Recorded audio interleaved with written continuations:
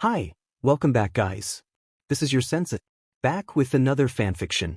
This is the first part of What If Naruto Died and Hokage Returned. Now before starting, please give this video a like and subscribe to the channel if you want more videos like this. Now let's get into the fanfic. Died and Hokage Returned. Minato Namikaze, Yondaime Hokage of the village hidden in the leaf, the famed and feared Yellow Flash stared from the stomach of the Shinigami at the lifeless 7-year-old child, his body strewn in an unnatural position in a small alleyway in Konoha. The child who had the brightest, most unmanageable blonde hair, so bright it was as though it were dipped into liquid sunshine, now lay soaked in his blood. His eyes, so dull and lifeless behind his eyelids, had once shone brighter than the summer blue sky. Minato's heart ran cold, his body frozen stiff, and mind unable to comprehend that his baby boy, his Naruto, was dead. Murdered. In a single moment, it all came crashing down on him and Minato fell to the floor, shattered completely at the sight.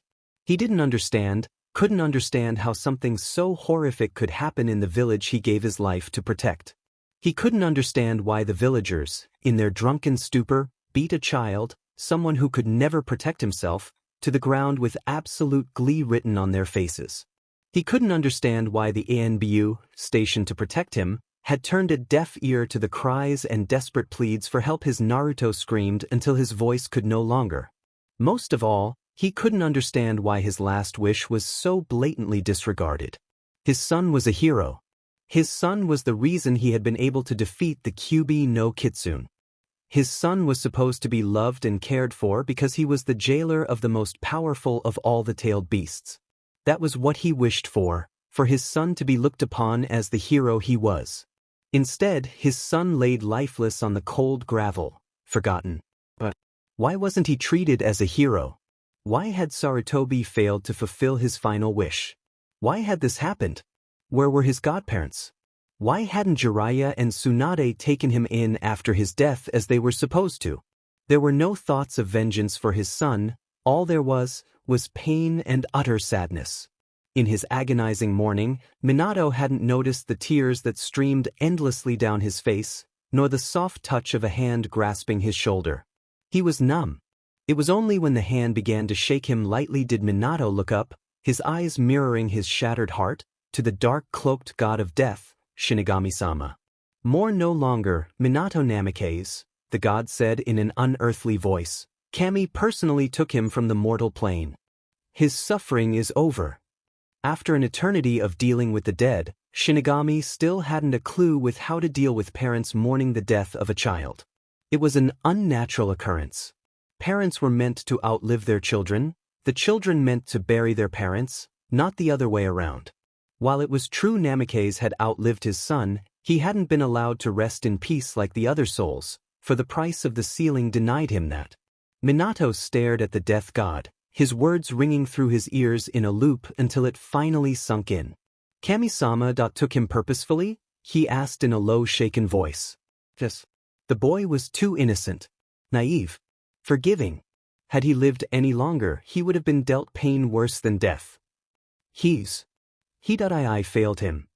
His voice was broken, his head hung low in as unimaginable shame and guilt began to eat him whole. He had sealed the Kyuubi in his son. He had given his life for the village naively thinking that they would accept him for the boy he was, and not the demon he held. He had killed his own son through his action. His pain in life was no consequence of your actions, Minato Namikaze, but the actions of a few who refused to listen to Hiruzen Sarutobi.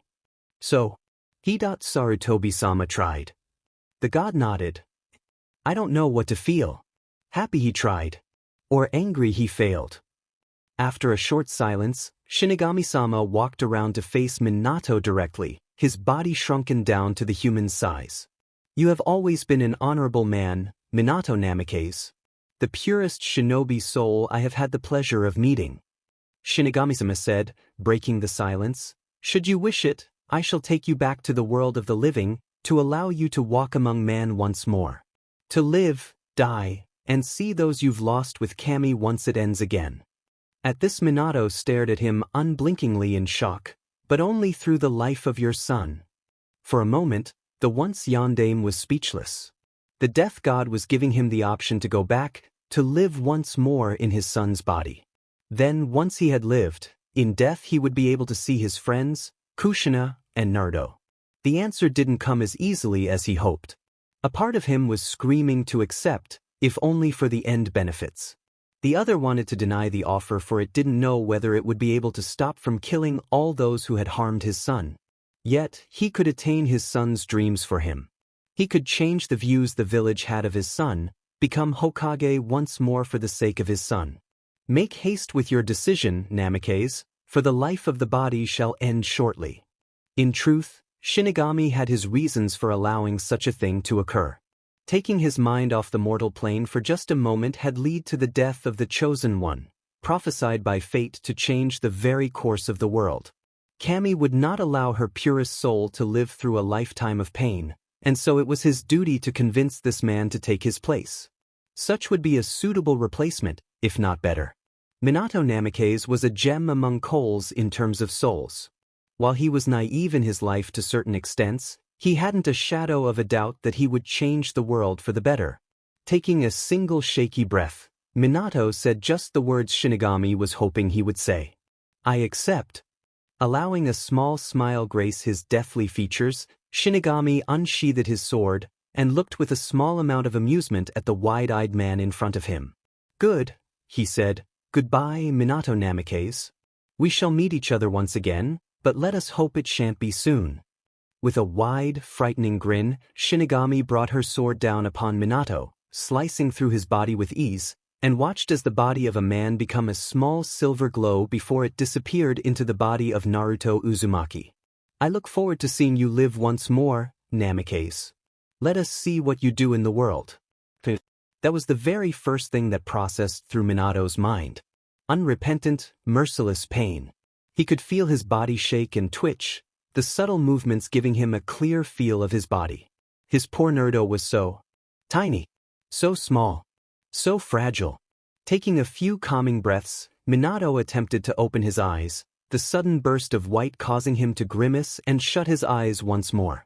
After a short moment, he attempted again, this time prepared for the sudden onslaught of color and was able to adjust without much pain. His eyes, or rather Naruto's, were met with a dull white ceiling that he knew simply all too well, and not just because of Naruto's memories, which were rapidly embedding themselves in his mind, but because he had spent more than a fair enough amount of time in a room identical to the one he laid in. The hospital. Of course he would be taken to the hospital once someone realized he was in fact alive. It didn't, however, mean he liked it. Appreciated, sure. Liked? Never. Naruto's memories of glaring nurses and subpar treatment from the doctors only made his distaste more pronounced. And as if on some unannounced cue, Hiruzen Sarutobi walked into the small room. Conflicted from punching and hugging the man left Minato to simply stare as the Sandaime Hokage walked in with a grandfatherly smile plastered on his face. The Naruto side of him wanted to scream, "Old man, come to get me out," while Minato was pretty sure he wanted to cause him physical harm. One thought was, however, agreed upon with both sides. The man looked old. 7 years and you look like you aged 15. What happened to you, Sarutobi? Minato couldn't help but wonder, only to be brought back to reality when said man finally spoke. How are you feeling, Naruto? He asked, sincere concern laced in his voice. I'm fine. He replied automatically, his voice a little raspy, no doubt from the damage his vocal cords had taken from all the screaming. The slight frown on Sarutobi's face was enough to tell Minato that he didn't believe him. But what did he expect? Technically, Naruto died in that attack. He couldn't possibly be expecting Sunshine Daisy, happy-go-lucky Naruto? From the memories he had from other encounters like this, which had him internally seething, this was how Naruto acted. With a mask. One he was determined to break. Just slowly. Changing himself so abruptly would leave some unwanted questions. He didn't plan on telling anyone it was actually him who was now Naruto. It would just cause trouble, and a lot of time wasted on explaining just how he came to control Naruto's body. I'm glad to hear that, Naruto. Sarutobi said, breaking Minato out of his thoughts. It looks like you won't be able to leave till tomorrow though. With that, Minato couldn't help but let a groan escape his lips. He was not looking forward to spending more than a day in the place. It wasn't as though they were actually healing him anyhow. From his memories, it seemed Naruto had an amazing healing rate. He chalked it up to a side effect of having the QB sealed in his body, as he did design the seal to kill the demon should he perish. And he doubted the QB wanted to die, so healing his vessel was one way to prevent it from happening. Or make it easy. Sorry, Naruto. If going by the look Sarutobi had on his face was saying anything, he was quite amused with his unwillingness to stay in the hospital. Rest, and when you get out we can go get ramen. With the slight bags under his eyes, Minato could see that the man hadn't had a good night's sleep in some time. Ignoring the promise of ramen, he asked, "How long was I out?" in a low voice. The sudden question looked to have taken the Hokage back a bit, but answered nonetheless. 3 days. His voice was controlled, but Minato could hear the concern and anger in it, however subtle it was. So you really do care? Okay. It was clear that his replies were becoming to worry Sarutobi, the creases in his face becoming more pronounced as the conversation went on. Naruto, he began, sounding worried, are you sure you're all right? A part of him wanted to scream, no you a senile old man. I'm not. I died. But he restrained himself and answered honestly, I'm just tired, avoiding answering the question directly. He was sure if he did answer it, it wouldn't be that far off from what he wanted to scream. Looking resigned and tired himself, Sarutobi said, all right Naruto. Get some rest and I promise we'll go for ramen tomorrow when you're all better. Hi Gigi. Minato said if only to set the man a bit at ease before closing his eyes and letting unconsciousness take hold of his small form once more. Before he completely drifted off, he could hear the soft click of the door shutting behind a retreating Sarutobi. As soon as Hiruzen Sarutobi, Sandaime Hokage sat back in his office, he couldn't help but let his shoulders sag in relief and guilt. Naruto had been found in an alleyway so broken. The blood loss was enough to kill his small body.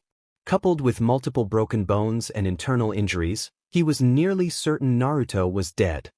He practically fell to his knees when the thought came, only for it to leave with haste as soon as he saw the small, shallow rises and falls of his chest. As soon as they had gotten him to the hospital, he was put in intensive care, his most trusted doctors and nurses the only ones allowed to even go near him. From everything the boy had been through, he wouldn't put it past a close-minded nurse or doctor to kill the boy while he was unconscious.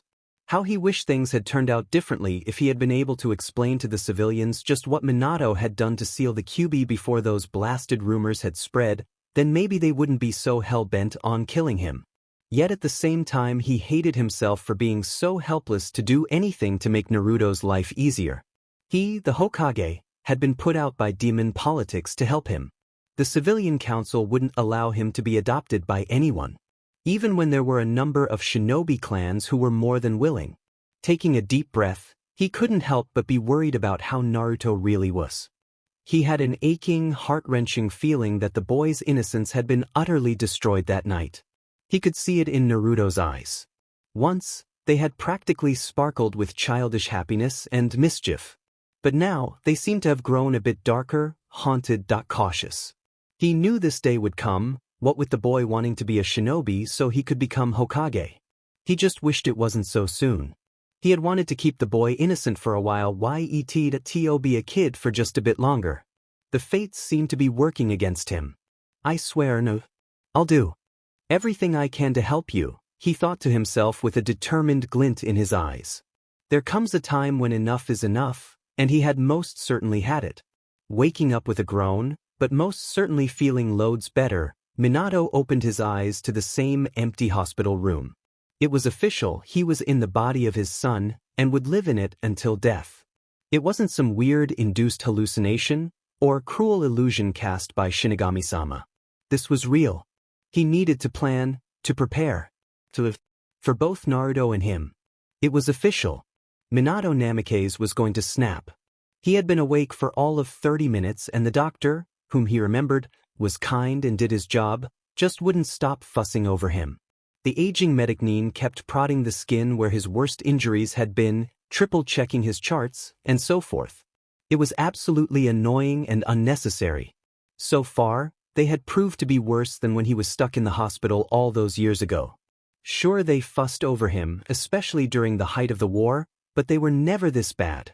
Maybe it was because of the war that they didn't have the luxury of fussing over him. He was sure those nurses would be more than happy to take care of him during his recovery. DMN fangirls. Still, his resigned composure during the final checkup gave him time to plan a little on how to live as Naruto. From all the memories given to him, it was clear his son was a ball of absolute sunshine. Never cried, never complained, never stopped smiling in the face of others. His poor baby boy had learned long ago to keep it all inside. Crying never got anything done. Complaining never changed anything. Anything else only caused pain. His son had changed his outer appearance just so that people wouldn't hurt him. Internally, Minato was fighting to maintain control of his Ki. It wouldn't do to have him accidentally leak it in front of a medic who was obviously on Sarutobi's good graces. He knew that the Hokage saw Naruto for Naruto rather than the fox, but he knew that he was worried the seal would somehow break or that it was allowing the QB to influence him. To be honest, it was a little insulting. The seal he had created to contain the QB was his best work. It was the masterpiece among masterpieces. Hell, he had given his soul to the Shinigami to complete it. Didn't that tell him of the seal's power? Evidently not. Still, that didn't change the fact that he needed to do everything in his power to change the outlook on his son. At 7 years of age, he would be starting the academy soon. It usually started at the end of summer, around September, but after the QB attack, the academy started in the beginning of November and ended at the start of July. Of course, with the way he was now, Minato was sure he could pass the written portion of the graduation exam with little difficulty. Being Hokage, if only for a short while, had caused him to know the ins and outs of all of Konoha's laws. The other aspects such as mathematics, language arts, history, and so on were something that only improved with experience. Maybe not history, but for the most part he was pretty sure he lived through the history they would be learning. What he really needed to work on was the more physical aspects of his ninja career: ninjutsu, taijutsu, and genjutsu. From the feel of his chakra stores, chakra control was going to be a pain to get down. Thanks to the QB, Naruto was a chakra powerhouse. Thanks to that, his stamina was off the charts, which somewhat explained why he could hardly remember being able to sit still for very long. He had too much energy to burn. Ninjutsu wouldn't come easily, as the very first thing he needed to do was get better control. It would take a very long time before he'd be able to walk on the trees, let alone water. Shadow clones would do wonders in helping him, especially since with the amount of chakra he had at his disposal, he was a one-man army. But of course he couldn't. Kage Bunshin was a forbidden S-rank technique of the leaf because of the amount of chakra required and the backlash of memories from the clone. No way would someone just teach a 7-year-old kid to do that, so all of a sudden being able to do it would be like painting a bright neon sign pointing at him that said, "Here I am. I'm a suspicious person just begging to be sent to the T.I department." He'd have to wait till he was able to wrangle it out of one of the jonins. As for techniques, he should be able to go to the library to read up on the more basic techniques, if only to relieve any suspicion. But learning elemental techniques would have to wait till he could find someone to either teach him, or until he was put on a genin team and ask his sensei then. Damn it, I'm too young to do any good ninjutsu. Minato thought to himself. Working on taijutsu would be simple enough. Going through the katas he remembered secretly before officially learning them in the academy would do him wonders. Maybe he could even sneak out to watch a couple of the jonins train to make it more plausible that he simply copied what he'd seen should he ever be caught. The best thing about being a kid, though, was that no one would think twice about one running around in the city. He could probably make it into some sort of obstacle course to help him further. After all, running around a track or the city limits was a telltale sign of training. Running around like a little kid was hardly considered training. Other than that, doing push-ups, sit-ups, and so forth could be done in the confines of his home was simple enough. Genjutsu, on the other hand, would be far more difficult. Like medic jutsus, genjutsu required a lot of chakra control and extreme focus. Something that Naruto wouldn't be able to accomplish. Hell, even he had been subpar at genjutsu in his life. So it wasn't a major loss. He wasn't sure about how he would change the civilians' opinion of him before he became a ninja though. Civilians as a whole were idiots, fearful of anything that was different and completely dependent on the shinobi forces to protect them. The best he could do was not antagonize them in any way, shape, or form. So all the plans Naruto had been making for pranks were thrown out the window completely. At least the ones that targeted the civilian populace. Pranking shinobi would help him in stealth and avoiding the enemy.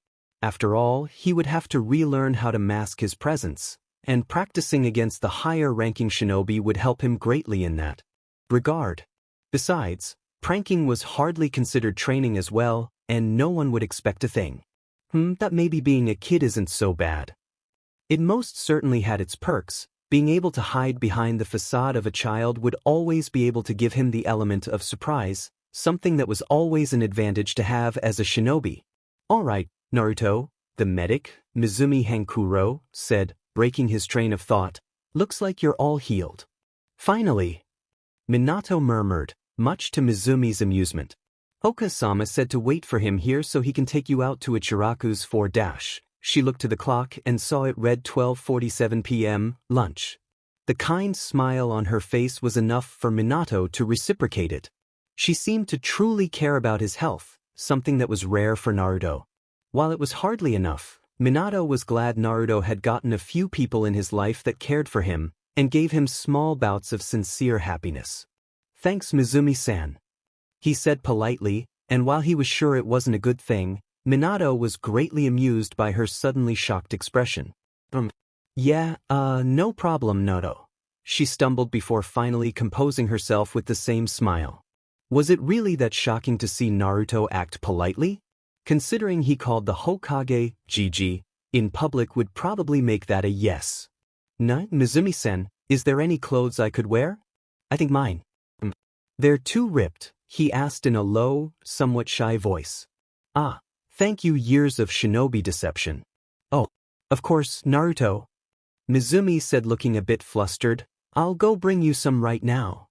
With that, the kind woman scrambled out of the room, leaving Minato to chuckle a bit. She reminded him of Rin. The poor girl always acted so flustered whenever he spoke to her alone or directly, though admittedly she got better at hiding it with time. Rin. The one thought made him realize that some of the people he had left behind were still here. Kakashi, Gai, Shikaku, Inoichi, Chuza, Hayashi, Hizashi, that hell, even Fugakura, they're all still here. Of course he could never, or rather wouldn't ever, tell them the truth. After 7 years their wounds had been healed, the scars had faded. Suddenly telling them that he was in the body of his son would only reopen them and cause them more pain in the end. At least, that was what he continued to tell himself. He knew, from the one glance at Kakashi's solemn face before he performed the seal, that he had hurt the boy in more ways than he could imagine. He was, however, pleasantly surprised to see that Kakashi had truly watched over his son to the best of his abilities as Inu. He was the only one that actually broke up the fights that began, the only one that made sure he got home safe, and the only one to not emit ki toward him. He even accidentally showed himself to Naruto to let him know that there were people who cared about him. Good old Kakashi. Minato thought to himself with a grin. While he couldn't make friends with his old ones, he could make friends with their children, all of whom were near his age. He wondered if the apple did indeed fall far from the tree. Only time would tell, it seemed. "Here we are." Mizumi's voice rang in the room, causing him to turn to the grinning brunette. In her hands were a folded clump of clothes. "Hokage-sama should be here really soon, so get changed and wait a little while longer for your ramen," she said before turning to let him change in private. As soon as she was out the door, Minato couldn't help but shake his head in amusement and exasperation. It seemed that other than her speech tick of datebane, his son also inherited a near-obsessive love for ramen. Though it shouldn't surprise him, during her PRGNCY, Kushina had just about every single ramen that was made or bought in Konoha. She had even sent out a few missions for teams to go pick some up from neighboring cities. Getting out of the hospital bed, Minato went to the small pile of clothes and saw they were standard kid clothes. A pair of loose-fitting black pants, a white regular t-shirt, and a warm-fitting navy jacket with dark orange cuffs and zipper. Again, as if on some unannounced cue, Sarutobi walked inside the room looking better than he had the day before.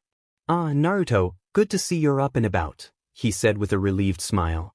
"Come on, let's go eat." What surprised him was not that Sarutobi wasn't in his Hokage outfit, but that he had offered his wrinkled hand for him. This most certainly never happened to Naruto before. Though he certainly had tried.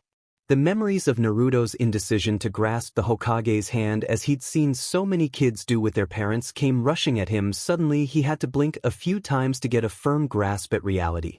He could see the worry in Sarutobi's eyes, especially after his hesitation, so he took the hand slowly and couldn't help but feel a small warmth bloom in the center of his chest. This was something both Minato and Naruto shared. Neither had the comfort of a family. In life, Minato had been in the orphanage for as long as he could remember. He hardly remembered his mother, and he hadn't a clue as to who his father was. In all honesty, Jiraiya, despite his pervertish tendencies, had been like a father to him, but even then something as small as grasping his hand in comfort had never happened to him. At least now his son was with his mother, happy with the familial unconditional love a parent gave to their child. Looking back to Sarutobi, Minato gave the aged man a genuine grin that caused the man to reciprocate it happily. It didn't take long for the two of them to make it to Ichiraku's ramen stand, though looking at the glares he had been given by the villagers, he was sure this was one of the reasons Sarutobi had offered his hand. No one would, after all, dare attack Naruto when in the presence of the Hokage. "But, Hokage-sama, what can I get you?" Tsuchi Ichikura asked before turning to Naruto. "There you are, Naruto. We've missed you these past few days." Minato couldn't help but smile at the man. From everything he remembered, Tsuchi was the one who made sure he was well fed, even made him pay less for ramen after seeing how small and skinny he was. He was, after all, their best customer, and never once had they looked at Naruto in a negative light. "Hi," Minato said, brightened by the man's grin and genuine happiness to see him. "Can I get miso ramen?" he asked with a wide grin. "Coming right up." "Hokage-sama?" he asked, turning to the leader of the village. "I'll have the same." "Tanuchi-san," Sarutobi said with a pleasant grin. He was always happy to see people who cared for Naruto like this. It was so rare to find someone who didn't see him as a demon that he couldn't help but smile. "Right away, Hokage-sama. I am." "Two miso," Tsuchi exclaimed to his daughter. "Got it too, san," the pretty brunette replied. "Hi Naruto. How are you?" she asked happily while getting the ingredients for miso ramen. "I'm all better now, Ayame," Minato said as if compelled to call her sister. "I guess some of Naruto is infused in me now." Minato thought to himself. It would certainly explain a bit and help with becoming his son to the outside world. "Good to hear, Naruto. I'll get the orders up in just a bit," she replied before turning to help her father. Ichiraku's had always been a sort of sanctuary to Naruto. Here, he could eat without anyone kicking him out. Here, he could talk happily and openly. Here, they treated him like a person. Sarutobi and Minato sat waiting for their food in a comfortable silence, though Sarutobi was a bit concerned that the small blonde hadn't been chatting away in his usual manner.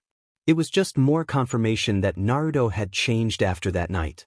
And as much as he wished he hadn't, Naruto had lost most, if not all of his innocence that night. "Najiji." Minato began towards Sarutobi. "Yes, Naruto?" The small blonde looked down from the soft gaze of the Hokage, shifting in his seat to look a bit uncomfortable, if not nervous. "Do you think you can teach me that ninja technique?" he began in a soft voice. The one where you poof to look like a different person?" Minato honestly had to applaud his acting skills. He sounded just like a child would. Sarutobi, on the other hand, looked at Naruto with a questioning gaze. "Why would you want to learn that, Naruto?" he asked gently, already dreading the answer. He just knew he wasn't going to like the answer.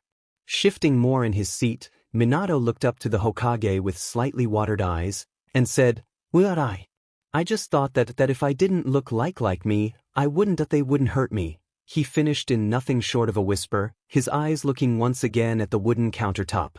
Hiruzen had to close his eyes for a moment, taking in a single slightly shaking breath before he turned to the boy beside him. Minato's boy, his only son wanting to learn how to change his appearance so that people wouldn't hurt him. How he had failed. Completely and utterly failed Minato. Turning to the small blonde, Sarutobi placed a hand on his sagged shoulders, causing him to look up at him. "I'll teach it to you, Naruto," he said with a forced smile, but Minato could see from the look of his sunken eyes that he was actually saying, "I'm so sorry, Naruto." Even so, Minato smiled happily. This would help him get back to a healthy weight, as now he would be able to turn himself into a completely different person to buy his food. No more rotten fruits and vegetables, no more overpriced items, no more half-ruined clothes. He would be able to get everything the way he was supposed to get them in the first place. "Okay, while we're waiting I'll tell you a bit about it." Sarutobi began, gaining the full focus of the small blonde. "The technique you're talking about, it called the transformation technique, and is an E-ranked ninjutsu, the lowest and easiest class for ninjutsu. Essentially, it allows the user to change into anything they desire: people, plants, animals, inanimate objects. It's considered one of the harder E-ranked ninjutsu because it requires a constant flow of chakra to keep the form. Chakra, Naruto, is the molding of both your spiritual and physical energy." Minato did his best to look as focused and deeply interested as possible as Sarutobi continued his explanation on chakra and the transformation technique, but he really didn't want to. This was something that he knew the ins and outs of. Heck, he even understood the complicated henge technique Tsunade uses to maintain a younger appearance. He was silently sighing in relief once Sarutobi showed him the hand seals for the technique and how to feel the chakra flowing through his body as he did so. He purposefully fouled up the first few attempts, as would be expected out of a 7-year-old, untrained kid. On his fourth try, he made himself look like an exact replica of Sarutobi and started laughing genuinely when said man's pipe fell out of his mouth. Popping out of the technique, Minato had the widest grin plastered on his face. "See that, Gigi?" Minato exclaimed, fully channeling his son, "I'm going to become the best ninja ever." Once Sarutobi regained his composure, he couldn't help but smile and chuckle softly at Naruto, overjoyed that he hadn't lost all of his childish innocence. Ruffling the small blue-eyed boy's hair, he said, "I look forward to seeing that day, Naruto." The rest of their time together was spent eating and making idle conversation with Tucci and Ayam before the Hokage had to get back to his office and attempt to win the war against paperwork. Minato could honestly say that particular aspect of being Hokage was something he most definitely did not look forward to getting back to. Never ended. But as a kid, he wouldn't have to deal with any paperwork. The simple joys of being a child. Making his way home, Minato kept a soft, polite smile on his face and completely ignored the death glares sent his way. Using the memories that had infused with him, Minato did not look forward to having to clean his shabby apartment. It was expected out of an orphan to not have good cleaning habits, as those were usually instilled by nagging parents, but Minato would make sure that his home remained as clean as he could possibly keep it, even if it would end up trashed at least twice each year. Not that he could do anything about it. Well, he could, but putting up warding seals which required near mastery at Fuinjutsu was something he really couldn't do without causing outright suspicion. Finally making it back to his rundown apartment, Minato opened the door and was immediately attacked by the slightly rancid smell. He could tell that Naruto was used to it, but Minato sure as hell wasn't. "Kami, Naruto, I'm so sorry," he thought with tears in his eyes. Even though Shinigami said this was all of no consequence of his actions, he couldn't help but feel completely responsible for the hell his son had to live through. Taking a deep breath, Minato began to clean his apartment out, ridding it of all trash, all the inedible food, 2 worn-out clothes, and everything he could do without. After throwing the large black plastic bag in the dumpster, his home looked considerably better, if not a bit empty. All he had now was a fairly large bookcase, dresser, nearly broken desk and table, a worn-out bed, outdated kitchen appliances, and the occasional spider here and there. Next step, clean everything. So he did. Taking one of the shirts he had saved for this purpose, Minato scrubbed the entire apartment down with the little soap he had and dusted the floor and wooden furniture. He would have made clones to make this all go quicker, but Minato knew he was being watched by ANBU, as they hadn't completely masked their presence since he was a child. While he couldn't tell if the ANBU was a Hyuga or not, He didn't want to take the risk of their eyes catching him correctly channeling his chakra to make solid clones. So he kept at a steady pace, taking breaks every now and then as his small body demanded. By the time the sun had set, his apartment looked 20 times better than it had earlier, and the smell had nearly completely faded. The next thing he did was take a shower, scrubbing down all the grime and sweat he had managed to produce onto his body. In the morning he would have to go out to buy actual food and not the lifetime supply of cupped ramen he currently had stashed in his cabinets. He would also have to buy some new clothes as well, ones to train in, and more casual clothes. It was a shame, but he wouldn't be able to buy kunai or shuriken until he was an academy student since he didn't have anyone to buy them for him. Making himself a cup of beef ramen afterwards, Minato walked over to his room and fell on the small bed, unconsciousness quickly taking over. He honestly couldn't get a break. It seemed that now that he was completely healed, Minato reverted back to his internal clock and woke up bright and early at 5 a.m. Damn it, that I should have known this would happen, he thought to himself before getting up and fixing the bed. It was too early for the markets to be open, so Minato took to another ramen cup for breakfast. He had to wonder though, it seemed that Naruto's diet was almost always ramen. Hadn't he gotten tired of eating the stuff? A memory of Kushina screaming, "Ramen is food of the gods, Minato. You can never get tired of ramen," came to mind, and he realized this was yet another thing he had inherited from his head. Minato finished the small cup of ramen and he walked over to the long mirror in his room. He figured he would turn into an ordinary plain man, nothing too outstanding to distinguish him in a crowd. So 3 hand seals and a poof later, a dull-looking brown-haired, brown-eyed young man stood in front of the mirror. Yeah, this'll work, he thought to himself before he grabbed his small pouch of money and set off to the markets. While it was still too early for them to be open, the markets were deep in the civilian sector of the city, so it would take a short while walking from his apartment. As he continued to hold up the henge, Minato was practically giddy with really realizing just how much chakra he had at his disposal. With this, he would be able to do techniques he had only theorized because he would never have the chakra required. I'll show them all for you, Naruto, he thought as he looked to the morning sky. I'll show them just how amazing you can be. By the time he had made it to the market sector, the shops were just opening and there were a small number of shoppers looking at their goods.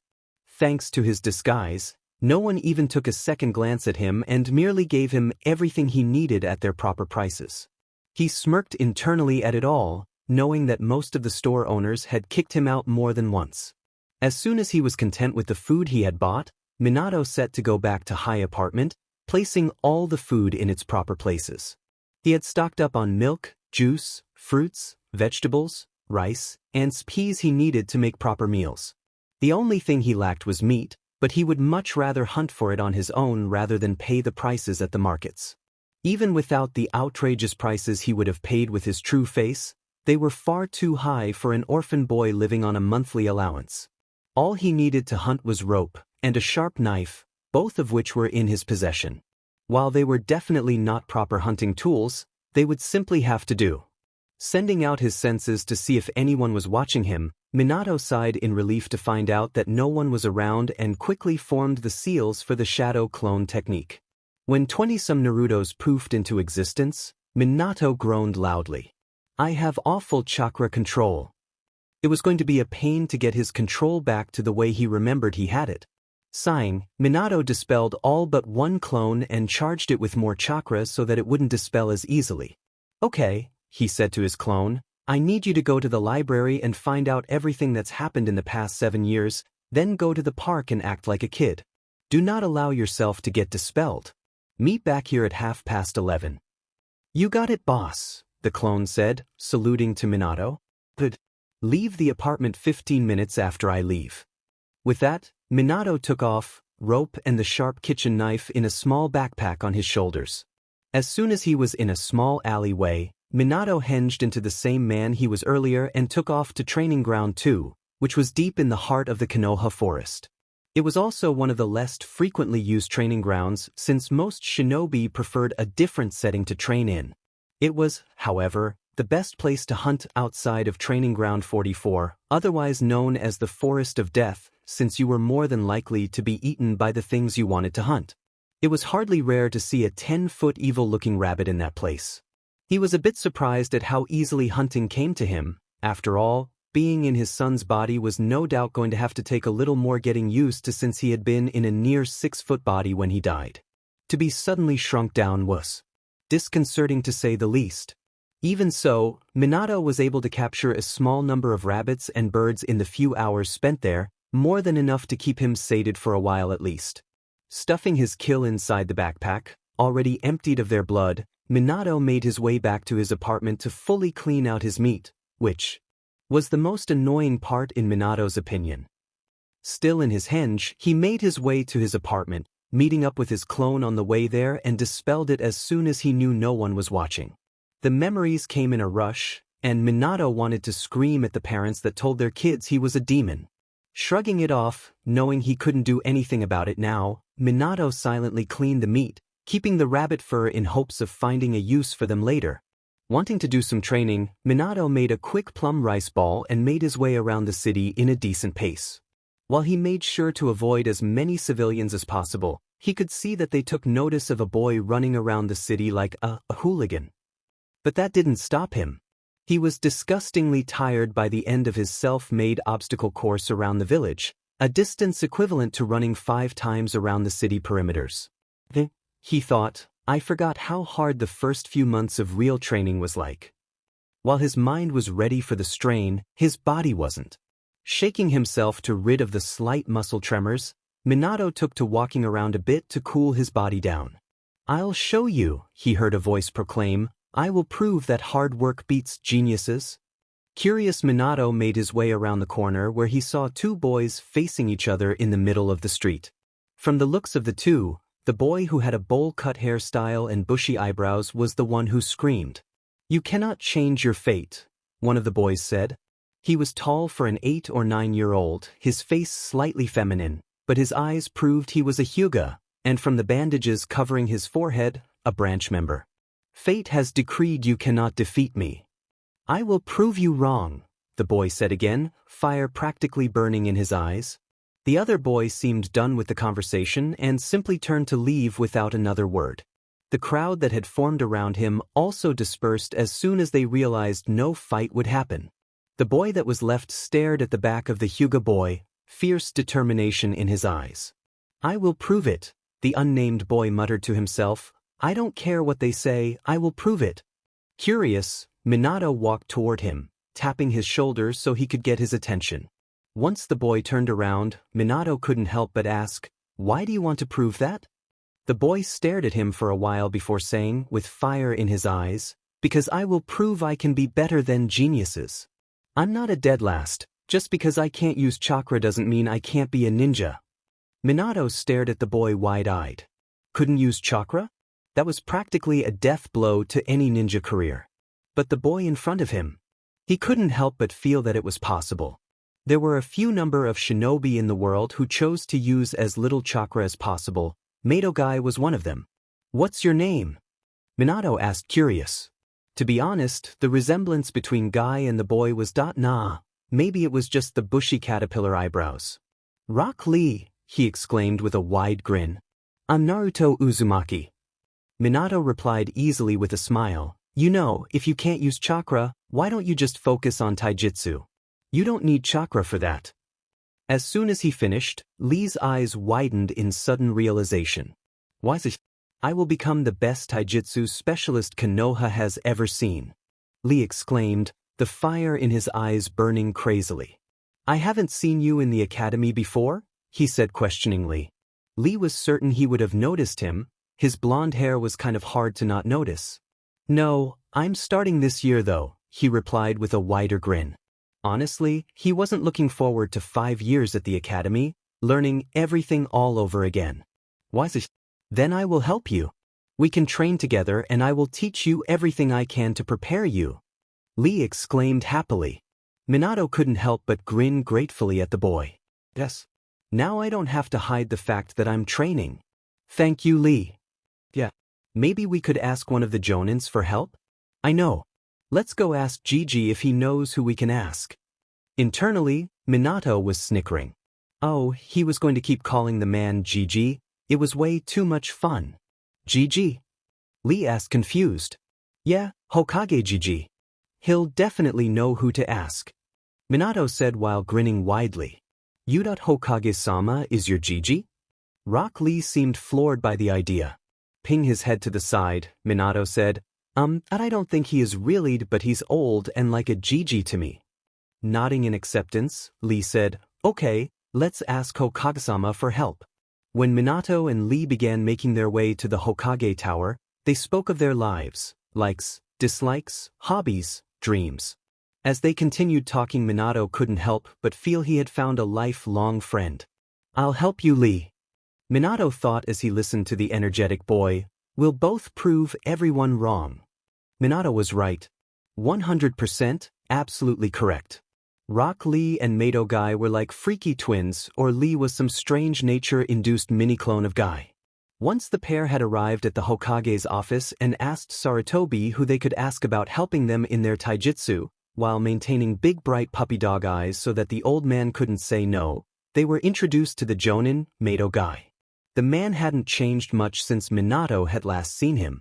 He was still as loud as he was 7 years ago, and most definitely had the same bleached-looking smile, and continued to spout out his somewhat confusing springtime of youth and how it burned brightly. Of course Lee had taken Guy in immediately.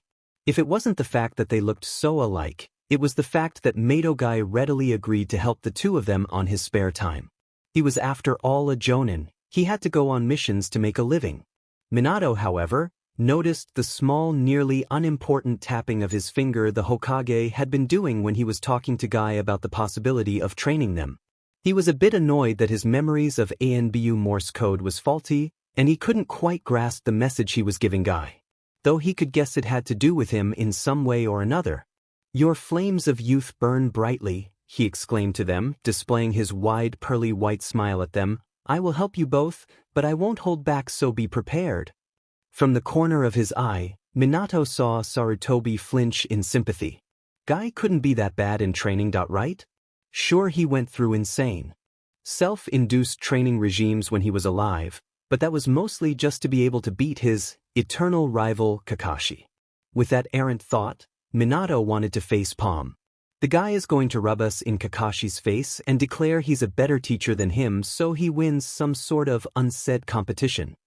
Wanting nothing more than to groan, Minato took in a small breath and said, I'll do my best not to disappoint you, Guy-sensei, bowing to his new teacher in respect. The small action made Sarutobi nearly drop his pipe. He was torn between feeling elated at the change Naruto was showing or crying at the fact that a near-death experience caused such a change. Why as well, Guy-sensei, I won't let you down. Lee exclaimed, bowing to the man as well, albeit a little lower than Minato had. Good. Guy said happily, I have time tomorrow, so meet me at Training Ground 14 at 6 a.m. and we'll begin your training. Chai, the two boys said in unison. While he was somewhat dreading what Guy had in store for them, Minato couldn't deny he was feeling elated at the same time. Now, boys, Sarutobi's voice rang out in the room, I want you both to take this very seriously, while I ask Guy to remember that they are both only 7 and 8 years old. Meaning, this isn't something I normally do, and Guy, don't make them do anything even close to your normal training. Minato couldn't help but smile, at least he wouldn't be thrown in the metaphorical waters without knowing how to swim. Of course, Hokage-sama, Guy exclaimed happily. He would have to make a conscious effort to not overexert the too eager potential shinobi. But could anyone really blame him if he got a little carried away? Their flames of youth burned so brightly. Good. Sarutobi said with a slightly amused smile. Now, off with you all and enjoy the rest of your day. Oh, Naruto, here is your monthly allowance, yours as well, Lee, he said, grabbing 2 small envelopes and handing them over to the 2 orphans. On their way to the tower, both had confessed they were orphans, strengthening the growing bond between the two of them. Thanks, GG, Minato said with a bright smile. Finally. Now he could probably buy some decent furniture and maybe a new bed. Thank you, Hokage-sama, Lee said gratefully to the village leader. Lee, Minato began, turning to his friend, want to come with me to buy some stuff? We can race to the market sector. Why? Let us see who is the fastest. Lee exclaimed excitedly, stuffing his envelope in his pocket. Thank you again, Hokage. Without another word, both Minato and Lee dashed out of the office at their top speeds, which for the little training they had, was impressive. They are quite energetic, Guy observed as he watched the boys race to the other side of the village out of the Hokage's window. They are indeed, Sarutobi said with a small smile gracing his lips. It was nice to see Naruto act more like himself, though he wasn't really surprised in this case. From all his time watching the boy, Sarutobi noticed an immediate lack of friends due to those ignorant civilians that told their children, and others, he was a demon. Watching the two boys acting like lifelong friends was most pleasing to see, and it was obvious to him that Naruto would do anything to protect and help his first true friend. Said boy was none other than Rock Lee, an orphan child who just finished his first year at the academy. According to his file, the young eager student was the bottom of his class, dead last, as so many people enjoyed to label the position as much to his annoyance. Though it was hardly his fault. Due to a birth defect, the boy was unable to mold chakra, a death blow to most shinobi careers. Even so, he persevered and his taijutsu was something to take note of, as well as his scores on theory and the other written subjects. His complete lack at ninjutsu and genjutsu was simply bringing his scores down. Perhaps he should change the scoring for the boy? It was clear he was eager, and under Guy's tutelage, would no doubt become a force to be reckoned with. I believe I will wait and watch his progress with Guy's training before I decide to do anything. Sarutobi thought to himself as he blew his pipe. So, Hokage-sama, you wish me to observe Naruto Uzumaki during this? Guy asked for clarity. He noticed the ANBU Morse code that he was to take both the boys and train them as a mission that would be explained as soon as they left. He figured it would be to watch over the blonde-haired boy as it was obvious the village thought him to be a demon and had been sent to the hospital on more than one occasion because of it. While it was true Guy held deep resentment for the QB, he held none for the poor Jinchuriki that was forced to hold it. Only pity and gratitude. He didn't, however, know the boy's true parentage. Yes, Sarutobi said unsurprised by the Jonin's deduction, I'm sure you have heard about the incident earlier this week? With a noticeable flinch, Guy nodded. Hi, Hokage-sama. Then you should know there have been much changes in Naruto since then. I want you to keep an eye on him, make sure he isn't traumatized and unstable because of the event, and teach him to the best of your ability. I know he will be great one day. Knowing full well the implications of his assignment, Guy nodded seriously. Of course, Hokage-sama. I have won this most youthful race. Lee exclaimed happily as he stopped on the edge of the market sector of the village, Minato only a few seconds behind him. Minato couldn't help but let out a breathy laugh. Just a little while spent with the guy and Lee had picked up Guy's verbal tick. In my defense, I ran about 5 laps before this. Minato said, taking deep needed breaths. Then we shall do this again another day when you are fully rested. Lee himself was taking deep breaths also, but looked as though he were prepared to continue running and have no complaint if someone said he couldn't stop until told so. Minato knew after this, without a shadow of a doubt, that Rock Lee would grow to be feared in the elemental nations one day. For sure, the blonde replied with his trademark grin, though it was a bit more sincere than his usual ones. Looking out to the bustling market, Minato frowned a bit. Already he could see the glares pointed his way and Lee because he was near him without causing him harm. Turning to face Lee once more, he said, I have to change really quick, Lee. I'll be right back.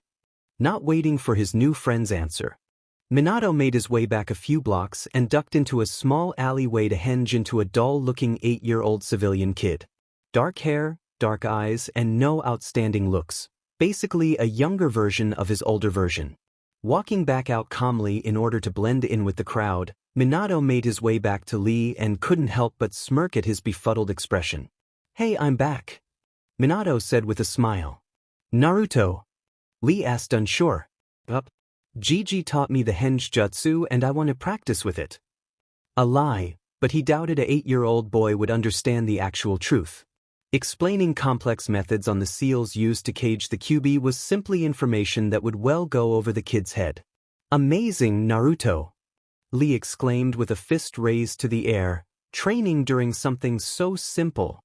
I will strive to do the same.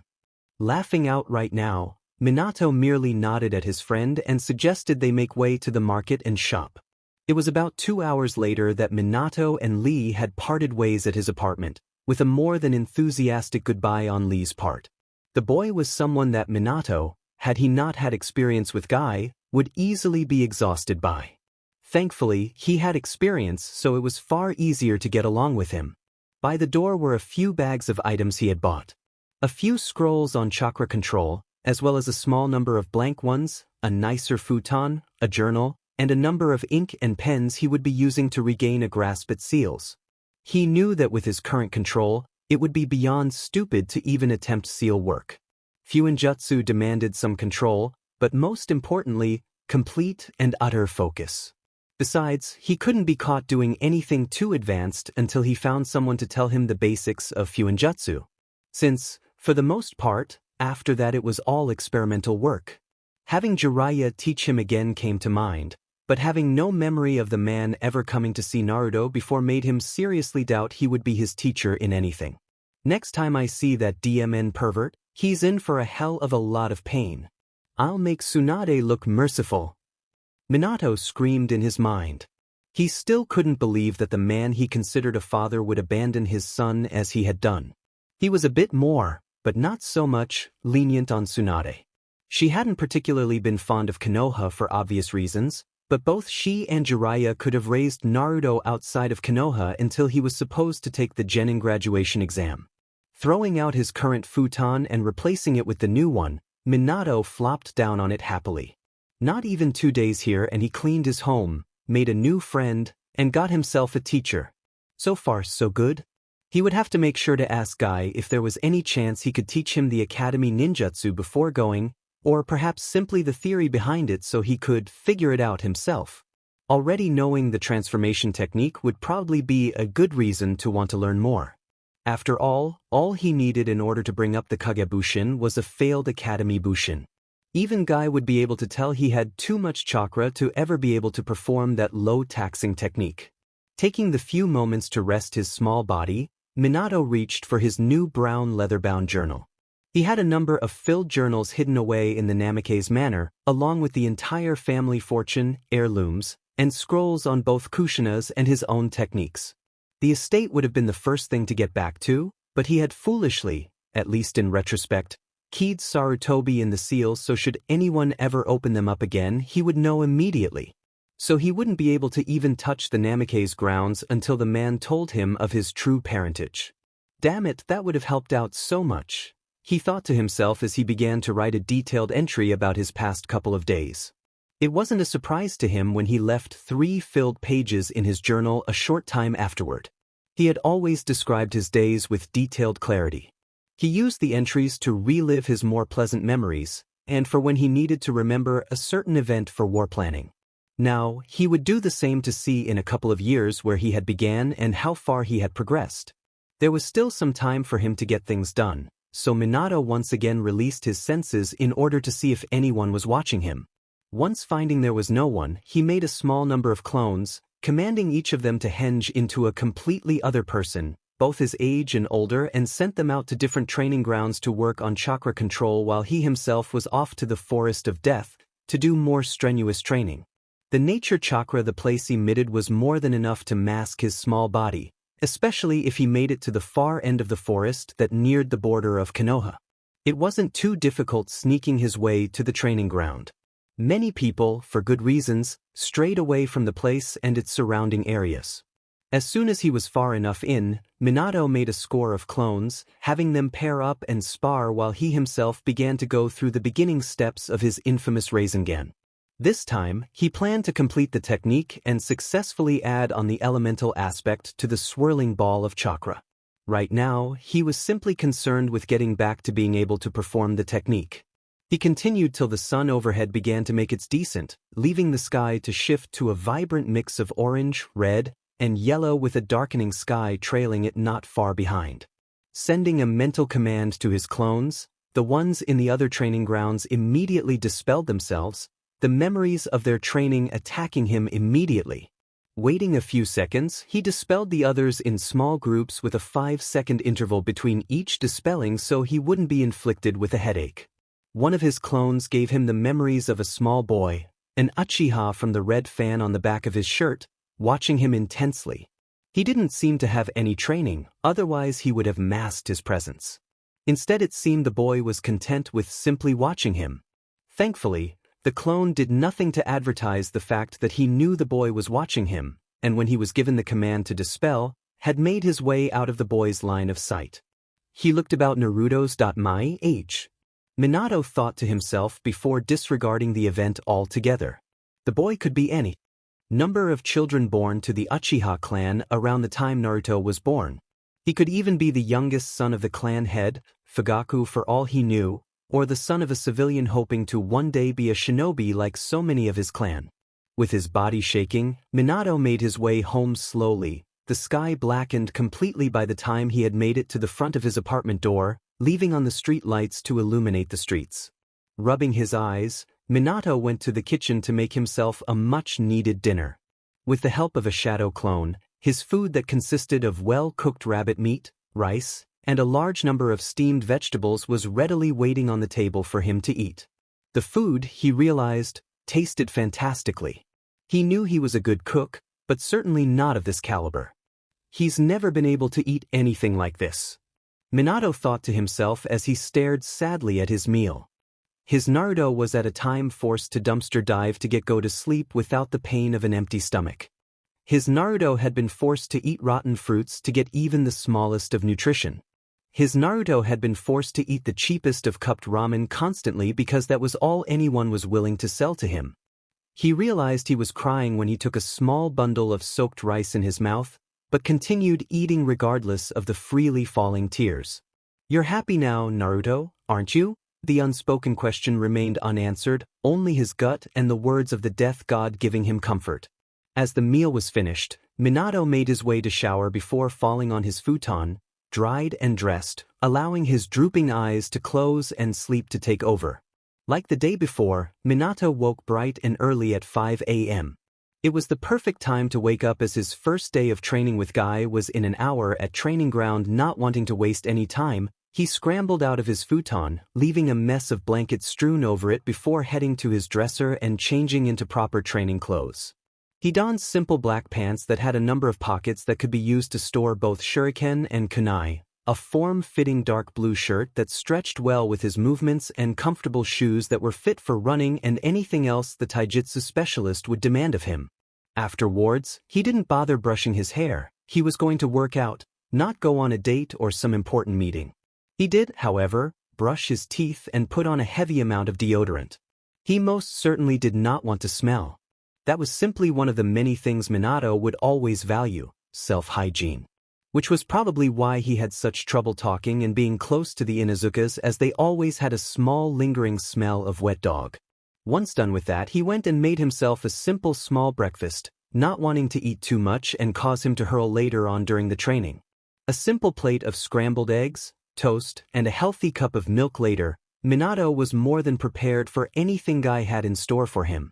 Looking at the clock hung on the far wall of his living room area, he noticed he had 15 minutes before. With a small stretch of his arms, Minato exited his apartment, locking the door's many locks, and headed out with himself, and a small bag filled with a bottle of water, bandages, just in case, and his house keys.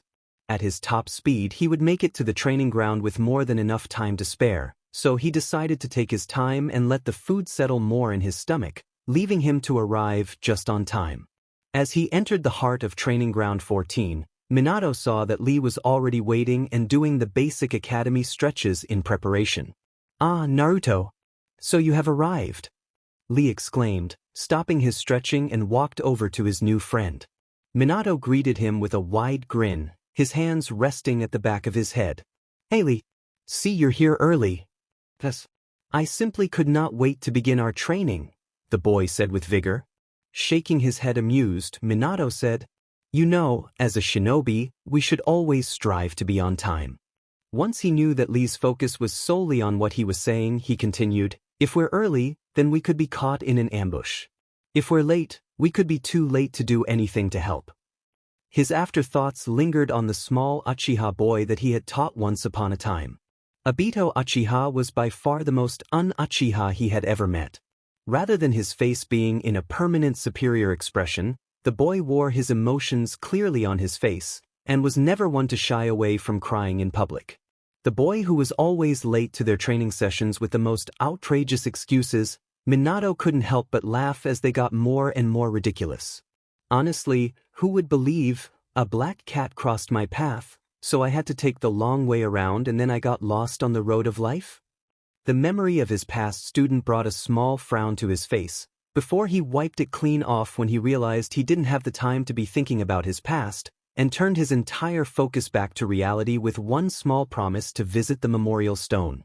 Before Lee could comment on that, Madogai made his dramatic entrance, with a swirl of smoke and leaves leaving Lee practically starstruck at the sight. Standing in what he deemed his good guy pose, Guy looked at his youngest new student with a slightly calculating gleam in his eyes before exclaiming in a much too loud voice for the morning, "Young Naruto is correct. We must always be prepared for anything. Being too early or too late could be detrimental to any mission." While the calculating look was masked in his eyes now, Minato mentally groaned. He really needed to be more careful from now on. "Hii Guy-sensei," Lee exclaimed with a small salute, "I shall always be on time from now on." "That is good, my most youthful students," Guy more than happily exclaimed. "Now, on to the training. First, we stretch." "Hi!" both the boys exclaimed. They spent a fair amount of time stretching their muscles in preparation for what was to come. While he wasn't expecting it to be scarcely close to how harshly he trained during his prime, but with Guy, even with the Hokage's order, would be very strenuous on his small 7-year-old body. Boy, was he horribly, horribly right. The moment they were done, Guy handed them their very own training weights. 4 each, 2 each arm, and the other 2 for each leg. While each weight held a mere 2 pounds, the extra 8 pounds actually made a difference. At first it felt like nothing, but as Guy made them continue to run around the training ground, Minato and Lee found it harder and harder to maintain the same pace they began, and started to slow down. It was the moment they felt as though their legs were going to turn to putty that Guy had them stop. Of course, that was after 20-some laps. Without waiting much time for them to rest their small bodies, as Guy believed they lost momentum that way, he had them do 3 sets of push-ups, sit-ups, and squats that had his body absolutely burning. He honestly couldn't remember the last time he had sweat so much, or felt so much pain rippling through his muscles. Looking to Lee, it was obvious he felt the same way. Regardless, both boys never uttered a word of complaint. He knew that he couldn't do any actual techniques until he built up his body strength and agility. At least out in the open, however desperately he wanted to show off and be deemed a prodigy. He still could be deemed a prodigy, of course, and the Hokage would accept it without much doubt. During his life, he was Rookie of the Year, and surpassed the older, and his own generation in strength, intelligence, and skill. He was deemed a prodigy because of his near-photographic memory and his ability at absorbing information and techniques like a dry sponge. If not from him, then from Kushina. She was one of the best, if not the best kunoichi in the Leaf during their life. But that would have to wait a bit longer. At least he could show his potential in this training and then much more during the academy. He would do everything possible to skip at least a single grade. The first few years of the academy were torture the first time. He did not need to relearn basic reading, writing, and history from the school all over again, or in this case, the first time. He most certainly wouldn't mind the possibility of being put on Lee's Genin team. By the time they should be graduating, the two would have unmatchable teamwork because of their training and friendship. It was at the near end of their training session with Guy that Minato saw the heartwarming familiar face of his past masked student.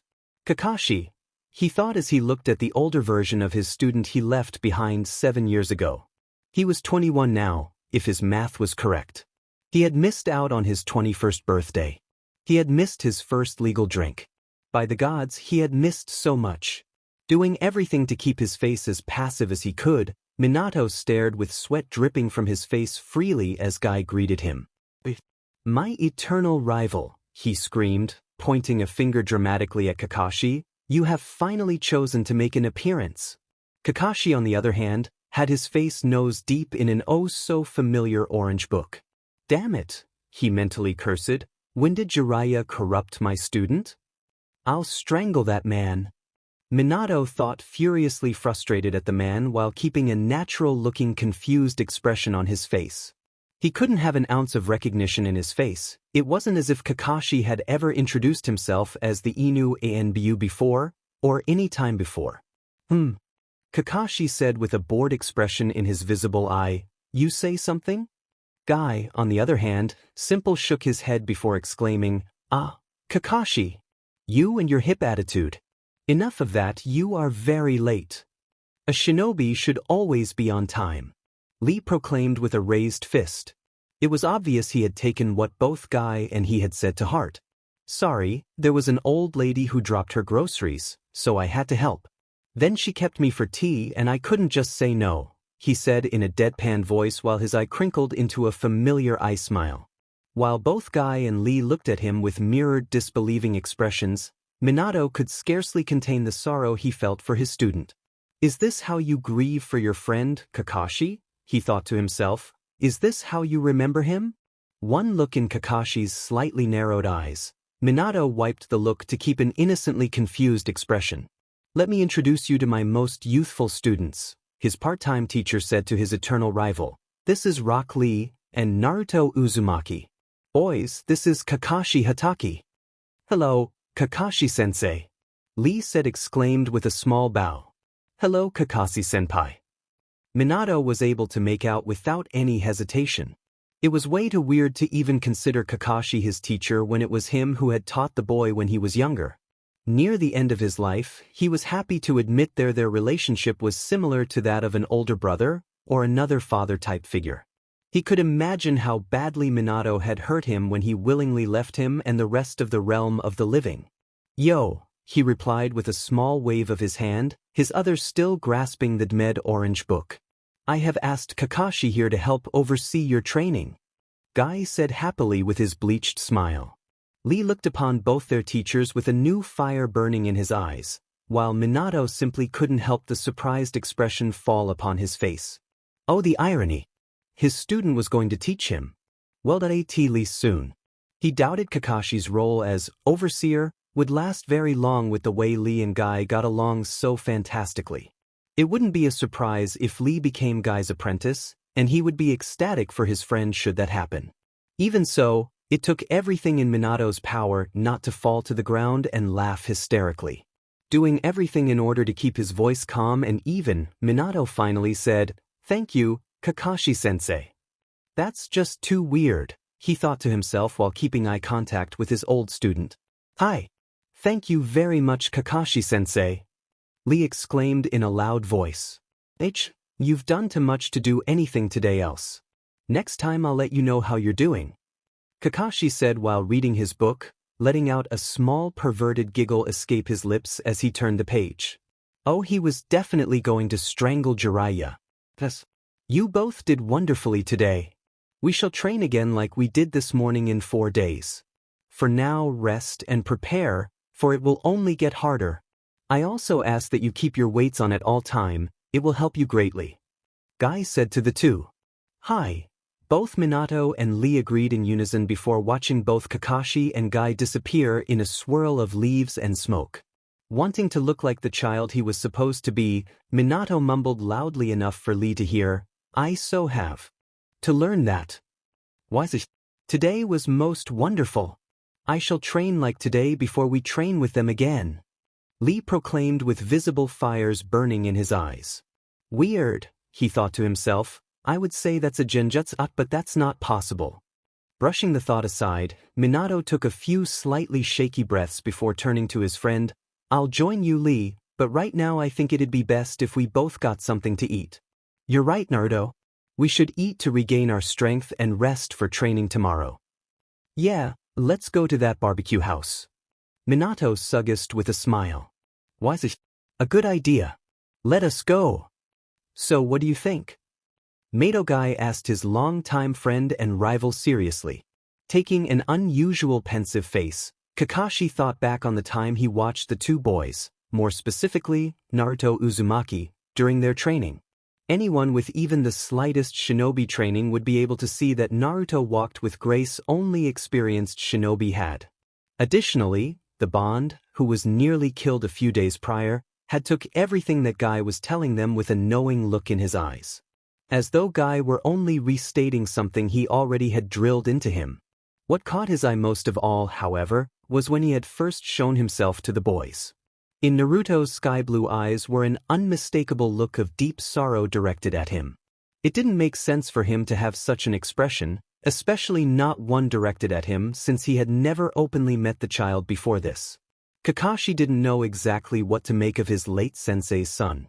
A few days ago, he would have said that the boy was like any other, loud, happy, and full of childish innocence. Now, it was as though he were a completely different person.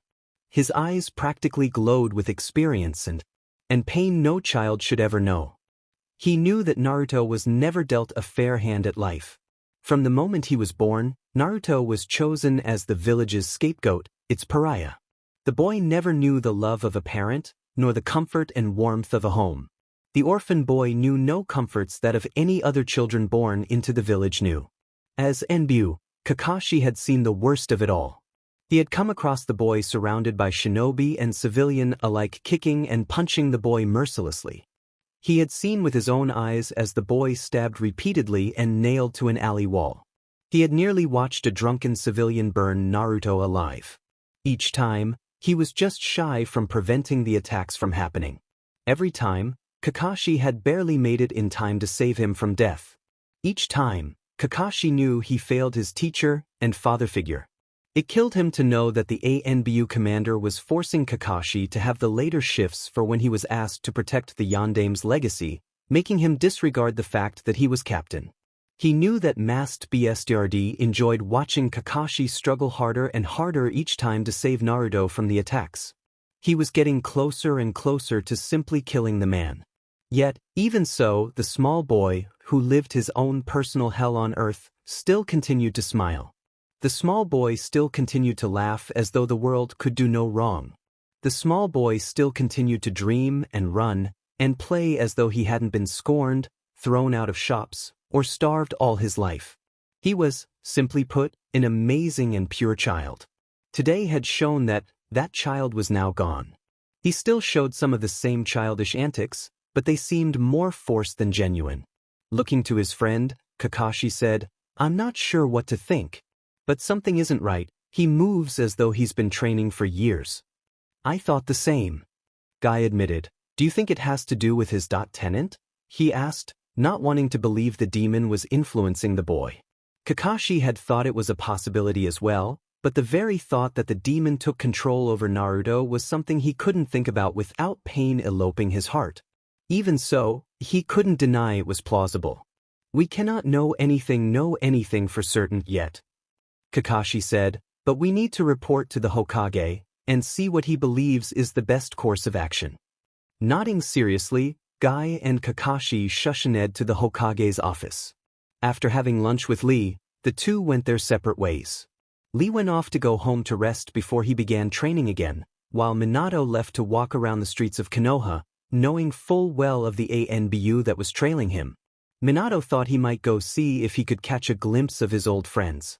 He knew that the only one he had a chance of seeing casually was Inoichi, as he always made it a point to work in his clan shop personally, along with his wife, and if memory serves, his daughter as well. He remembered when little Ino was born, a few months shy from Naruto's own. She was a perfect mix of both Inoichi and his wife, taking his blonde hair and her mother's eyes. When Inoichi's wife was going into labor, they, meaning Minato, Chuza, Hayashi and Hizashi, were all out drinking, talking about their wives, and simply having a good time. They had been in a drunken stupor when Inoichi's clan member came rushing in, babbling up a storm about his wife being in the hospital. Even though the boy continued to repeat that his wife was in labor, it took over 5 minutes before he finally got what he was trying to say and rushed to the hospital. The sight of a red-faced panicked Inoichi would forever be engraved into his mind. It was simply a priceless moment in his life. That, and the look of sheer and utter love in his friend's eyes when he presented his daughter Ino to him. I wish I could tell you all I am here, he thought to himself sadly as he walked toward the Yamanaka's flower shop. I wish I could tell you all I was sorry. Tell you all I'm sorry for not saying goodbye. As soon as he made it to the front of the store, the scent of freshly cut flowers assaulted his senses, leaving him feeling calmer and serene. Taking in a deep breath, Minato walked into the shop, immediately greeted by none other than Inoichi himself. How can I help you today? He asked in a polite voice. Minato knew that he was one of the few in the village that actually knew Naruto was his son. While he was disappointed none of his friends ever took Naruto in, he knew that they would have fought tooth and nail to adopt the son of their late friend. He was sure, when the Hokage decided he was old enough to know his true lineage, he would discover why they hadn't adopted him, and why they hadn't done much, if anything, to help him throughout his life. Looking up at his friend shyly, Minato said, I wanted to get some flowers. For a memorial. Inoichi looked at the small boy in front of him and couldn't hide his surprise. For one, he was surprised that his best friend's son was in his shop, but shocked that he was asking for flowers specifically for a memorial. May I ask why you want flowers for a memorial? He asked, unable to hold the question back. A bit startled that his friend, who was a certified therapist, would ask such a personal question so bluntly, he decided to answer honestly. Hokage Gigi told me that my parents died protecting the village from the Kyuubi. I never thanked them for saving me and the village, so I thought I could do it now, he said, not looking at his friend, and rather found a certain spot on the floor to be far more interesting. Taking a deep breath, Inoichi had to stop himself from telling Naruto that his father was the sole reason the village wasn't burnt to the ground. The reason that everyone was still alive and well. That his father was the hero among heroes. That his mother was the best kunoichi in the village. That his parents loved him with all their heart. That he wasn't a demon, just the jailer, and should be treated as a hero for the burden he had to bear. But in doing so, he would break the Dmed SS rank village secret and law the Sandaime Hokage placed shortly after Naruto's birth and personally sign his death certificate. I see, he finally said with a sorrowful glint in his eyes, I have the perfect thing for that. Leaving the small blonde-haired whiskered child for a moment, Inoichi picked up a small bundle of flowers, the combination of flowers that meant remembrance, thanks and love.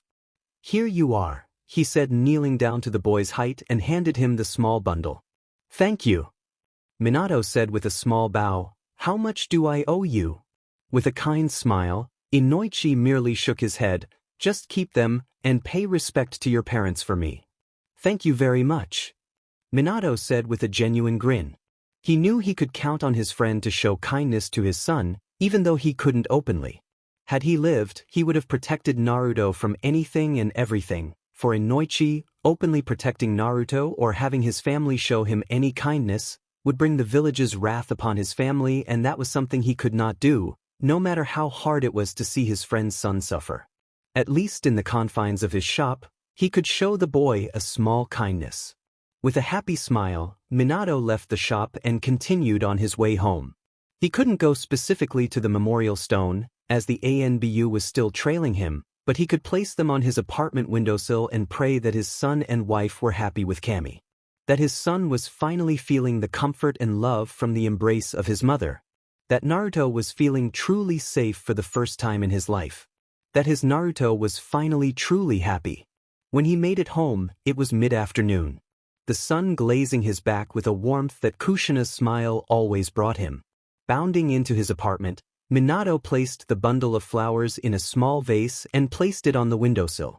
With a smile of his own, Minato turned to leave his apartment once more, deciding to spend the rest of his day in the library reading up on the history of Konoha. Soon he would be starting the academy. The start of the year was a mere couple of weeks away. Minato had every intention on making his son considered a prodigy, and to his friend, a genius of hard work. Watch me, Naruto. Watch me as your dreams become a reality. This is most troubling.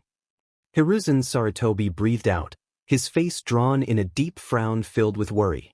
Both Guy and Kakashi had just reported in after their first training session with Rock Lee and Naruto Uzumaki. The report was concerning, to say the least. To believe in the possibility that Naruto was being influenced by the Kyuubi was more than worrying. As Hokage, it was his duty to deal with potential threats to Konohagakure, but to think that a little boy just turned 7 could fit in that category was heartbreaking. More so to know that this little boy was the son of his friend, and that the influence something that was out of his control, no doubt due by the pain and suffering he had to go through. Both Kakashi and Guy couldn't help but agree. Neither held any hatred toward the boy, and only wanted to give him the best they could offer without bringing upon the wrath of Konoha, and many of the council upon themselves, helping neither party in the end. Kakashi had to bite his tongue when remembering that council meeting. It had been no more than an hour after Minato Namikaze, his father figure, had sealed the Kyuubi in his son and sacrificed himself as payment to the Shinigami. The entire council at the start had all demanded for the newborn's death, just so that they would be rid of the Kyuubi once and for all. A newborn babe completely innocent. It took nearly half an hour to calm the entire council down so that Sarutobi could explain everything that had happened during the sealing. The fact that even after Sarutobi explained in great detail about the sealing techniques, the entire civilian council and 2 of the advisors still demanded for his death made him want to murder them all on the spot, and he wasn't the only one. The entire Shinobi Council and Hokage all projected their ki toward the civilians. It had come down to the point where nearly every head of the Shinobi Council offered to adopt the boy, even Fugaku Uchiha, which was surprising to nearly the entire council room, save for Kakashi. He had seen and recognized the rival type of friendship that Fugaku had shared with Minato. They never openly admitted into being friends. In fact, they openly denied even remotely liking each other, but he had seen the telltale signs of friendship, however buried under insults and scowls. Of course, none of that mattered as the advisors and the entire civilian council proclaimed that the boy should be sent off to the orphanage as was due for all the lives the Kyuubi had taken from the civilian populace, disregarding the fact that the shinobi side had lost equal to, if not more people, than the civilians. That, and Naruto would not be allowed to be adopted, as they wholeheartedly feared the Kyuubi would erupt from the seal and kill an innocent family, or some other bullshit they were sputtering. Either way, the Hokage was cowed into their demands and allowed Naruto to be raised without love. Without the basic needs for a child. A part of Kakashi still hated the Hokage for being so easily controlled. He was the Sandaime Hokage, the god of shinobi, for Kami's sake. How he could have allowed any child, regardless of lineage, to live the life Naruto has without doing anything about it, was beyond him. But at the same time, he could not blame him, for he hadn't done anything either, save for stopping the attacks before they got too far. That would change. He swore it. We need to watch him closely from now on, and I need you, Kakashi, to see if the seal is still intact. If it's disrupted, I'll have to keep him and bring Jiraiya back so he can do something about it. I will not allow Naruto to be taken by that monster. Was left unsaid, but heard all the same. Hi. I will take a look at the seal as soon as possible and report back. Kakashi replied purely serious. Good, Guy, test his knowledge on taijutsu. The way you describe this, it seems he already knows the academy basics. If he displays more advanced stances, we need to know where he learned them. Hi, Hokage, I will do so. Guy answered with a small bow. You are dismissed. Report back after your next training session, or if you see something suspicious. Hi. They both saluted before shushing Angie off and leaving the aging Hokage behind. I won't let you be taken by the Kyuubi, Naruto. I'll protect you from now on until my dying day. The few weeks before the start of the academy passed in a blur. Every day Minato spent was relatively the same as the others. Wake up, eat, train, eat, study, get glared at or told he was a demon, play an incredibly inventive prank on the shinobi forces, rest, and repeat. He had come far in the few weeks of training daily with Lee. Both of them kept with the same training regime Guy had them do whenever he wasn't available. Ever so often, it would be just Kakashi who would watch over them and make sure they didn't do anything that would harm them. He could tell from the intensive stares Kakashi gave him that he was being watched. The amount of ANBU that were watching him now made it impossible to make any sort of clones, or do anything he would have wanted like elemental training and attempting to finish his Rasengan. So, all he had been able to do in the few weeks was read very kid-friendly books and scrolls, body strength training, the basics of taijutsu, and eating ramen at least 2 times a week to halt some suspicion and keep Tucci and I am company. Minato thought it odd, actually, that he hadn't been called to see the Hokage since Kakashi and Guy began to watch him. Though he wouldn't be surprised if he were called after a while in the academy. No doubt the old man was going to get every single one of the teachers to observe him and his progress in every class. In which case, he would have to make sure to really dumb himself down, lest he wanted to have a lovely little chat with Ibiki, who he had heard really began to enjoy his job at the I.T department. How such a kind little boy became the best interrogator Konoha had seen in generations was beyond him. Either way, he would be called in soon. How he was going to explain his obvious knowledge in a plausible way was still beyond him. He had thought to play the ignorant child, but that would get him a one-way ticket to Ibiki. He had thought to tell the truth, but that would get him sent to Inoichi and leave way too many questions he honestly did not want to answer. They would all lead to the bodily harm of the majority of Konoha, including the Hokage, for what they had done to his son. He thought of other possible believable lies, but those were all immediately thrown to the side. This is not good. Minato groaned inwardly as he finally woke up. It was the start of his academy life, where he would spend the next 5 antagonizing years relearning everything he'd been practicing for years. Getting up, Minato took a quick shower, if only to spend a bit of the morning away as the academy didn't start till 8 a.m. and it was, like every morning, only 5 a.m. Afterwards, he changed into his shinobi gear, knowing all too well that the first year was meant to push out all those who shouldn't be shinobi. Rather than easing the students in, slowly preparing them for the life of a shinobi, they pushed them harshly. The grading system was tougher, the physical training was harsher, and overall, everything was much more difficult for first-year students than in comparison to second-year students in hopes of weeding out those who could never become true shinobi.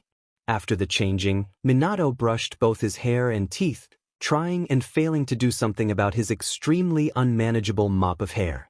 Sighing lightly to himself that his son had inherited his hair rather than the ever-so-manageable red locks Kushina had, he made his way to the kitchen to make himself a hearty breakfast for what he knew was coming. He couldn't deny that he was partially looking forward to the first day of the academy. From what he heard, he would be in the same class as many of his friends' children, such as Inoichi and Hayashi's little girls Ino and Hinata, Chusa and Shikaku's boys Chuji and Shikamaru. I can't have the friends I once had, he thought to himself, but I can make new friends. Finishing breakfast, Minato gathered the leftovers in their respective cooking pots and pans, and placed them in a bento box, fully intent on having the meal for lunch rather than paying an undoubtedly raised price at the academy cafeteria. Looking to the clock, he still had a bit till 8 a.m. but decided to begin his trek to the building anyways. He didn't want to deal with any stares, glares, or demon brat being yelled at him so early in the morning, so he took to the side streets, weaving through the back alleys of Konoha with grace.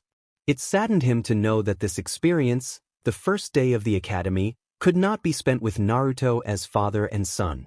Naruto couldn't have rested on his shoulders, sitting above all the onlookers as the yondaime dropped his son off for his first day, a look of unmistakable pride and happiness painted on his face.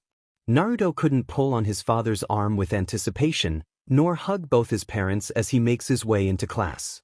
That experience was lost to him the moment both Minato and Kushina died. Forever a dream since Naruto had died. In that moment, Minato was glad he had taken the side alleys. For another reason. He didn't want anyone to see or question why he was crying. Only a few blocks away from the school, Minato stopped to wipe his eyes and place a small henge to make them appear normal rather than red a puffy, and his complexion clear of tear stains and inflamed cheeks. Breathing in deep breaths, Minato continued to the school and watched with an unconcerned face as parents dropped off their children. He immediately saw his friends smiling down on their children, undoubtedly expecting great things from them. One face, however, brought a concerned frown upon his own. It was the ever-expressionless face of Hayashi Hyuga as he stared down his daughter, Hinata. The poor girl looked as though she were about to keel over any second, yet Hayashi looked unperturbed. From his moving lips and her flinches, he was speaking to her about something that continued to break down her confidence levels. Another face also caught his attention, and that was one known as Fugaku Uchiha. The man still maintained his Uchiha scowl, as though he had been born with such an expression, as he practically glared at what he presumed was his son. The boy, he realized, was the same that had watched him train those few weeks ago. "So you're Sasuke," he thought to himself as he diverted his attention elsewhere, while continuing a discreet eye on the pair. He was a little more than surprised that Sasuke was starting the academy with Naruto, or him, he should say. Itachi, his older brother, had already graduated from the academy at their age, and mastered the Sharingan not long after. Internally wincing at the thought, he didn't want to imagine the type of pressure Fugaku was putting on his youngest, least to his knowledge, son. He could already imagine his voice lecturing the boy on the fact that his elder brother had already completed that which he had yet to do so. Fugaku was always a competitive man, one who greatly sought respect and recognition for everything he did. It was one of the main things Minato had planned to address during his time as Hokage. He knew what a great asset the Uchiha were to the village, especially due to their majority in the police department. He knew that they were constantly being put down because of old grievances with the Senju, and the bad blood between them due to the incident with Madara and the Nidaime Hokage. He knew that Sarutobi had done nothing to help them as he was close to their Senju Hokages, and continued to let the hatred fester. Minato, as his rival and friend, had planned to fully recognize the Uchiha clan and give them the recognition they had earned time and time again.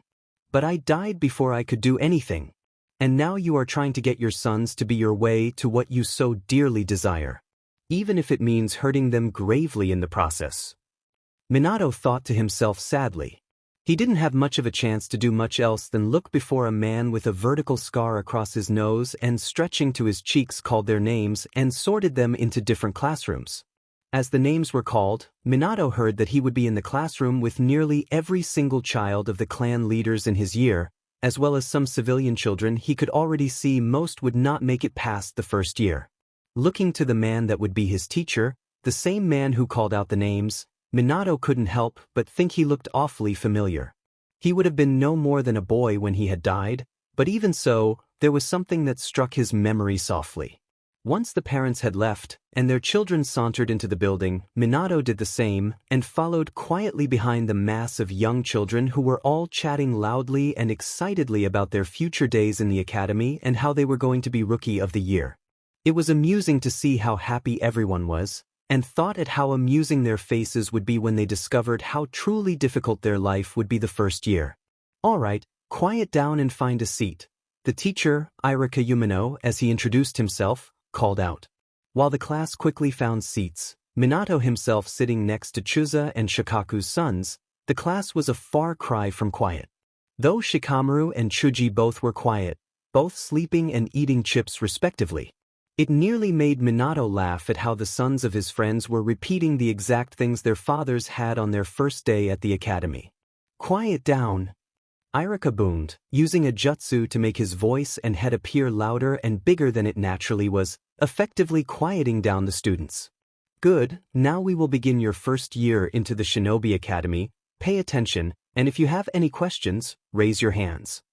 It was funny to count the amount of hands that were raised in those few hours of lecture. Oh, how interesting this year would be.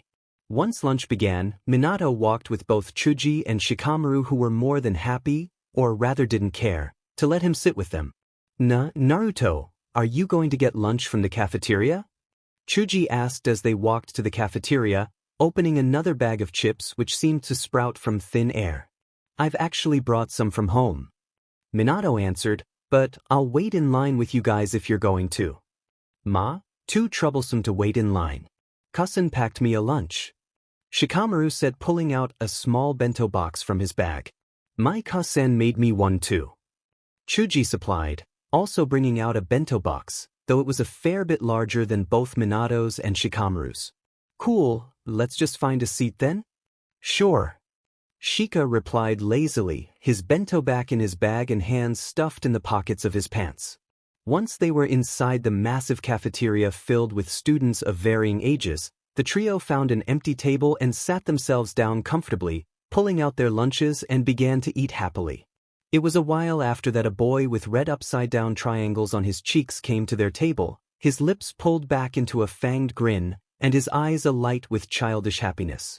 "Hey," he called out to the eating trio, "can I sit with you guys?" Rather than waiting for an answer, the boy merely sat himself down next to Minato and brought his lunch tray in front of him, began to eat happily and then continued to introduce himself, food still in the process of being chewed in his mouth. "I'm Kiba Inuzuka, by the way." Mildly grossed out at the sight, Minato gave a very practiced wide grin and said, "Naruto Uzumaki. Databeo. Too troublesome to introduce myself." Shika mumbled to himself, "Shikamaru-nar," he supplied lazily before returning to pick at his food. "I'm Choji Akimichi," the plump boy said between swallows of food. "Nice to meet ya," the Inuzuka said with a slightly feral grin. "You know, this place is a lot harder than I thought it would be," he added a bit after a few bites of his food. "Yeah, they're giving a lot of homework already, and it's only the first day," Choji said heatedly. Tusan said it would be hard, but I think it's because they try to get rid of all of the people who can't handle being shinobi, you know, like a lot of the civilians and stuff. Shikamaru drawled logically. Minato wasn't the least bit surprised at the boy's intuition. He was a Nara, but more importantly he was Shikaku's son, and that man was a bloody genius. Put his mother's genes into the mix, who was a prodigy in her own right, the boy was bound to have incredible intelligence levels. Shame it seemed the boy inherited his father's laziness. The other two, mainly Kiba, on the other hand, looked at him with awe. "That makes sense," Kiba said, scratching his head. "You always were smart, Shika," Choji complimented with a wide grin on his face. "Heh, a Nara's like born super smart, right?" Minato said with a smile. "Ma, too troublesome," Shika muttered, a slight shade of pink speckled across his cheeks. "Ah," screamed a very familiar voice. "There you are, Naruto. I have been looking everywhere for you." Each boy looked to where the voice had originated from, and Minato nearly laughed himself out of his seat at the looks on his new friends' faces as they spotted Lee. Lee, who had caterpillar-like eyebrows, and most importantly of all, wore a green spandex suit much like their teacher. He wondered for a moment if he had that look when he was first introduced to Guy. "Hey Lee," Minato said, waving happily at his friend and training partner, "Want to sit down and eat with us?" "Of course. I would love to sit down with you to eat and meet your youthful friends," the tall boy replied, his white, nearly bleached-looking grin practically blinding his friends. "Lee, these are my classmates and friends?" he asked slightly, receiving happy nods from the boys in response before continuing, pointing at each boy respectively as he introduced them. "Guys, this is Rock Lee, my really good friend and training partner. He's a year ahead of us. It is wonderful to meet you all. I shall help you first years in every way I can," he finished, pulling off his own good guy pose that left Minato's friends looking at him with something akin to disbelief, before continuing their meal and enjoying the remainder of lunch together. Once the day was over, Minato said goodbye to his friends, leaving before they had a chance to introduce him to their parents. Inoichi was hard enough. He didn't want to have to be introduced to Shikaku and Chuza together. Besides, Shikaku was way too intuitive for his own good. One look at him and somehow, someway, the man would discover his secret. He hadn't a clue, but never once was Minato able to keep anything from that man. He had been the first to discover, outside from the Sandaime Hokage, who was the only one who knew, that he had married Kushina. He had also been the first to discover that he was to be a father before he had even told anyone. It was as if he could look into your very soul and read everything little secret as though it were an open book before him. Though he was proud to say he had beat the man once in shogi. Even though it was only one time in the hundreds of games they undoubtedly played together, he had won nonetheless. So, he did not want to say hello to either parent, and went off on his merry way to complete the small pile of homework he had collected throughout the day. It seemed the first year at the academy had gotten tougher in times of peace. Though that was to be expected, he supposed. While on his way, Minato looked over the short pile of paper and realized the homework was far more advanced than it should be. Some of the questions would have Chunin hard-pressed to answer. "They're doing this on purpose," he thought grimly to himself. "They want Naruto to fail out of the academy. I can't answer all these questions correctly. I can't answer even 10 of them without tipping them off I know more than I should." He growled in frustration. It wasn't as though he could find the answers easily either. Some of the knowledge was stored and sealed only for those of the respective ranks could see them. I'll have to ask someone then. I don't want to fail, damn it. Naruto won't be dead last. He'll be Rookie of the Year always. Taking one last glance at the papers in his hands, Minato turned himself around and headed straight to the Hokage Tower. I'll ask the old man about the questions, he thought. Maybe he could even do something about the teachers not bothering to even think I exist. Beginning his way to have a talk with the old man, Minato had another thought that he hoped was true. Kami, I hope this isn't a bad idea. Minato couldn't help the feeling of absolute dread come over him as he made his way to the Hokage Tower. Everything in his body down to a molecular level was screaming at him to go home and leave it be. To simply turn around and fail the homework, to be considered dead last until he graduated. Had he not been such a stubborn person, he more than likely would have listened to his gut feeling rather than continuing his trek to the tower. It's fine, if he has questions, I'll answer as honestly as possible. Minato thought to himself, trying to calm down as he stepped into the building, heading up to the Hokage's office. Once up the floors, Minato quickly told the Hokage's secretary, who sneered and had a look of complete disgust as he spoke to her, that he wished to talk to him. Of course, the horse of a woman told him the Hokage had no time for no good little brats like him, and he should leave immediately before she called Embu to kick him out. Bristling slightly, he kept calm and told her that he would see him anyway, and simply walked past her and entered the spacious room where the old man was sitting behind his desk working quite diligently on the massive piles of paperwork that were surrounding him. Hi, Gigi. Minato greeted the aging man with a small smile, still inwardly seething at the horsewoman that was at his heels. You cannot come in here, she screeched at him, her face turning an unappealing shade of purple. Forgive me, Hokage-sama. Let me take this little brat out of the tower, she said before reaching for Minato's arm. In a swift movement, Minato stepped out of her reach to the left and watched greatly amused as she tripped and fell to the floor. Why, you little dem dash, she began only to be interrupted heatedly by the Hokage's stern voice. That will be enough, Kayako-sen. You are dismissed, and Naruto, take a seat please. Noting the look of absolute hatred the woman gave him, Minato shrugged and sat down in front of the Hokage's desk with a small bounce. He always did enjoy watching the Sandaime bring down arrogant people like her. It was so rare to see the old man act stern since it was hardly necessary during times of war when everyone knew they had to work together. Sorry about that, Naruto. Sarutobi apologized sincerely. Shrugging again, Minato said, I'm used to it, Gigi. And oh, how terribly true that was. A sad gleam graced the Sandaime's eyes as Minato said that so nonchalantly. It was something that no one should simply get used to. And for that I am sorry, he thought to himself. So, Naruto, how was your first day at the academy? He asked with very well-hidden anticipation at his answer. It was hard for a lot of us, Gigi. Minato answered, not specifying whether or not it was hard for him. Shika said it's hard for first years cause you try to weed out all of the kids who don't have what it takes to be shinobi. Nodding, the Hokage puffed his pipe and said, that's true. We set a harder curriculum for first years so that we don't get stuck with a dozen unsuitable shinobi in our ranks.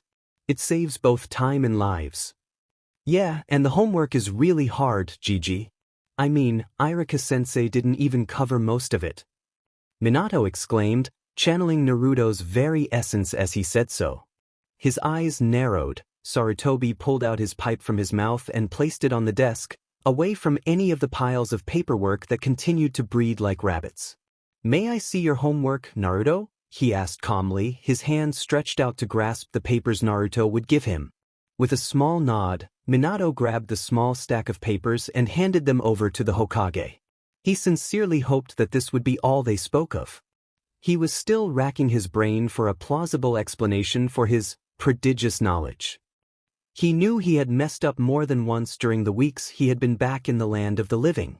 He knew he hadn't forced himself to move as an untrained child, or that he didn't look as though he were really listening to Guy talk about chakra and several other things. He had allowed himself to be caught, at least a hinged shadow bushin, by one of the jonin he hadn't met. What can I say that won't send me to be tortured or mind raped? He wondered grimly before the Hokage's voice broke his train of thought. This isn't the homework you should be getting, Naruto, he said with scarcely contained anger. Most of this is used on Chunin examinations, and some is of Jonin level knowledge. Most of this you won't even hear about until you're at least a Chunin. Nodding slowly, Minato said, I thought it was funny. I didn't remember Shika's or Choji's homework looking like mine, but I didn't think much of it until I was walking home. Don't worry about any of this, Naruto, Sarutobi said, putting the papers in a small side drawer. I'll be sure to address this fully. Shivers ran up and down Minato's spine when he heard the Hokage's tone. He most certainly did not envy the academy teachers. So far it looked like none of the teachers even wanted to tolerate his presence. Though he had to admit Iruka really hid his discontent well. The man, who he still could not quite place in his memory, obviously held no love for Naruto, leading him to believe that the boy had lost someone close during the Kyuubi attack like the majority of everyone else that hated Naruto. Even so, he attempted to treat him fairly. Far better than any of the other teachers, that was for sure. Thanks, Gigi. Minato said, scratching the back of his head, a nervous tic he had developed in the early years of his life. No problem, Naruto. Sarutobi smiled a grandfatherly grin down at him.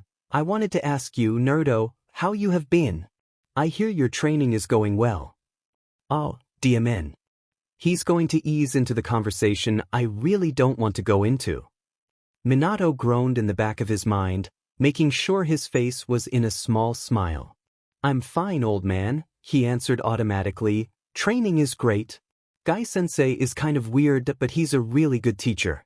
Kakashi-sensei doesn't really teach us, just kind of watches. Even though he always reads that orange book. Good, that's really good to hear, Naruto. Sarutobi nodded with the same smile gracing his lips. Yeah. I can't wait till I learn awesome ninjutsu. I'll be the best ninja Konoha's ever seen.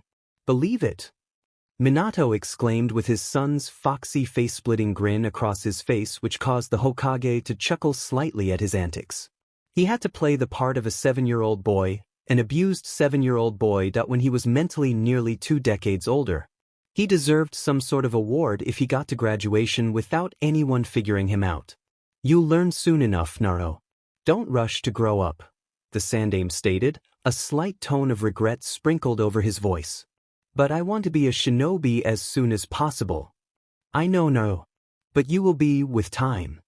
Pouting a bit, Minato sulked into his seat, the Hokage emitting soft stifled chuckles at his position, at least before he became truly serious.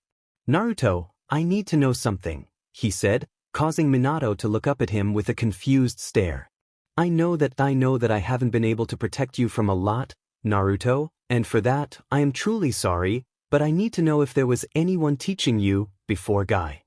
Oh, they think I was being trained by someone else? That makes sense. Train me and take care of me to be loyal to them rather than Konoha. Making be a possible threat of unknown power, especially considering the Kyuubi. No, Gigi, he said, it's always just been me. Noting the small sigh that left the Hokage's lips, Minato listened intently as the aging man continued to speak. Has there been anything else? Anything happening to you that is unusual? He pressed. Soft anger was beginning to bubble in Minato's core. He was positive that being called demon brat and monster were under the umbrella of unusual, but he doubted the Hokage would do anything about it. It wasn't as though he could do anything about it. The villagers would continue to be ignorant and cower in their fear, turning that fear to anger at the Kyuubi, which just so happened to be sealed in the body of a small weak child, something they could take out their anger on quite easily. He would never forgive the village for what they had done to Naruto, but he could move on and show them how wrong they were, prove that his son was worth more than 10 times the village, and then some, and hope they repent for everything they had done to his son. Nothing out of the ordinary, Gigi. Minato answered with a slight cold look in his eye, same as always. That you've changed so much, Naruto? Sarutobi muttered to himself, thinking he had said it too lowly for Naruto to hear, though the man in a boy's body had indeed heard. I died, Tokaksama. What do you expect? Minato hissed out before covering his mouth immediately after he had said the words. Sheet. I did not mean to say that out loud. he mentally slammed his head into a wall for his carelessness. The Hokage looked up at Naruto's eyes, full of anger, sadness, and unbridled hatred. Though the boy's words continued to echo in his mind. Died? He thought to himself. Died.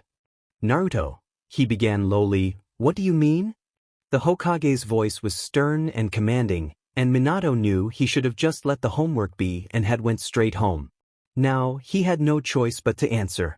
I died, Hokage-sama, he said honestly. Naruto Uzumaki died. Murdered. You're not the QB that you can't beat at the seal. Sarutobi mumbled out, his entire body gone ridged and tensed in preparation for an attack of any kind. No. I'm not the QB. The Yondaime sealed him up completely in this body. He can't influence me, he can't speak to me unless I allow it, which I will never allow. Minato answered, internally sweating bullets. One wrong word, and shit would hit the fan. But, Naruto? Sarutobi asked uncertainly. Yet it's me. Sort of. Minato said, trying to be the picture of calm. How did you know about the QB? Or the Yondaime?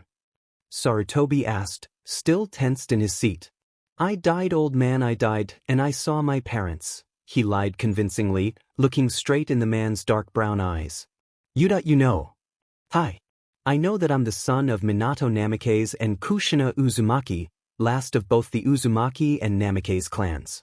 I'm the Yondaime's legacy and Jinchuriki of the Kyubi no Yuko, he said in a dull tone, as though he were reciting a report. When a sudden flash of sheer brilliance struck him, Oda-san placed a fail-safe in the seal. He locked some of his own and Ka-san's chakra so if I was ever close to death, they would stop the QB from being released because I was so weak. They used most of their chakra to bring me back to life, though pumped their chakra through my heart to get it to start again. He told me everything. Taught me everything he knew, and Ka-san taught me a few things too. Sarutobi looked as though he were going to have a heart attack right on the spot from the information that was being given to him. He was suddenly very glad he had activated the privacy seals when he began to question Naruto on how he was. So that's why you seemed as though you knew everything. You did, he mumbled out, staring wide-eyed as Naruto nodded. It felt like years. I think that's why I was asleep for 3 days instead of one like usual, he added, knowing that small little tidbit made his story far more believable. After all, Naruto always bounced back from major injuries in less than 24 hours. It was odd for him to be out longer. You know everything then, Naruto. Yet I know. Kami. I'm sorry to so sorry. The man, in that moment, looked as though he had instantly aged another 10 years. The wrinkles on his face became more pronounced. His eyes filled with unmasked grief and pain. He felt a pang of emotions went through Minato's heart as he watched the man he respected with all his being, a man who Naruto thought to be a grandfatherly figure, beg for forgiveness. A part of Minato screamed to let him wallow in his guilt, that he deserved it for not doing anything. But the memories, the soft pats on the back, the kind words of encouragement, the love shining through the man's eyes. What the Shinigami had said stopped that thought completely. Sarutobi was a good man, one who truly cared for Naruto with all his heart. A good man, but an incredibly flawed man. Taking a deep intake of breath, Minato walked up to the near-broken man and hugged him. He could feel the man tense before wrapping his arms around the small boy. It's not your fault, Gigi. Minato mumbled in the elderly man's chest, it's not your fault. They stayed in that position for a long while, merely holding on to each other for much-needed comfort. He couldn't remember the last time he had seen Sarutobi lose control of his emotions. He hadn't seen the man, in a long time, grasp onto someone as though they were a lifeline. He was the Sandaime Hokage. He was the professor, the god of shinobi. Nothing could touch or harm him on the battlefield. So many thought he was invincible. So many forgot that Hiruzen Sarutobi was just like the rest of them, a man. Minato was quite glad that he had went to visit the Hokage in retrospect. While at first the risks of not knowing what would happen were many, and most could have turned out terribly for him, the actual end results were better than he could have hoped. He now had the Hokage backing him up 100%, and he would be tested the following day to see his true abilities. Meaning he no longer had to hold back. Well, Perhaps a little bit, but not nearly so much as he had been. He wasn't sure whether or not he wanted to become genin at that very moment, but it would be great for Naruto to be recognized as a prodigy on the same level as Itachi was at his age. He might not have a Jujutsu, but he had the DMN chakra of a demon, so they could be considered to be on equal terms in some ways. He wasn't exactly sure what he was going to do about Lee though. How would he react to his test? How would he feel about his omitting the truth to him from day one? He had promised they would work together and prove they were better than born geniuses. Would he hate him for this? A part of him screamed that it was impossible for Lee to hate anyone, he was just not that kind of person, yet that small insecure side of him whispered constantly in his ear that Lee would feel betrayed and never forgive him. No, that he wouldn't. Minato thought miserably to himself. Over the month he had been in the body of his son, he noticed he had a tendency to actually react to certain situations as a 7-year-old would. He deduced that it was something biological, that while he was mentally older, the part that of his mentality was still active, only suppressed. Unfortunately, it made situations like these that much more emotional for him. Either way, he knew that he would have to talk to him about it before the day ended. He did not want his friend to find out from someone else. He was also unsure of what he was going to say to his newest friends. He certainly hadn't acted as though he had been trained for over 2 decades. The only thing he could tell them was the cover-up story that he and the Sandaime had come up with, in which he had been trained by the Sandaime himself, as well as Jiraiya at times, since he was only 4, one that had been kept as an S-rank village secret until now as he was on his way to be a genin. Nothing would be said of the training methods, or any details given out about what the training entailed. No matter how much the council beached and ummed about it, they wouldn't be able to do anything. After all, the conditions revolving around Naruto's life never determined anything about his training as a shinobi. Minato supposed that the council believed they would have killed Naruto before he could even begin training to become one. It's nice to have the old Sandaime back. Minato thought fondly to himself. He was always commanding during his lifetime, constantly in control and the one who had the power. As it should be. Of course that had changed in the past years, undoubtedly due to the stress and grief of being Hokage once more since he had passed, but to see him with his back straightened and that same old authoritative aura was pleasing to see. As he made his way to see Lee at the orphanage, with the sun setting in the sky overhead, Minato wondered what tomorrow would bring. He didn't doubt he had the ability to be a genin. Truthfully speaking, he was at chunin level for mostly everything save genjutsu, which would forever remain at a mediocre genin level, though it could be debated whether or not he was at jonin level for ninjutsu and fuinjutsu. His son was a chakra powerhouse, and with the control he had honed in the past month, he could perform many high-ranked jutsus. His taijutsu was acceptable, and he moved with experienced grace and skill. All he lacked was physical strength, which would take more than a mere month to regain. Skillfully ignoring the glares and angered muttering of the people around him, Minato walked to the large orphanage building and quickly spotted Lee doing push-ups in the backyard. "Hey Lee!" Minato greeted with a large smile, inwardly sweating about this confrontation. "Naruto! It is wonderful to see you!" Lee said happily, "Is anything wrong? I shall always stand by you, my friend, whatever you need." "Kami, I hope you truly mean that, Lee." "No, nothing's wrong, Lee." Minato said, walking toward him, "I just need to talk to you about something." "Of course. Come, let us go to those seats." The bushy-eyebrowed boy pointed to a couple of lawn chairs. Nodding quietly and walking over to take a seat, Minato took a deep breath and looked at his smiling friend. I have something I need to tell you, Lee." Minato started, his nerves finally showing through. Lee looked at his young friend slightly confused. In all his time knowing the younger boy, he had never shown any sort of insecurities. He was always confident in himself, and spoke with conviction, often with great words of wisdom that were beyond his years. Lee, while young, wasn't blind to the hatred the village had bestowed upon Naruto. He had noticed the glares, and heard the hushed whispers about him. How they claimed he was a demon, and all sorts of awful things. Lee would never believe such unyouthful words about his friend.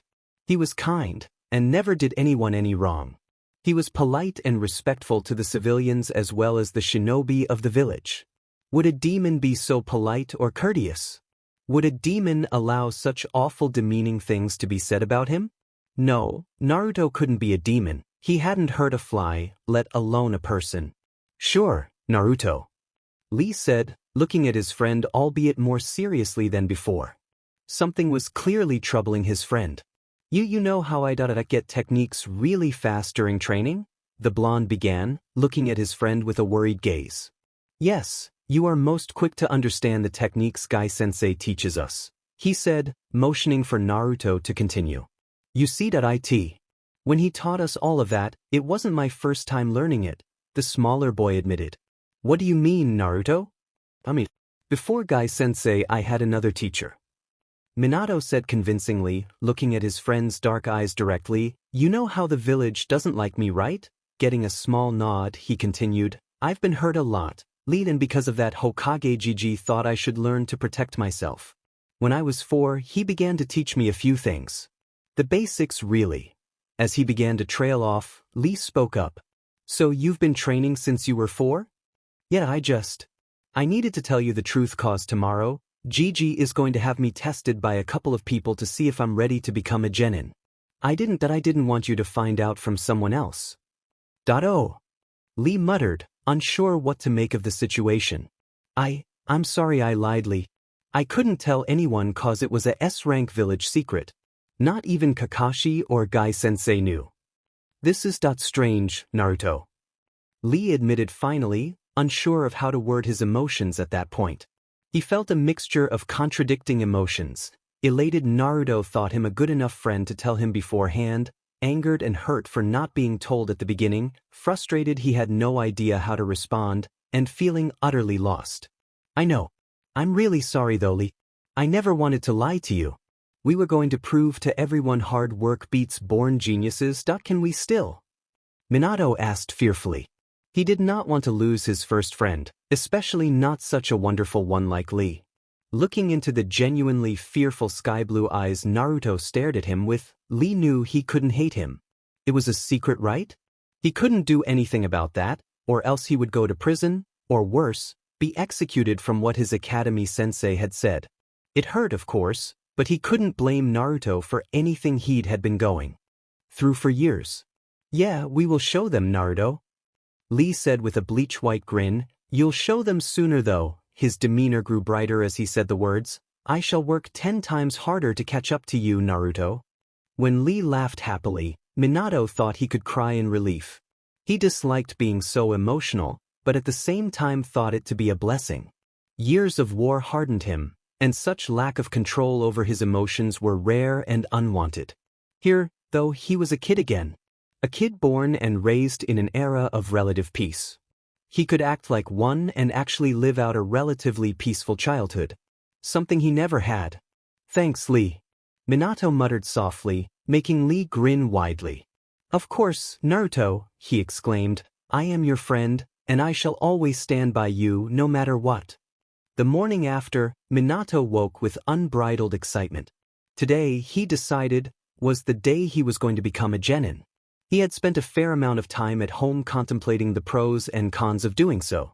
The pros severely outweighed the cons, so it wasn't that difficult of a decision in that at 8 a.m. he would be waiting at Training Ground 18 where he would be tested by a member of the ANBU, as well as his overseer, Kakashi.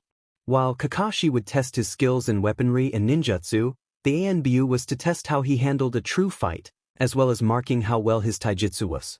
When Sarutobi explained exactly what would be happening, Minato was more than excited. Not only would he fight against a member of the ANBU, but also his old student. Seeing how much Kakashi had improved in the 7 years he had been in the Shinigami's stomach was something he greatly wanted to see. Like usual, Minato completed his morning routine and was out the door and headed to the training ground with a fair amount of time to get there. He wouldn't deny there was a slight bounce to his step as he made his way to the grounds. He had already decided that he wouldn't do any extremely high-ranked jutsus, save for the Kagebushin, since that was simply a must. He had decided to showcase the Rasengan, though the Hiraishin and Kushina's chakra chains weren't going to make their debut at this point.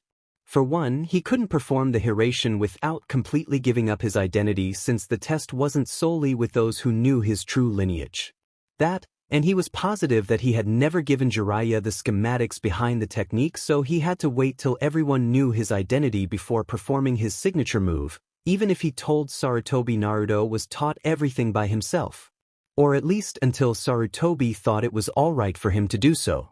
He could get away with knowing the Rasengan in front of the unknown Jonin because he had been supposedly trained by Jiraiya, who knew the Rasengan.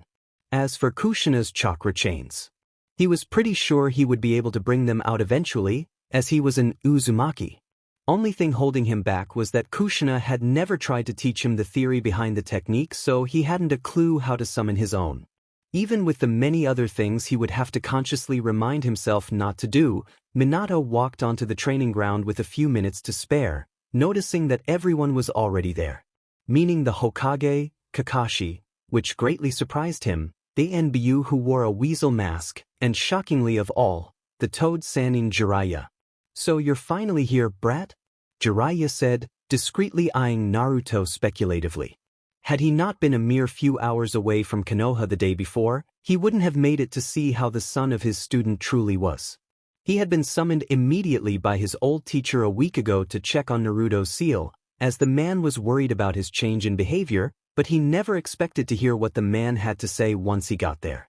Not only had Naruto nearly died a mere month ago, he had also apparently discovered the truth about the Kyuubi and his parents.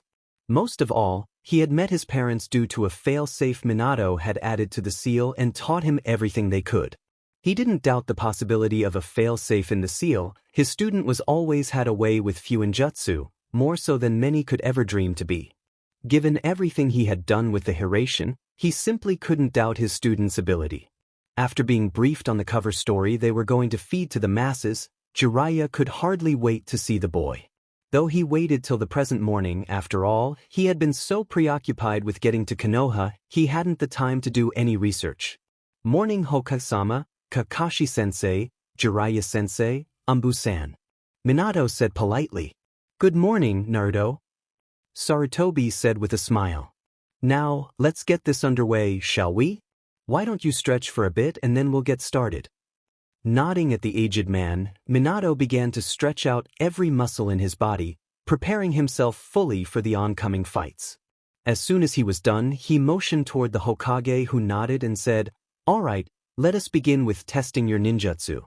This will be a spar where you will battle with solely ninjutsu and the standard kunai and shuriken to your disposal." Getting nods from both Kakashi and Naruto, he continued, "Third blood wins, or when a winner is clear to Jiraiya, Weasel, and I."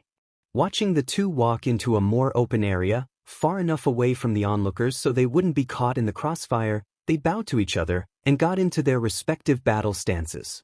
"Ready?" the NBU called out, receiving two nods. "Hajime." "Hajime." The NBU's words barely echoed into Minato's mind before he and Kakashi moved toward each other, both meeting with two kunai in their hands, blocking their opposing weapons with practiced ease. Though given his 7-year-old body's strength, Kakashi could easily overtake him. Kakashi hadn't pushed his Hidei Eitai away, so his Sharingan eye still remained hidden behind the dark folds of the cloth wrap.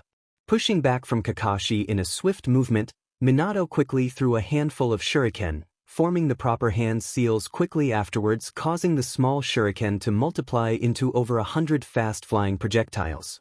He knew that Kakashi would move out of the way, or block it with some sort of technique, so he quickly sped forward, forming the hand seals for a Kagebushin in the process and shushined past the attack to surround him effectively. Kakashi, all the while, was shocked at his unofficial student speed. Had known through watching the son of his sensei that he was holding back considerably, but this was something he hadn't fully expected. Sure, the Hokage filled him in that Naruto had been training with the Jiraiya the Sannin since he was 4, as well as learning a bit from the Sandaime himself. While he had a bit of doubt on the truth of the story at the time he was given it, he couldn't doubt the kid's skills. Pushing himself to the far left to avoid the bombardment of shuriken, Kakashi realized Naruto had chosen to speed past the incoming projectiles and surround him in a rather effective manner. Bringing his hands to the proper seals, Kakashi sunk into the earth bellow, moving under the grass and dirt toward the body he thought was the real Naruto, and sunk him into the earth. The moment he had sunk one of the Narutos into the ground neck deep, he heard the unmistakable sound of whirling chakra and immediately rushed his hands through the proper seals for the Kawarimi, replacing him with a harmless log just as Naruto pushed a fully formed Rasengan through the log, obliterating it into splinters of wood that scattered around the surrounding grass. Minato had realized the moment Kakashi hadn't taken him over with physical strength in the beginning that he really wasn't going full out. It was to be expected, he supposed, for a full-grown jonin to go easy on a 7-year-old boy, but he wanted, desperately, to see how much his student had improved since his early demise. And he'd be mad if he didn't get the fight he'd been excited about since the previous day. The brat's gotten better. Jiraiya mumbled, knowing that the Hokage would understand his words as shock of seeing a child take on a jonin and ANBU captain, so effectively in the very beginning of the fight. Training with Guy has done him well. Sarutobi said as he watched the fast movements of the two. He himself was shocked at Naruto's abilities. It hadn't even reached a minute into the spar, and he had already shown a strategy that was more than worth genin status. Now, he wanted to see how truly powerful the son of the Yondaime was. You have trained him well, Jiraiya-sama, Ha-sama, the Anbu said in a low monotone voice. He knew that the boy was a Jinchuriki, Anbu's status gave him that little tidbit of information through heavily suggestive hints and not-so-hushed whispers. While he bore no ill will for the boy, he hadn't been overly sympathetic to his plight. Life was simply cruel and unforgiving in many aspects, and more importantly, never biased. It was something he had long come to terms with. Other than that, he had his own business to deal with at home with his father and the pressures of becoming and being an ANBU to truly do anything for the boy, though he did protect the small child to the best of his ability while he was in his charge.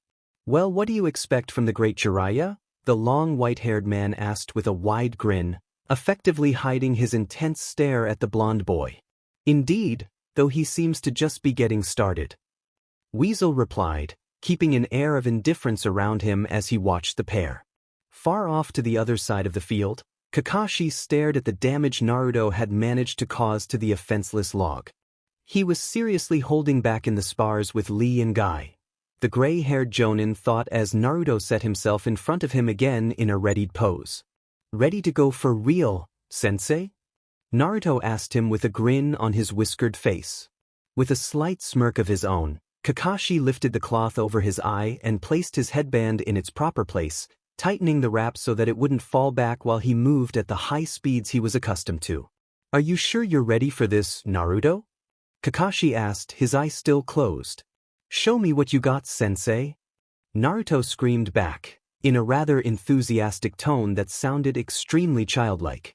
With a small chuckle, Kakashi opened his left eye, a fully formed Sharingan swirling in its depths making everything around him look so much clearer. I'll try not to hold back as much, Naruto. I still will though. I don't want you to be too exhausted for your spar with Weasel. Nodding, Minato returned to a more serious expression and readied himself for anything his past student would throw at him.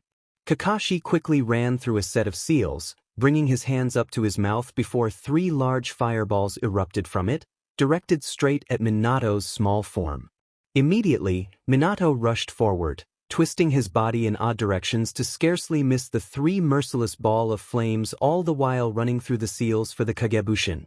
Once he was out of the flames' way, more than 20 clones had poofed to existence, all facing his student with kunai gripped in both of their hands tightly. Charge!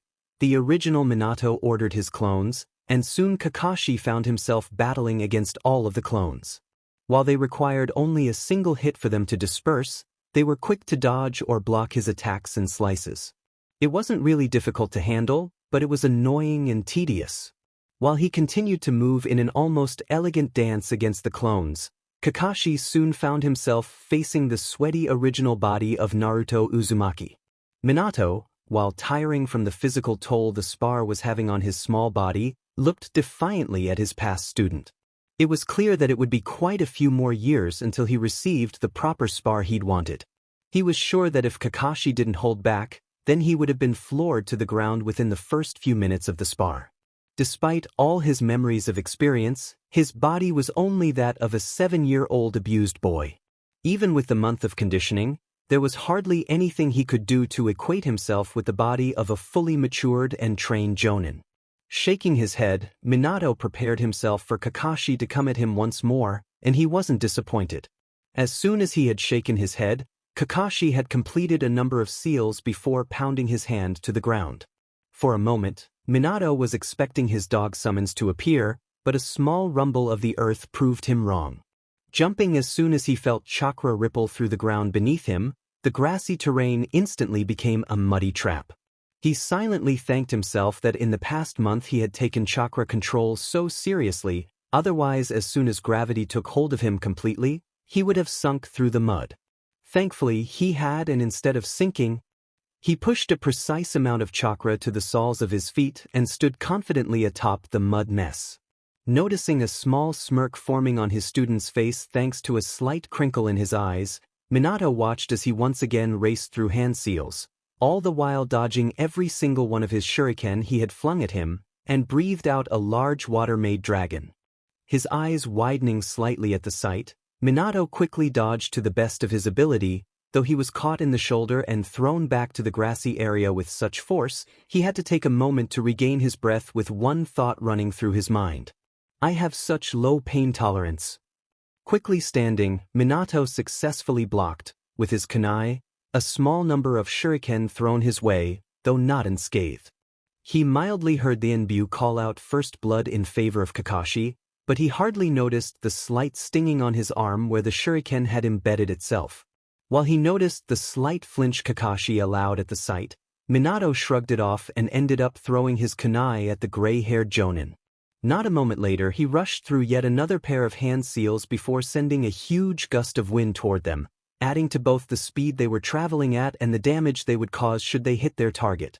Kakashi, like Minato had predicted, quickly dodged the offending weapons, though not with the same ease he had been mocking him with the entire spar. It was with great pleasure that the Enbu then called out first blood in his favor. Getting Kakashi to be harmed at all during this spar could be considered an accomplishment in itself deserving of genin status, especially when said jonin was none other than the copycat Nin.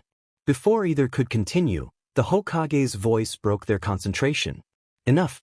Kakashi is the clear winner, though you did more than exceptional during the spar, Naruto, the aging Sandaime said kindly. You did pretty good, brat. Jiraiya said with a smirk. Leave it to Minato's kid to surpass him before he even finished his first year at the academy. Minato tried to keep an expressionless face while he heard Jiraiya compliment him, though he could tell he didn't manage as well as he had hoped. The man he once thought of as a father was honored with being Naruto's godfather, yet he had allowed him to be treated worse than a common vermin. He had abandoned his responsibilities as a godfather, leaving a child alone in a village that killed him. He forgave the Hokage. Hiruzen was old, and his slight vacation as a retired shinobi had softened him to the point where none of the civilian council, nor his advisors, truly listened to him. Jiraiya had no such excuse, nor any viable excuse to run away from his responsibilities to Naruto. Tsunade was the same, but there was little to be done about her at the moment. One thing was for certain. Jiraiya was one long hell of a way from ever being even slightly forgiven. That spar alone leads me to believe you are more than ready to take on the responsibilities as a genin of Konohagakure. Weasel said, his mask facing the small blonde that had finally walked up to the trio, sweat and dirt clinging onto his face like a lifeline.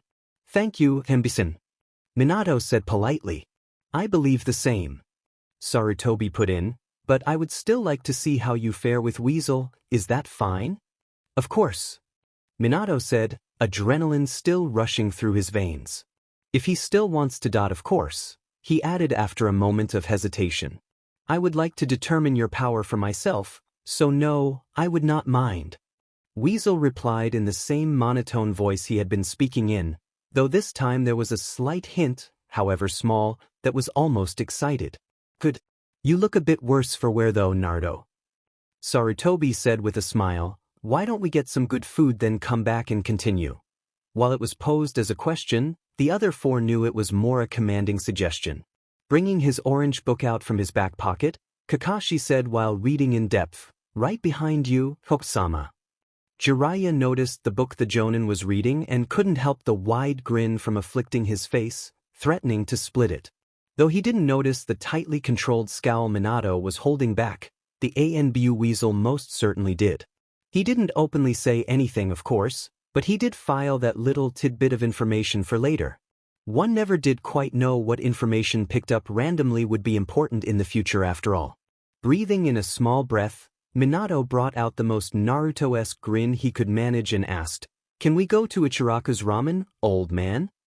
Chuckling at his antics, Hiruzen replied, "Sure, Naruto." Their little break lasted a little over an hour and a half, enough time to eat and digest the food they all had eaten before they returned to the training ground, fully ready and prepared for the last spar. "Alright, are you ready?" Sarutobi asked once more, and once again received two nods from the pair that stood out in the middle of the training ground facing each other in readied poses while the rest stood and watched intently. "Very well," he continued before he continued, "remember, this is a full-on fight, everything goes but no fatal attacks. Winner by knockout or forfeit." Seeing the two nod again, Sarutobi looked to Kakashi, who silently received the unspoken message and, like the ANBU before, called out in a rather bored tone, "Hajime." After Kakashi had screamed to begin, both Minato and the ANBU stared at each other for a moment, as though they were sizing each other up with their eyes before they truly began. Though the ANBU was dressed in the entire ANBU garb, Minato could tell from his body that he was young. How young, he hadn't a clue, but he put the ANBU between a very tall, very developed 13-year-old to a short, underdeveloped 16-year-old. Regardless, for someone so young to be ANBU was beyond impressive. He thought of all the possible people the ANBU could be, and only one seemed likely, Itachi. He had graduated at his current age and was promoted to Chunin not long after. With a mastery of the Sharingan that came with experience-filled missions, he didn't doubt that Itachi would have been recruited to ANBU rank. Brushing all the thoughts aside, in a quick movement of his hands, Minato brought his kunais to his grip and watched as Weasel went through a series of high-speed seals before pressing his fingers together at the edge of his mouth and spewed out 5 large fireballs in every which direction. Minato knew he wouldn't be able to dodge it by merely tuck and rolling to the side, so he chose to switch himself out with a harmless piece of log and appear a few meters behind the ANBU.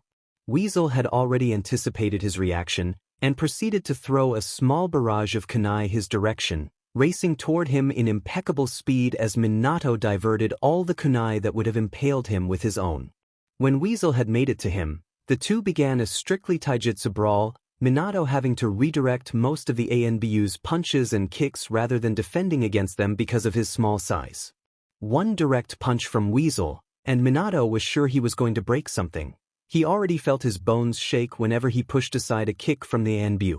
When things began to get a little too demanding for his small body, Minato quickly summoned 40 shadow clones and had them all attack Weasel, their attacks varying from simply taijutsu, to trying to impale him with shuriken or kunai, to slicing him with wind-based jutsus he remembered.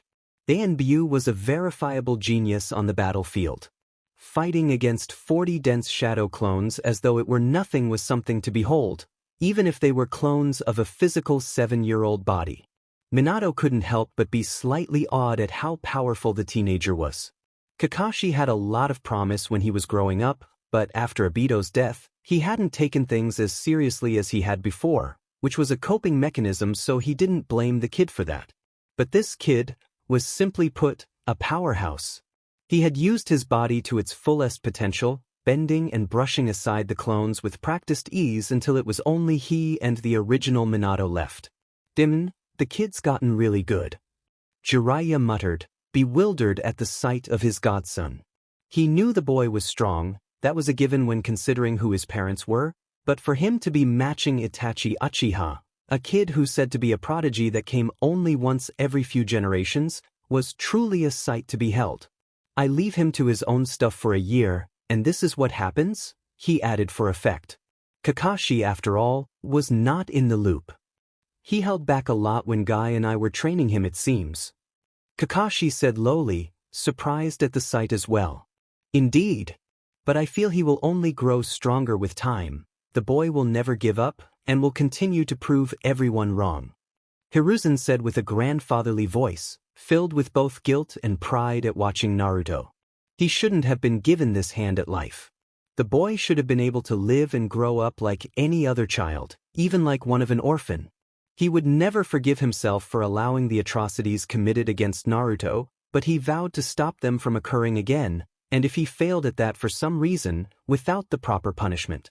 Breathing heavily, Minato tried to think of ways to get a good hit in. No matter which way he tried, Weasel had managed to break his attack before he was able to complete it. The ANBU wasn't completely unharmed, however. Mostly thanks to his clones, the ANBU would be sporting numerous bruises and a few shallow cuts along his arms and legs. Minato, on the other hand, was looking a little more than worse for wear. He was sweating profusely, and his face was beginning to darken with telltale signs of bruising. His entire body would be painted with blacks and blues come later in the day, though he was sure they would be gone the day afterward. Naruto healed at an unnatural rate thanks to the QB, but not nearly as fast for him as he remembered. Only theory he had behind this was that somehow, the fox knew who was controlling Naruto's body, and refused to heal him as much as he had healed his son in the past. In some ways, he thought it understandable. He didn't want the Demed Fox's help any more than the demon wanted him in control. Shaking his head a little, Minato refocused on the fight he was in.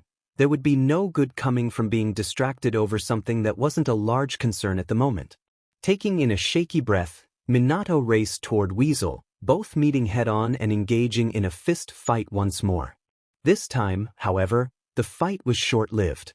His small stature taking its toll, Minato felt exhaustion take over his body and became more sluggish in his movements, giving Weasel the openings he needed to kick him to the ground. His back thrown onto the dirt, Minato saw his vision begin to gray, and his senses dull before everything went black. Minato was brought back to consciousness by Jiraiya pouring cold water over him and gently slapping his face. The last kick hit him full on and the force had knocked him out cold for what looked to be only a few minutes. With a slight groan, Minato picked himself off the ground, propping himself up on his elbows and looked at the four who stood around him. "Sue," he began in a groggy voice, "I still made genin, right?"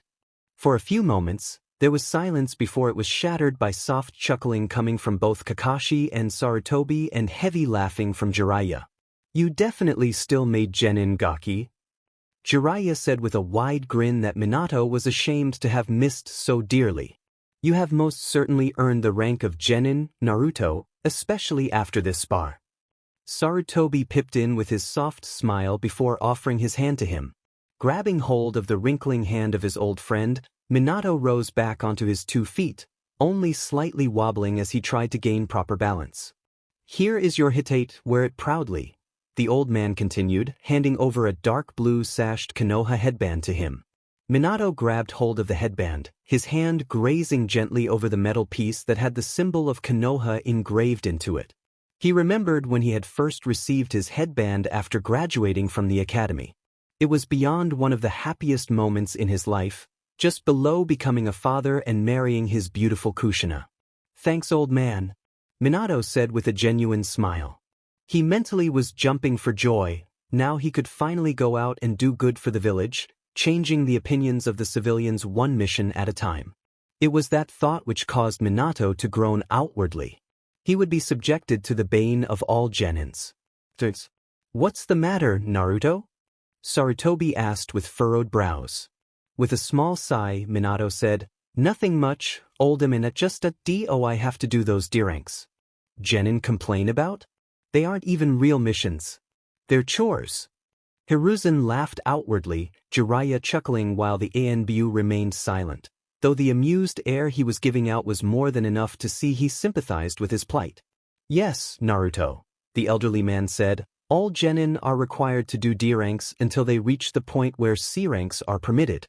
As for your placement, we don't have any available teams to place you in, so for now, you will be accompanying of various teams and help out with D-ranks until I find a proper place to put you in. Come by my office tomorrow so we can get you settled in our system, okay?" Minato wasn't so thrilled about that. He wasn't really expecting to be placed in a team since they had just started the academy and existing teams wouldn't have been put out for life-threatening C ranks as of yet. "Hi, old man," Minato said. "I get Will." "Good." Sarutobi smiled happily down at the blonde. "Why don't you go rest for the rest of the day, maybe go tell Lee what happened. The academy should be getting out soon." "Yeah." Minato agreed, genuinely excited at the prospect. "I'll go find him now." Without another look at Jiraiya or the ANBU, Minato rushed off to the academy, looking forward to telling his friend that he had made genin and was to be sent out on missions soon enough. He could probably get Lee prepared for the Bane, which was D ranks. Maybe they could even think of a way to make them less tedious and more productive. Because, honestly, knowing how to paint a house will not save your life in an actual battle. Now, all he had to worry about was how to break the news to the other friends he had made, and he couldn't help but be concerned over how they would react to his making genin, nor how their fathers would react. Dean, Shikaku definitely won't let this go without his friendly shogi match. Weasel, how would you feel about a new assignment? Sarutobi asked the young ANBU before him. "I will do whatever you ask of me, Hokage-sama," the ANBU replied in a monotone voice. Naruto is obviously at a much higher level than most genin, and placing him on a team with kids at a lower level than him will inhibit his progress rather than allow him to grow. "You are still young, Weasel. Take off your mask." The ANBU, without the slightest hesitation, took off his mask and revealed the face of a 13-year-old Itachi Uchiha, his expression indifferent in the face of his Hokage. "You want the kid to partner up with the brat, don't you?" Jiraiya said with his arms crossed over his chest, looking thoughtful. "Yes, I do." Sarutobi admitted easily. Placing Naruto with Itachi wouldn't just help Naruto grow as a shinobi, but help Itachi as well. As old as he might be, he wasn't blind to how recluse Itachi was becoming. He had become far more serious with missions, taking on higher risk assignments without a second glance, and it was clear to anyone how he tried to avoid the Uchiha district with every fiber of his being. There were even rumors that Fugaku had to call out one of his police force to bring his son home to him. Despite being an ANBU of Konoha, Itachi was still a 13-year-old kid who shouldn't have seen even half of what he's been forced into. The kid was a prodigy, and while it was true the village shouldn't hinder such promise in a shinobi, condemning a child who was a natural-born pacifist to the atrocities of being an ANBU was, simply put, cruel. Naruto was a 7-year-old bundle of sunshine, even if it had dimmed considerably after the near-death experience only a month and some days ago, and could bring a smile onto almost everyone's face. Having the both of them, who were forced to live with different abuse, would help them heal together. Naruto helping Itachi remember he was still a child, and Itachi helped Naruto grow into a stronger shinobi in order to accomplish his dreams. "So, Itachi, will you take on this assignment?" Hiruzen asked the teenager. Itachi blinked once before nodding and bowing slightly at his Hokage. "I will do as you ask, Hokage-sama." "Good," Sarutobi said with a wide grandfatherly smile before patting the ex-ANBU on the shoulder lightly. "I look forward to see how you two progress at each other's side, Itachi." Itachi couldn't help but feel slightly excited about working with Naruto. He had to admit that the spar was one of the best he had the privilege to have in months. Maybe this won't be so bad. Minato, still feeling the rush of adrenaline running through his veins, made his way to the academy in record time. He was both excited and mortified about the idea of telling Lee and his other fast friends of what had happened. Lee would undoubtedly be ecstatic for him donning his Haitai, but he couldn't say the same for Shikamaru, Chuji, or Kiba. Shikamaru would be compelled by his Naramind to find out everything he can to explain why he had even bothered to show up the first day if he was simply going straight into the genin test. Kiba, being a male Inuzuka, would probably react with anger, frustration, or the like when he explains. He really didn't know how he'd react. Out of the three, Chuji, he felt, would react neutrally. So really, all he had to worry was not anger Kiba too much, elsewise he would make a rival, and sate as much of Shikamaru's curiosity before he brought what he found out to his father. He knew that Shikaku would probably ask his son to bring him to the Nara compound one day, if only to get to know him. Meaning a not-so-subtle interrogation. There was also the risk of making enemies rivals once other kids found out his new standing. Say like that Hyuga he had seen talking down to Lee when they first met. Or basically to anyone who had a superiority complex. Life was not going to be easy these next few years. When the academy came into view, he heard the bell ring throughout the halls that insinuated the fact that classes were over for the day. He waited with trepidation by the gates, hoping to catch his friends before they all left for their homes. Lee, being the quickster he was the first person to come out of the academy and caught sight of Minato almost immediately. "Naruto," the green-clad boy exclaimed, "my youthful friend, how was your test? Are you all right? Do you need medical attention?" Minato smiled warmly at his friend, happy that he had made such a wonderful friend. "I'm fine, Lee," he said happily. "I passed. See, look." He tapped the medal on his headband and grinned happily. It really was nice to have the headband on his forehead. Again, he couldn't deny he felt a little naked without it. "Wow. Amazing, Naruto," Lee exclaimed, ecstatic for his friend. "I will train 20 times harder to catch up to you, Naruto," he finished with visible fires in his eyes that Minato simply could not explain. "Hey, Naruto," another voice broke their conversation. Turning to see behind his slightly taller friend, Minato saw Kiba, Chuji, and Shikamaru walking toward them, though Kiba was slightly jogging to meet up with the duo first. "Why weren't you here at class today?" he asked, noticing something was different about the blonde, but simply couldn't place what. While Chuji was devouring the contents of a potato chip bag, Shikamaru narrowed his eyes at the headband he wore on his forehead. "Naruto, is that your Haiti I ate?" he asked, his interest piqued. Minato took in a small breath, knowing that this was the confrontation he was dreading. "Yeah," he said in a less happy-go-lucky attitude that most were used to. "I've actually been training for years and Sensei thought I should take the test, even though Hokage Gigi wanted me to stay in the academy for a few years." "Wait, so you're already a genin?" Kiba exclaimed, calling forth a small crowd to wonder who made genin just after the academy started rather than when it ended months ago. Minato internally groaned. He did not want everyone to know. That would make word spread like wildfire with all the old gossips that littered the streets. Not to mention Naruto was not looked upon with a good light. Civilians would probably demand that he be stripped of his rank and say it was all the demon's work, or something of equal nonsense. "Yeah, I made genin today." Minato nodded. "I had the test with Kakashi-sensei and the ANBU Weasel." When he had said, "Who?" Minato consciously noticed that a small black-haired, pale-faced boy eyes widened. He remembered the face of one Sasuke Uchiha, younger brother to Itachi. The subtle expression change basically confirmed his theory that the ANBU was in fact none other than Itachi Uchiha, since Sasuke didn't react to Kakashi's name, which was much more notable than an ANBU, already claiming the title of the copycat nin. "But I'm not on a team or anything. Hokage Gigi said I'm going to be paired up with a lot of different teams until a spot opens up or something." "Oh. Then how come you came yesterday? And why didn't you let us know?" "I needed tons of help on my homework," Kiba exclaimed, pulling his face slightly down with the palms of his hands as he remembered the horror that was homework. "Sorry, Kiba, Shikamaru, Chuji," Minato said honestly. "I didn't think I would be tested, and I wasn't really sure how to tell you guys." Shikamaru looked thoughtful before he spoke up. So troublesome. You barely knew us a day. It's not like we expect you to tell us everything about you."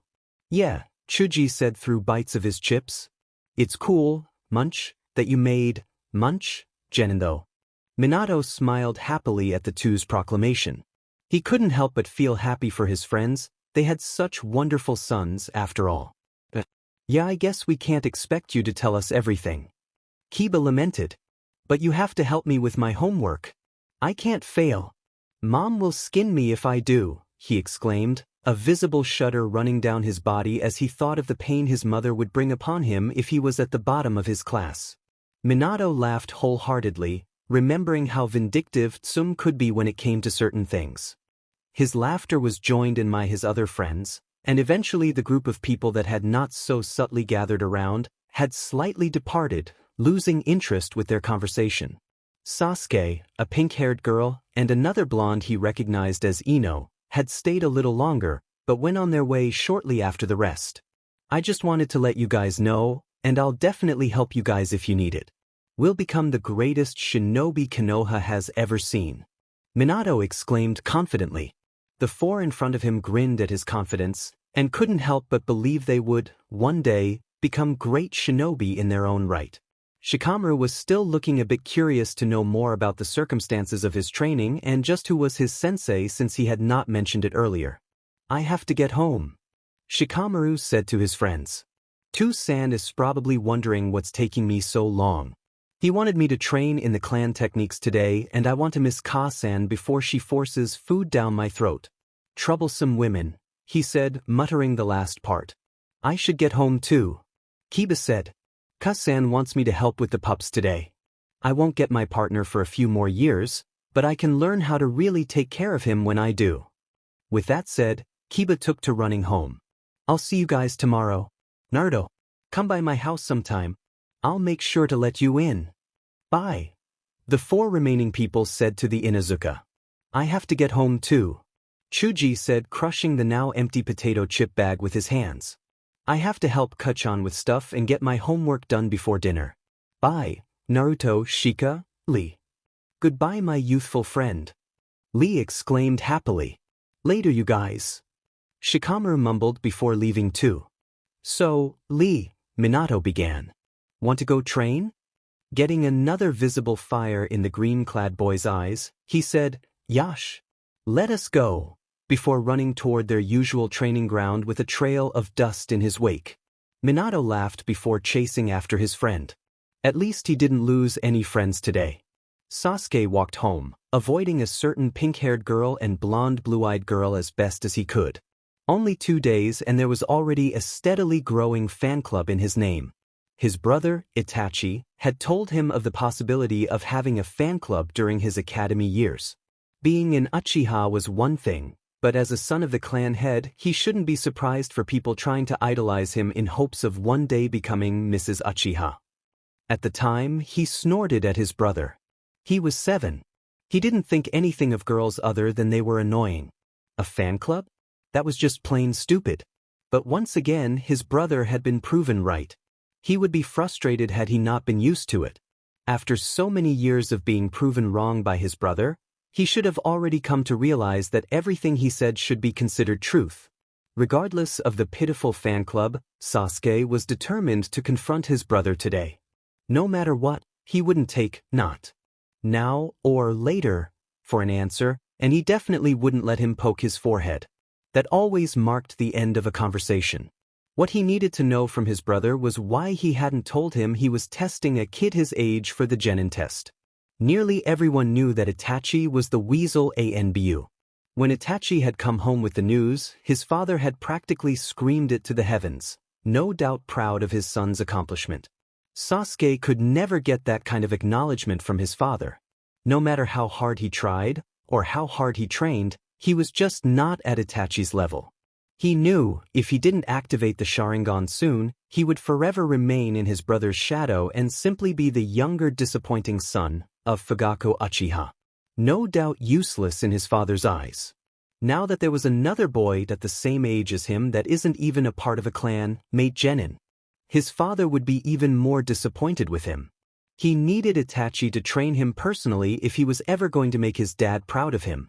He needed to do something to show his father that he was worth something. With a determined intake of breath, Sasuke made his way into his home. I'm home, he said softly, knowing that only his mother would answer him, and that was only if she wasn't busy with something. Welcome home, little brother. Itachi's voice came in. He half expected his brother to still be in his ANBU uniform, donning his mask and all. Instead, Itachi stood in front of him wearing normal shinobi attire. Without the uniform, he looked so much more approachable, and it brought another spark of determination in Sasuke. Ni-san, he said with a small nod. Can you please teach me today? I need to get better if I'm going to graduate early, he finished. The only change in expression was Itachi's slyly widening his eyes. Why do you want to graduate early? He asked curious. Because, you know, a clanless boy made genin today. I have to be better. I have to be the best. Rookie of the Year means nothing if I graduate early and become a better genin than that dope is. Itachi looked down at his brother, slightly disheartened by his younger brother's reasons. Because their father had pushed him, Sasuke was forced to always play catch-up and be compared to him, who had graduated at 7, and made Chunin and Inbyu not long after. Still, he had hoped to stop Sasuke from wanting their father's approval. It wasn't something they needed. Their father was not the same man he remembered years ago. The man wasn't even a shadow of the man he once was. Constantly pushing him into things he didn't want. Into things he could never take back. Sasuke, Itachi began, don't speak so ill of others. He has trained harshly for years while you have not. Because you and father never trained me, the young boy nearly screamed. Train me. I need to get better.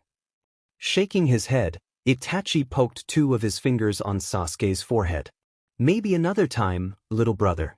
I need to go to the Hokage. Without another word, Itachi brushed aside his brother and exited the head house, leaving a frustrated Sasuke in his wake.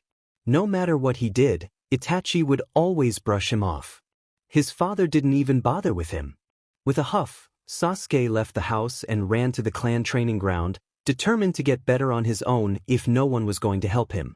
He had done it since he was little, and he could continue to do so. He'd prove them all wrong. He'd be the best shinobi Konoha would ever see. Better than the Yondaime. Better than his brother. Better than the blonde dope who graduated. He'd make sure of it. I take it Fugaku-san did not take well to the news. Sarutobi stated grimly after he asked Itachi to take down the henge that hid his darkening bruises. Itachi didn't need to nod or shake his head in reply. The answer was clear on his face and body. When he had arrived home to tell his father, as per his order, about his new assignment and his dropping of ANBU status, he had taken the news badly. Fugaku was, simply put, furious with the news, demanding that he go back to the Hokage and refuse the assignment and retake his rank in ANBU. He knew he was well on his way to being captain. A few more missions and the position would undoubtedly be given to him. For Itachi to give it up to train with a child brought his blood pressure levels to new heights. In his anger, he had beaten Itachi as he usually had. Nothing permanent, nothing too painful, just a reminder of just who he was, Fugaku's son. Anything he said went. He said to jump, Itachi would have to ask how high. You will see a medic need to heal those. The Hokage commanded softly. Now, you know everything that is to be done, yes? Yes, Hokage-sama. I will be partnered with Naruto Uzumaki until such a time comes when he will be ready for the Chunin exams. I will observe all his D-rank missions, and accompany him on every C-rank from then on. I am to train with Naruto each day save the time when we are on missions. Yes, Sarutobi said with a small smile. He hoped that together, the 2 boys would become more open and help each other heal the scars that had regretfully marred their skin. You are also to check on his living quarters ever so often. He is young and living alone and will most probably need a bit of help with certain things. Nodding, Itachi said, Of course, Hokage-sama. Good. Hiruzen smiled a grandfatherly smile. You begin training and if you'd like, D-ranks tomorrow. This is Naruto's address, he said, passing him a slip of paper which Itachi looked at before pocketing it. I will meet him today to let him know of what is to happen from now on. Itachi said, nodding to his Hokage. Am I dismissed, Hokage-sama? You are dismissed, Itachi. I look forward to seeing how this partnership goes, he said honestly. Nodding once more, Itachi made his way to leave, but not before thinking, me too, Hokage-sama. I look forward to it too. We will not allow this to stand, Hokage. Slightly different statements were exclaimed continuously over the past few hours after Hiruzen Sarutobi had called for a council meeting as per the request of his 3 advisors. As much as he wanted to avoid this meeting, he knew it was inevitable that the council would find out of Naruto's rank as genin. Like he had suspected, the Shinobi Council seemed to find Naruto's promotion with stride, knowing that the reports written by Jiraiya, Anbu Weasel, and Kakashi Hatake were accurate, as were the reports given personally by the Hokage of the boy's training since he was a mere 4 years old, as well as the reasons behind it. The Civilian Council, on the other hand, were outraged such a thing was kept from them, and demanded the boy be put back into the academy and then expelled for daring to think he could graduate early without their approval. When the main body of the civilian council discovered the boy was running around the village with a shinobi headband wrapped around his forehead, they were furious beyond reason. They would not let this demon defile their village any further than it already had. All their attempts to rid themselves of the beast were futile, so they could only hinder his progress in becoming a shinobi, which became moot point when he was given his Hideaiate by the Hokage a mere day ago. Sarutobi rubbed his tired eyes, already done with the repeating statements the civilian council was spewing. Unfortunately, not one had broken his law by claiming Naruto was a demon, so he couldn't send any of them down to Ibiki. However tempted he was. "Enough!" he exclaimed, slamming his wrinkling hand down hard on the wooden table. The entire council sat around. The entire council sat silenced by the sudden stern command. None had seen Hiruzen Sarutobi act such a way since before the days of the Yondaime Hokage. The brat is not to be made genin, Tokisama. He cannot be capable of this skill you state without the help of the beast. "You endanger us all," one random civilian exclaimed, getting agreeing nods from the other members. Sarutobi narrowed his eyes and glared at the daring civilian. "Naruto Uzumaki is more than capable of completing D ranks and C rank missions as a shinobi. He has been trained since he was 4. The reports handed to you all by Hatake, Weasel, Jiraiya, and myself are accurate. None of you civilians have the ability to sense chakra, but enough to remember the feeling that the QB emitted. I have read no complaints of reports that the QB's chakra or aura were felt by either civilians or ninja. Naruto's power is his own. I will hear no more of this nonsense. The boy is a shinobi now. My shinobi. You have no hold on him. This meeting is over. You are all dismissed." The shinobi council stared slightly awed at their Hokage. None of the heads had ever seen Sarutobi act so commanding since the war, but they weren't complaining now. The civilian council had gotten away with far too much when dealing with the ninja of the village. They were dead proud of their Hokage and would support him all the way, as they were sworn to, regardless of their feelings toward Naruto or any other matter. The civilians were red-faced and obviously furious. It was clear through the Hokage's stern and cold tone that this meeting was indeed over and nothing said would be listened to, but they wouldn't let this matter go. The boy, if he could be called as such, was a menace. A time bomb just waiting to explode. And they give him training? A genin rank. It was foolish, and because of it, they would undoubtedly meet their end at the hands of the demon. No, they would not let this go. They would take matters into their own hands. No matter what. Minato was enjoying a casual stroll around the village, noticing that the majority of civilians were staring at him with greater hatred than Naruto or himself had seen before. It was slightly concerning, but he knew that such reactions were to be expected. The orphan demon boy had been made a shinobi, and as such, protected as one. Anything they did to him would be marked as not only assault, but assault on a Konoha shinobi, which warranted much harsher punishment. It was both a blessing and a curse in Minato's eyes. He knew that it would be years before he could begin to change the civilians' perspective on his son, but in the end, it would be worth it. As he strolled around, Minato thought it would be a good idea to take a bath, and wandered off to the hot springs. Hinging through the back alleys into the same unsuspecting man, he disguised himself as whenever he wanted to pay like any other man. It wasn't a long walk, considering he was already on that side of the village, though he had decided to make it at a sprint in order to get even a little bit of training in after the long morning he had with Itachi Uchiha. To be perfectly honest, he was more than a bit surprised when the young Chunin had come up to him and said that, under the Hokage's direct order, they were to be partners until he had made Chunin himself, and perhaps even afterward if they made a good team. Minato bowed to his new partner in respect, and said he looked forward to working with him, and promised to use his Kagebushins in order to speed through the required minimum of D ranks so that they could get started with C-ranked missions as soon as possible. While he was sure the stoic Uchiha would deny it if it were ever brought up, Minato sworn he heard Itachi chuckle lowly at the statement. Regardless of what happened during their partnership, he was sure of one thing. He would make sure to break Itachi Uchiha's mask and bring back the kid that he was supposed to be. When he made it to the hot springs, Minato paid the man behind the desk and went toward the men's bath area, and was struck with a horribly familiar sight. Jiraiya, on top of a toad, peeping on the women's baths. He mentally face-palmed at the sight.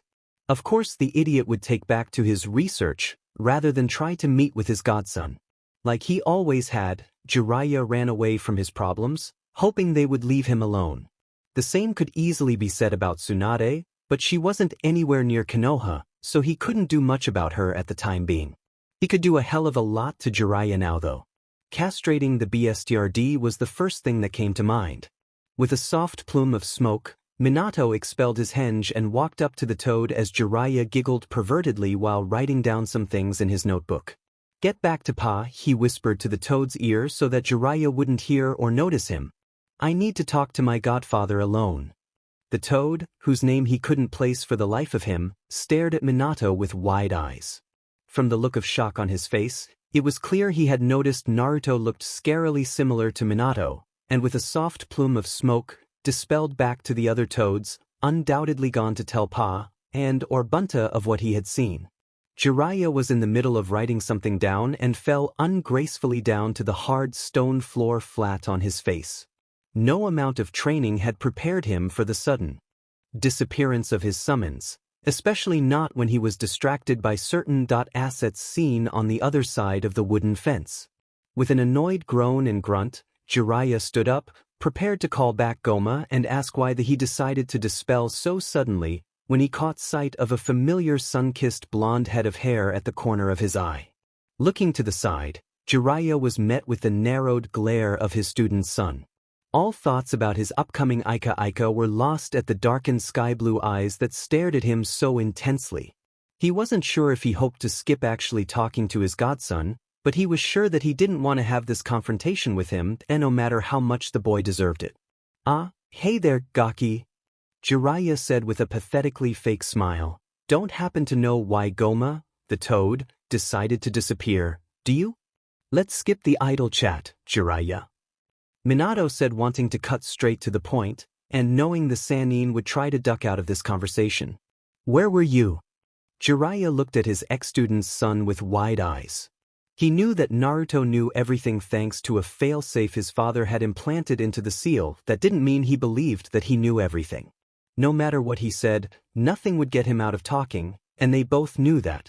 "Naruto, Jiraiya began, trying to find the right words to say, though they both knew nothing said would be good enough. "Where were you?" Minato asked harshly, cutting the perverted man off before he could try to wriggle himself out of this conversation. For a moment, Jiraiya was shocked. The boy was 7 years old, and while mentally he was at around at least 10 from what he had admitted thanks to the seal Minato used, he could swear that Naruto was older, if nothing else, the look in his eyes. Taking the white-haired man's pause, Minato pressed on with a harsh voice, channeling all the pain Naruto had felt. "Where were you when I was being beaten, stabbed, burned, and ripped apart by the people of this village? Where were you all those nights I wondered why people hated my very existence? Where were you when I was starving and dumpster diving for measly scraps so that I wouldn't go to sleep, in a filthy health-hazardous apartment, with a constricting stomach? Where were you when I cried myself to sleep days on end because no one would so much as look at me?" He couldn't be kind about this. He couldn't allow his past feelings of this man let such heinous neglect go unpunished. This man was supposed to be Naruto's godfather. The man who was to take him in, along with his godmother, should he and Kushina be unable to take care of him. The old man was never personally asked to take care of Naruto, merely make sure he was to be seen for who he truly was. This man was supposed to love him like a father would. Supposed to feed, clothe, bathe, and care for him. Supposed to love him. Yet rather than fulfilling his responsibilities, the perverted man chose to distract himself with his childish hobbies. Choosing to peep on women during their baths and write graphic novels for a living rather than care for a living, breathing human being. It was unacceptable. And Naruto died because of it. Jiraiya stared at the small boy with wide eyes, frozen by what he had said. He knew that life wasn't easy for him, considering the entire civilian population thought him a demon, but burned? Stabbed? Ripped apart? No, that he had no idea of. He stuttered out, still unable to find his words. Naruto stared at him with not hatred as he had suspected, but sheer and utter disappointment, which, for some reason, hurt far worse than he knew hatred to hurt. I know where you were. The boy continued harshly. You were doing exactly what you were doing just now. Writing perverted and worthless pieces of, if it can be called such, literature instead of taking care of your godson. I'm 7. If I didn't nearly die and have Dad train me in my head, I wouldn't have seen you till I graduated the academy. If even then. Jiraiya could scarcely look at the twin blue orbs that stared straight into his soul. There was nothing he could say to make it better. Nothing he could say to excuse him for his actions. I'm sorry wouldn't be enough. Nothing he said would ever be enough. He doesn't hate you, Minato said, bringing Jiraiya's dark eyes to stare into his. No, he could never hate you, Jiraiya. He is disappointed. Utterly disappointed, and said, I will never forgive him, even as he becomes nothing to me. Nothing because he couldn't even try to speak my son. Have a nice life, Jiraiya. He continued. You won't be seeing me again until I'm ready to sign the toad summoning contract like my father did. Without bothering to even take a bath like he had planned, Minato walked calmly out of the men's baths and left a frozen Sannin in his wake. Hiruzen Sarutobi sat at his desk contemplating over what was said at the council meeting. Everything seemed to just explode with Naruto's graduation to genin rank, and with his law being skillfully avoided at being broken, very few civilians were at the T.I. department under the tender care of Ibiki. The few, however, were an example of what would come should it be broken anymore, and it seemed that the threat was being taken seriously. For once, Danzo, Hamura, and Kaoru all said to let them leave with nothing more than a slap on the wrist, as he had done so many times before. But now he would be resolute. He had made a promise, an oath to Naruto and himself that he would not let this prejudice stand any longer without some sort of punishment. He knew that no matter what he did, he could never eradicate the hatred that he had allowed to fester toward Naruto, but he could be sure that he would stop it from growing until Naruto himself would be able to prove he was the son of the village's beloved Yondaime Hokage. He wouldn't lie to Heims elf, however. He knew that the glares the civilian council had leveled him would not be the last they would do. There was an unspoken promise in their glares, a promise that would undoubtedly harm Naruto in some way. With narrowed eyes, he swore to himself that whatever happened, he would put a stop to it all before Naruto was hurt again. He was the Hokage, he'd be dead before he let any of those ignorant civilians lay another hand on the blonde. It was hardly a disinteresting day for Danzo Shimura. Thanks to his root ANBU, he had been the first, out of the original circle, to be informed that Naruto Uzumaki, the Jinchuriki to the Kyuubi, had been given genin rank after the test. It had been he who let the news leak through the proper channels, so that the other council members would find out through the villagers rather than the Hokage himself, leaving many members furious they were kept from such knowledge. It would undoubtedly push the sad excuse of a Hokage to put the brat back to the academy, and into the molding hands of his NBU he had placed as an instructor. He was slightly surprised that Hiruzen gained backbone after so many years of cowing to their every demand. Surprising and frustrating to no end. Because of his sudden commanding demeanor, he had to throw away the plans he had set for the Uzumaki and write up entirely new ones. Though now that the boy was a shinobi, it would be slightly easier to bring him into his hold, considering he was to be partnered with the Uchiha prodigy. It was a near-perfect setup. What better way to kill two birds with one stone when said birds were a package deal? You will bring the boy to me, unharmed. Danzo commanded one of his roots stationed at the door. The white-masked Enbu merely bowed in acceptance and disappeared into the shadows while Danzo sat in his chair, reading through numerous paperwork and reports with the speedy eidetic memory capability of the Sharingan. His plan would succeed, and he'd have both the Uchiha and Uzumaki as his weapons. Is this an accurate report? A low, deep voice demanded from a diminutive boy that kneeled in front of him. Yes, it is accurate, the boy managed to whisper out. The man looked at the report in his hands and read through the detailed description. The news was something of great interest after all. He was set to go to Konoha soon enough. What's to say he wouldn't come back without a little blonde, blue-eyed souvenir? At that thought, The man crackled a menacing laugh that shook the poor boy in front of him deeply. Whatever his master was planning after reading through his report, that it would certainly not fare well for whoever else was involved. He desperately hoped he wasn't one of those poor sods involved. Minato took a long time walking back to his apartment. He didn't pay attention to those around him, though he vaguely remembered a surprised face of one Shikamaru Nara as he passed the academy. He figured that would bite him in the butt later on, but for now, he just wanted to go home and sleep. A part of him screamed to run back to Jiraiya and explain everything to him, but he couldn't. Not to himself, and not to Naruto. He just couldn't. With a calming intake of breath, Minato walked into his apartment and began to write in his journal. Everything he had done and what had happened the past few days jotted down in detail with a slightly mechanical hand. As he wrote about Itachi Uchiha, he felt as though he were missing something. Uchiha, his mind repeated. The sudden attack of images from the battle between he and the Kyuubi suddenly sprung to his mind. Uchiha. The Sharingan. He wanted to curse and scream at himself for forgetting something so vital. Uchiha. Madara Uchiha. The man he saw who was behind the attack on Konoha. The one who was controlling the Kyuubi. The man who had killed his wife, destroyed his life, and through that, killed his son. A man who was supposed to have been dead for decades. There was only one thing that ran through Minato's mind that summed up every possible outcome of this knowledge. Sheet. When morning came, Minato woke up with a groan. He needed to do something about Madara Uchiha, and do something fast. He could easily tell Hiruzen the truth behind the night of the Kyuubi attack, but he definitely had to tread carefully over the subject. Anything he said would have countless ripples, ones that were unpredictable and could very well lead to war in a worst-case situation. He hated politics. It was never simple.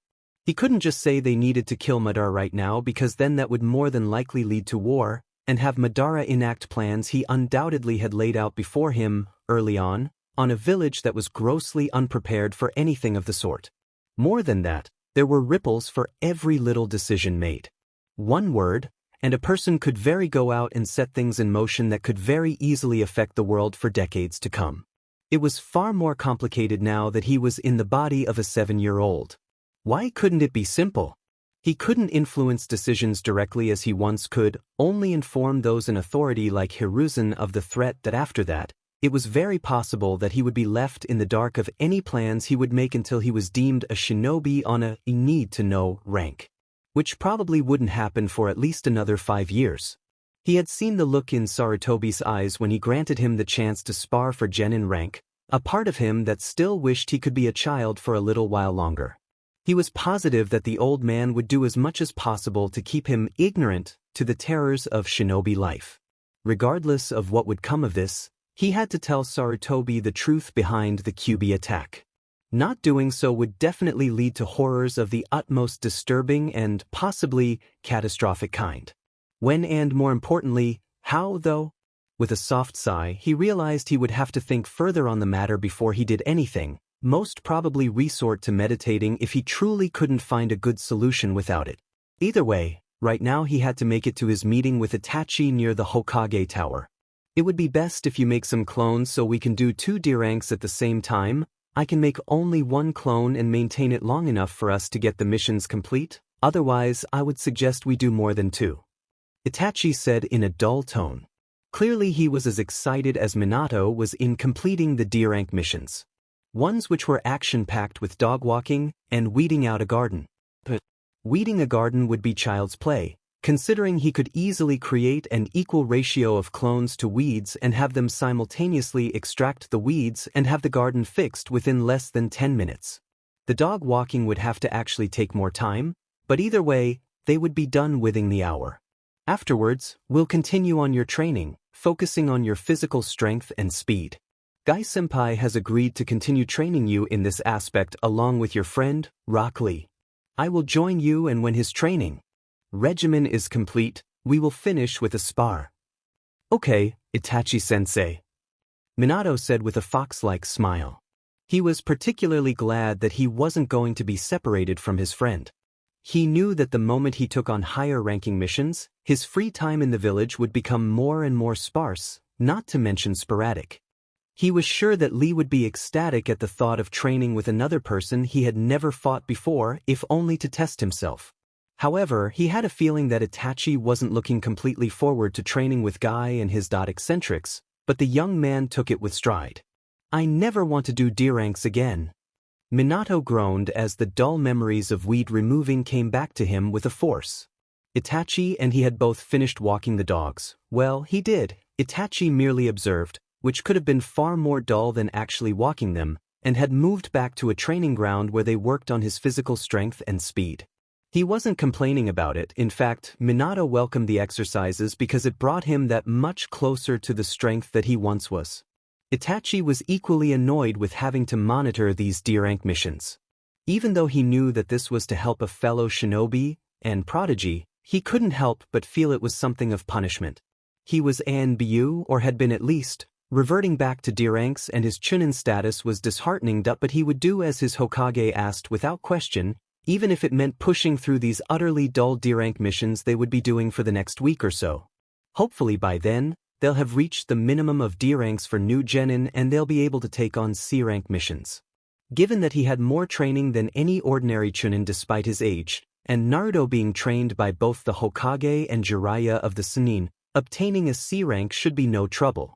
Chunin. Itachi hummed in agreement. "Let us return to the tower with the scrolls, and have the successful missions officially put on your records," he said, beginning to walk toward the tower.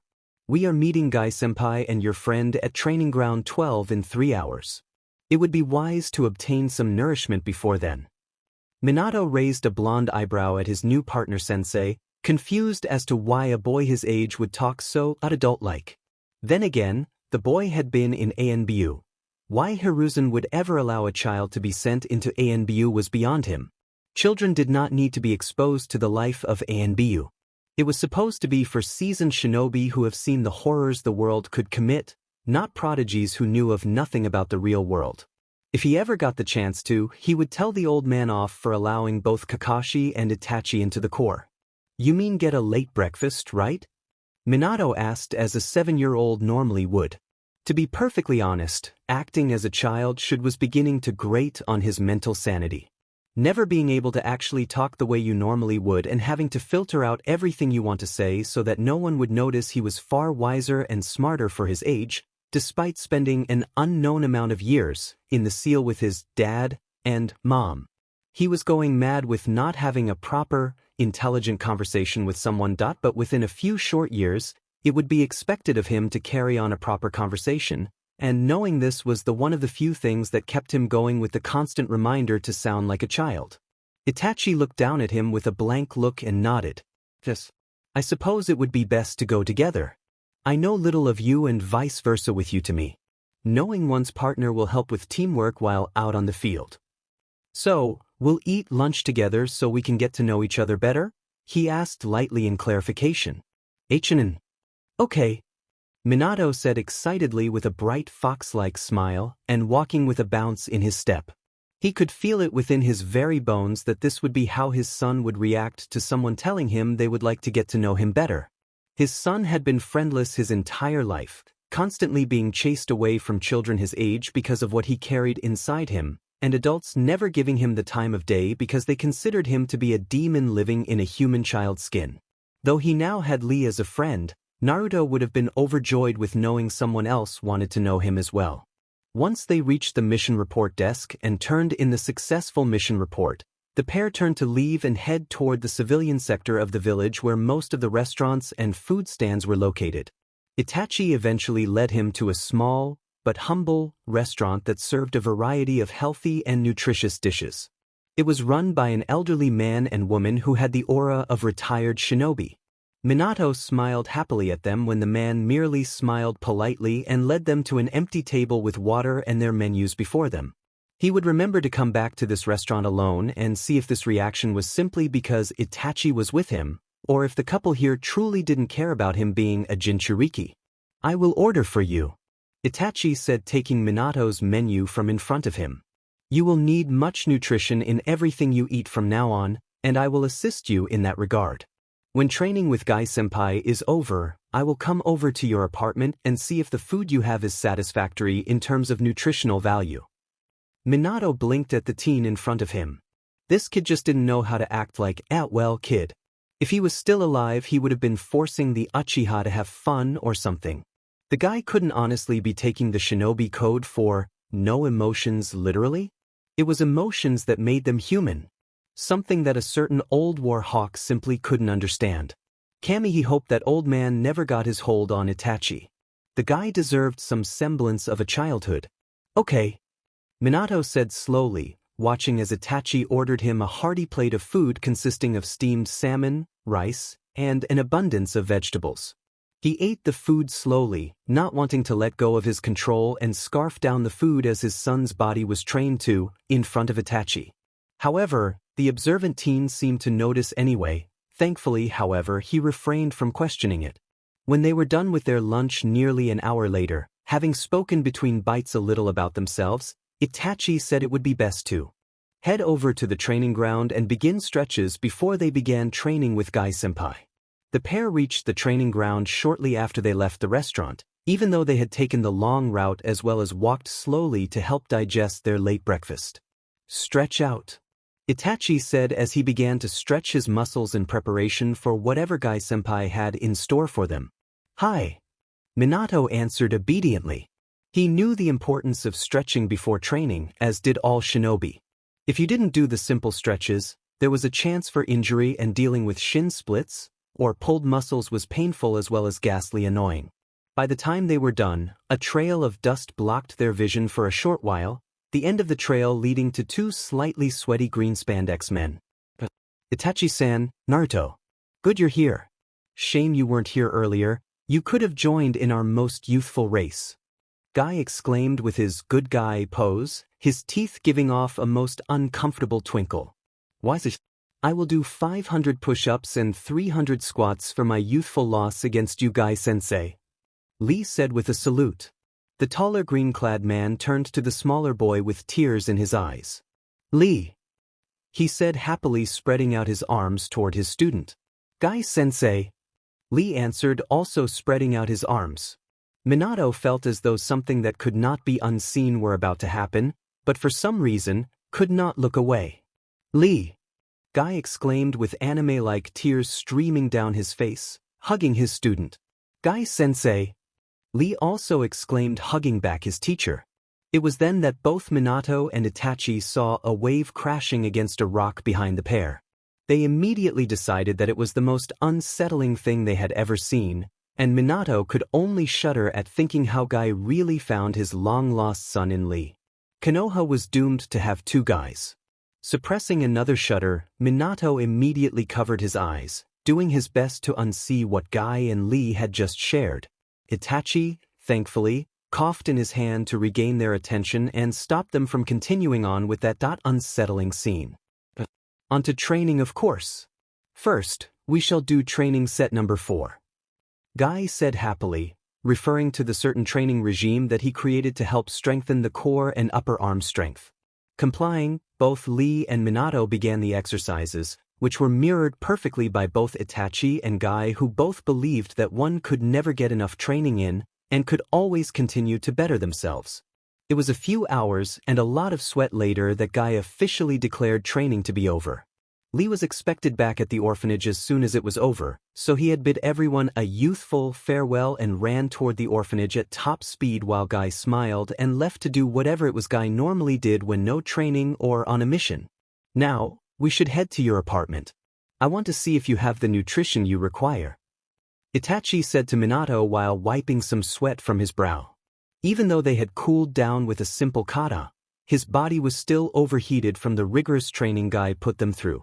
Okay, Itachi-sensei, Minato said with a smile, leading the way to his apartment when only a few short minutes after they left the training ground did an ANBU intercept them.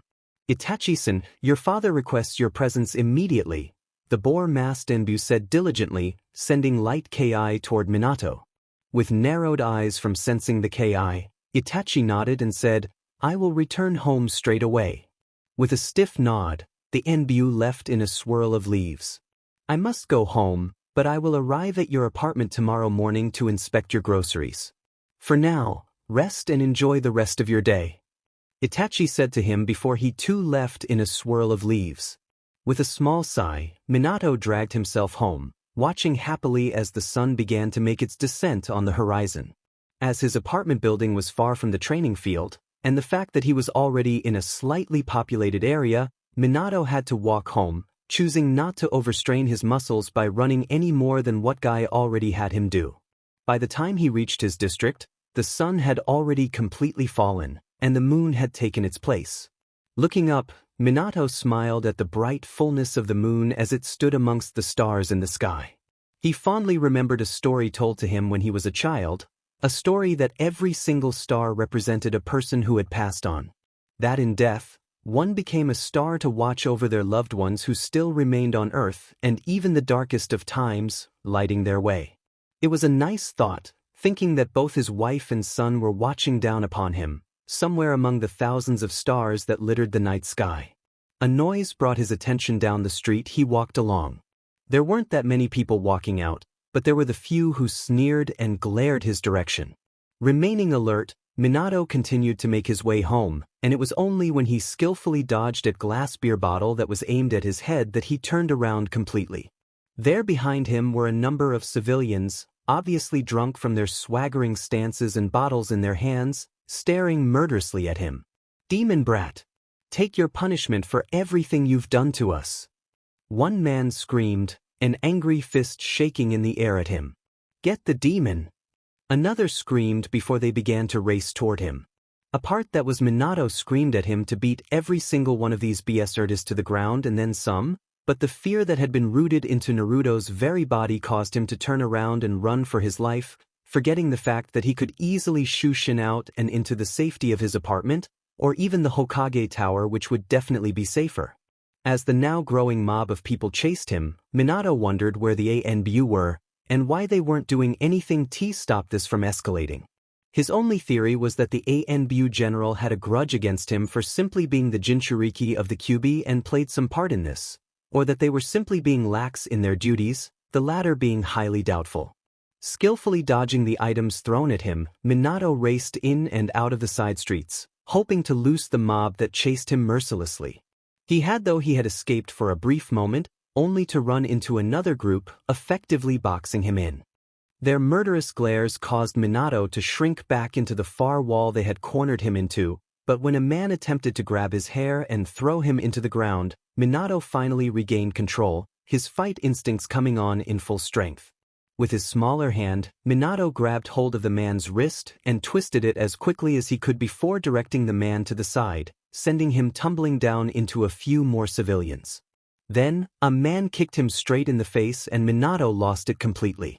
These scum had beaten up a child more defenseless than he'd beaten him until he was bloody and his voice hoarse from his screams and pleads for help. These monsters had been the ones to kill his only son. A boy of 7 who had done nothing wrong to them. An innocent. No, these BSTRDS would never harm his son's body again. He fought back as best as he could while being surrounded by men far larger and physically stronger than he. For a while, he had been winning, leaving unconscious civilians on the floor with various injuries. But one man, who had to have had some shinobi training, took him by surprise and threw him into the wall harshly, causing him to lose his breath. Falling to the ground, Minato immediately curled into himself, protecting his head and his knees pulled up to his chest, knowing that the man towering over him would kick him. But instead of stomping on him or kicking him in the back, the man grabbed a hold of his collar and brought him up again, looking at him straight in the eyes before he punched him in the face, the strength of the punch literally shaking his brain. He vaguely heard another man scream and pull the civilian off of him, but he had already fallen to the floor, his vision clouding with black spots and the world becoming further and further away. He could feel strong hands lift him from the floor, but when he opened his eyes after darkness had completely engulfed him, he was not in Konoha. Instead, Minato found himself in some sort of sewer. A thin sheet of water on the floor. Where am I? Minato thought to himself, noticing through the reflection of the water on the floor, that he was in his body and not that of his son's. Curiously, Minato walked down the tunnel like sewer, hoping to see an ending but only felt an all too familiarly malicious chakra. Right there in front of him, not 30 feet away, he saw the seal he had created for half of the Kyuubi no Kitsune, as well as the seal's manifestation in a cage-like form. Within the bars, Minato caught sight of all too familiar red-slitted eyes and did his best to repress a shudder. The Kyuubi. The nine-tailed beast roared in absolute anger and swatted out his paw through the bars, trying to claw at Minato even though he was at a safe distance. Fourth. It had been a long and tiring day for Tsunade Senju, both mentally and physically. A mere month ago, Sarutobi had sent her a missive requesting her presence back in the village, one that she, politely, declined. She refused to go back to the Demed village that had taken everything she loved from her. She didn't need to go back, they could very well take care of themselves for all she cared. It was only when Sarutobi began to send her daily missives from his monkey summons that she had begun to have enough. She had planned to send the last messenger with one of her chakra-enhanced punches until Shizune read the contents of the letter. The man was threatening her with marking her as a missing nin if she didn't come back. At that moment, she packed up her bags and dragged Taunton and Shizune back to the village, hell-bent on giving the old man a piece of her mind. What she didn't expect was that while she stopped in a small town's casino near Konoha, was to win the jackpot of over 10 million ryo. Shizune was ecstatic, having enough money to completely settle the growing debts she had accumulated over the years, but Tsunade paled deathly white, knowing what this slide of luck really was. When the explosions of confetti began, Tsunade ordered Shizune to cash out and pack immediately. They were going to run the rest of the way to Konoha, before something truly terrible happened. To be completely honest, Tsunade wasn't truly paying attention whether or not Shizune was close to her, though she knew that with her training as a medic she would do well enough to keep up. All she was focusing on was getting to Konoha and praying to every god and goddess known that this luck wasn't as terrible as she hoped it would be. When the four carved heads of the past and current Hokages came to view, the last Senju picked up her pace and didn't care to bother with the guards, knowing that Shizune would do well enough to handle her coming back to the village on her own. She had been halfway to the Hokage tower when she felt faint killing intent from near the civilian sector of the village. The pale blonde Sannin stopped her roof jumping and turned to the direction of the murderous intent, only to rush forward toward it when she heard yells and screams, then the howling pain of a child's scream. As soon as the child's screams reached her ears, Tsunade raced toward its origin and felt rage course through her body before it froze entirely, her eyes wide, unable to look away. The child's body was covered in blood. His hair matted down with it, his arm and leg strewn in odd directions. His cruel torturers were both civilian and shinobi alike, reeking of alcohol as they kicked the child harder into the ground. With another scream escaping the child's strained throat, Tsunade simply stared, unable to do anything, her entire body feeling as though the blood were on her. Her hands drenched in the blood of her brother. Dan's blood dripping down her face. It was all over her and she was frozen from even breathing. The boy screamed one last time as he was thrown against the alley wall, his head leaving telltale spiderweb cracks on the stone from the impact.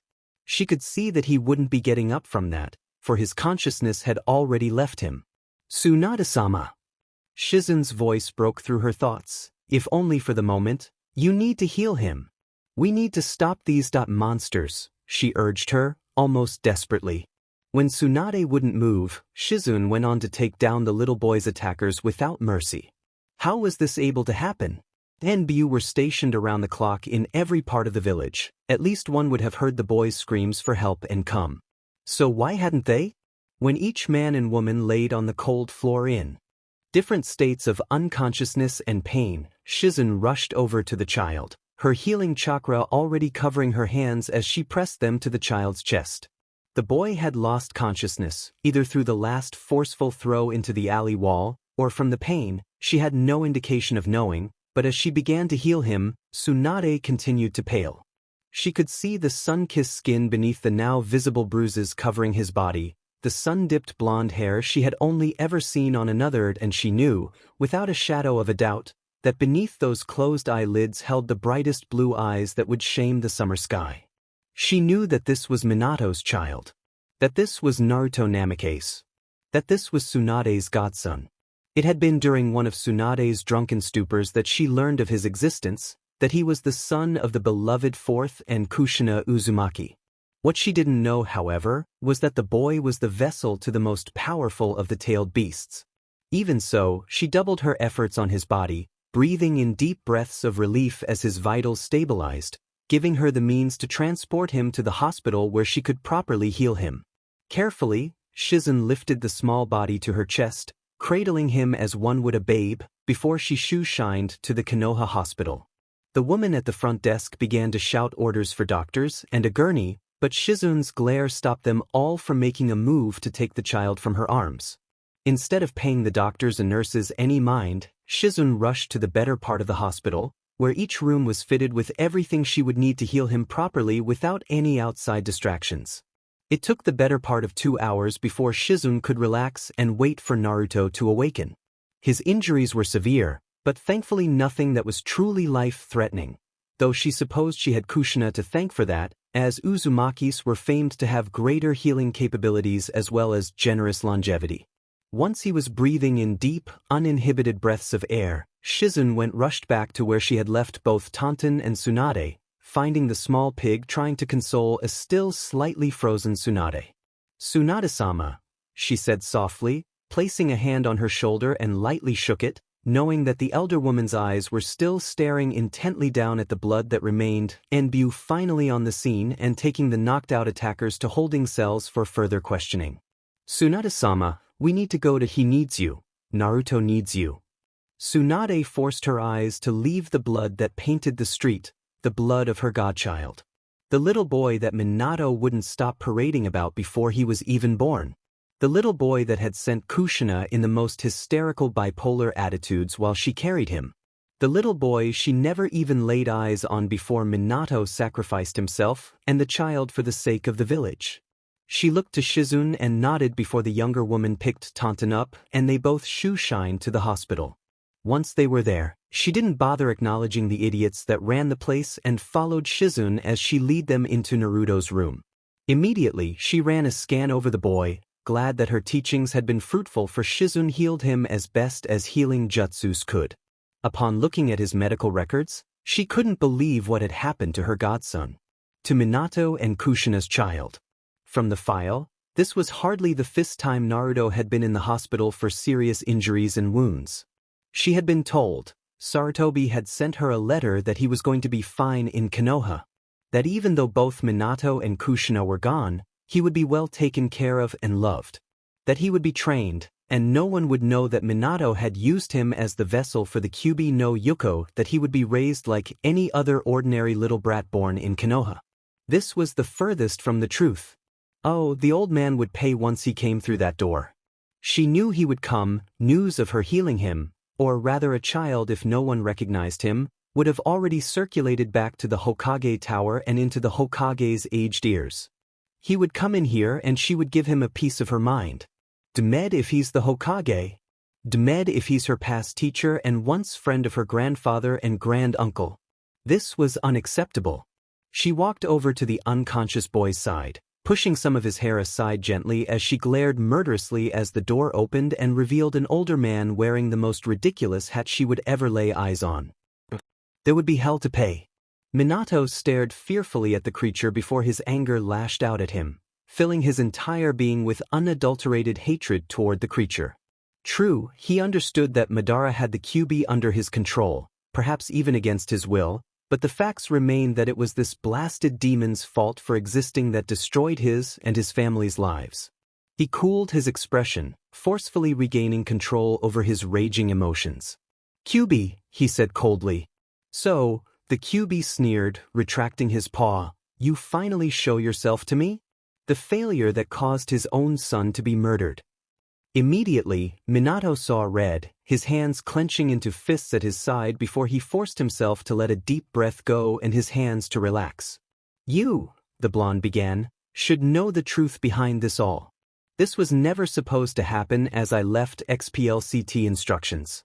I cannot be solely blamed for what happened to my son, though I take much of it as it was my decision to use his body to become your vessel. Your pitiful little boy.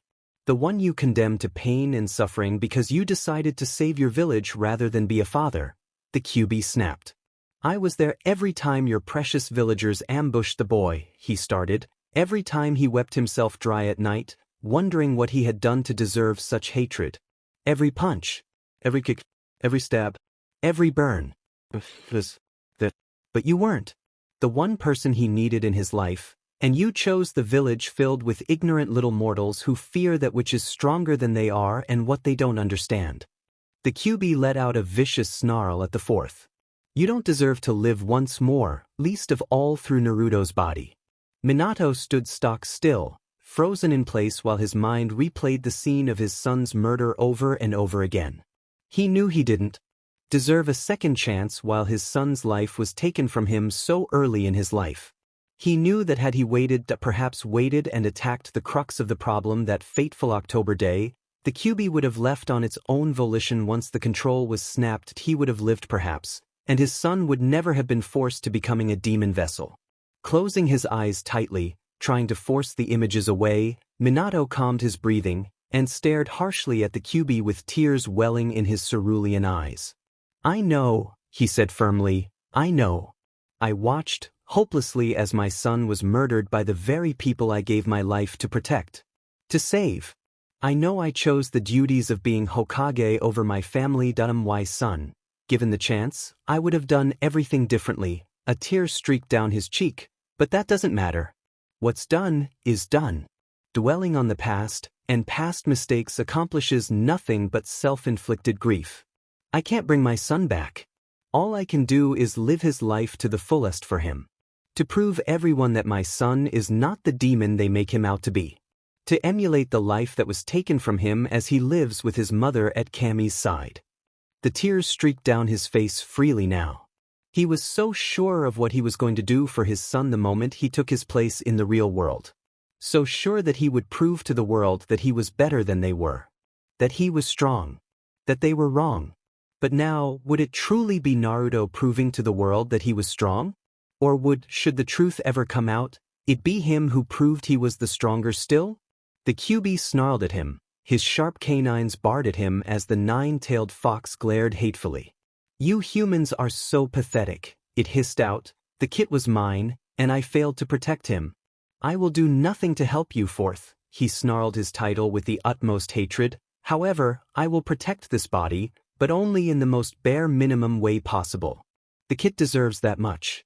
Now, get out. He felt himself be flung out of the sewer, as though he had been tied securely around the waist with a rope and be pulled forcefully back.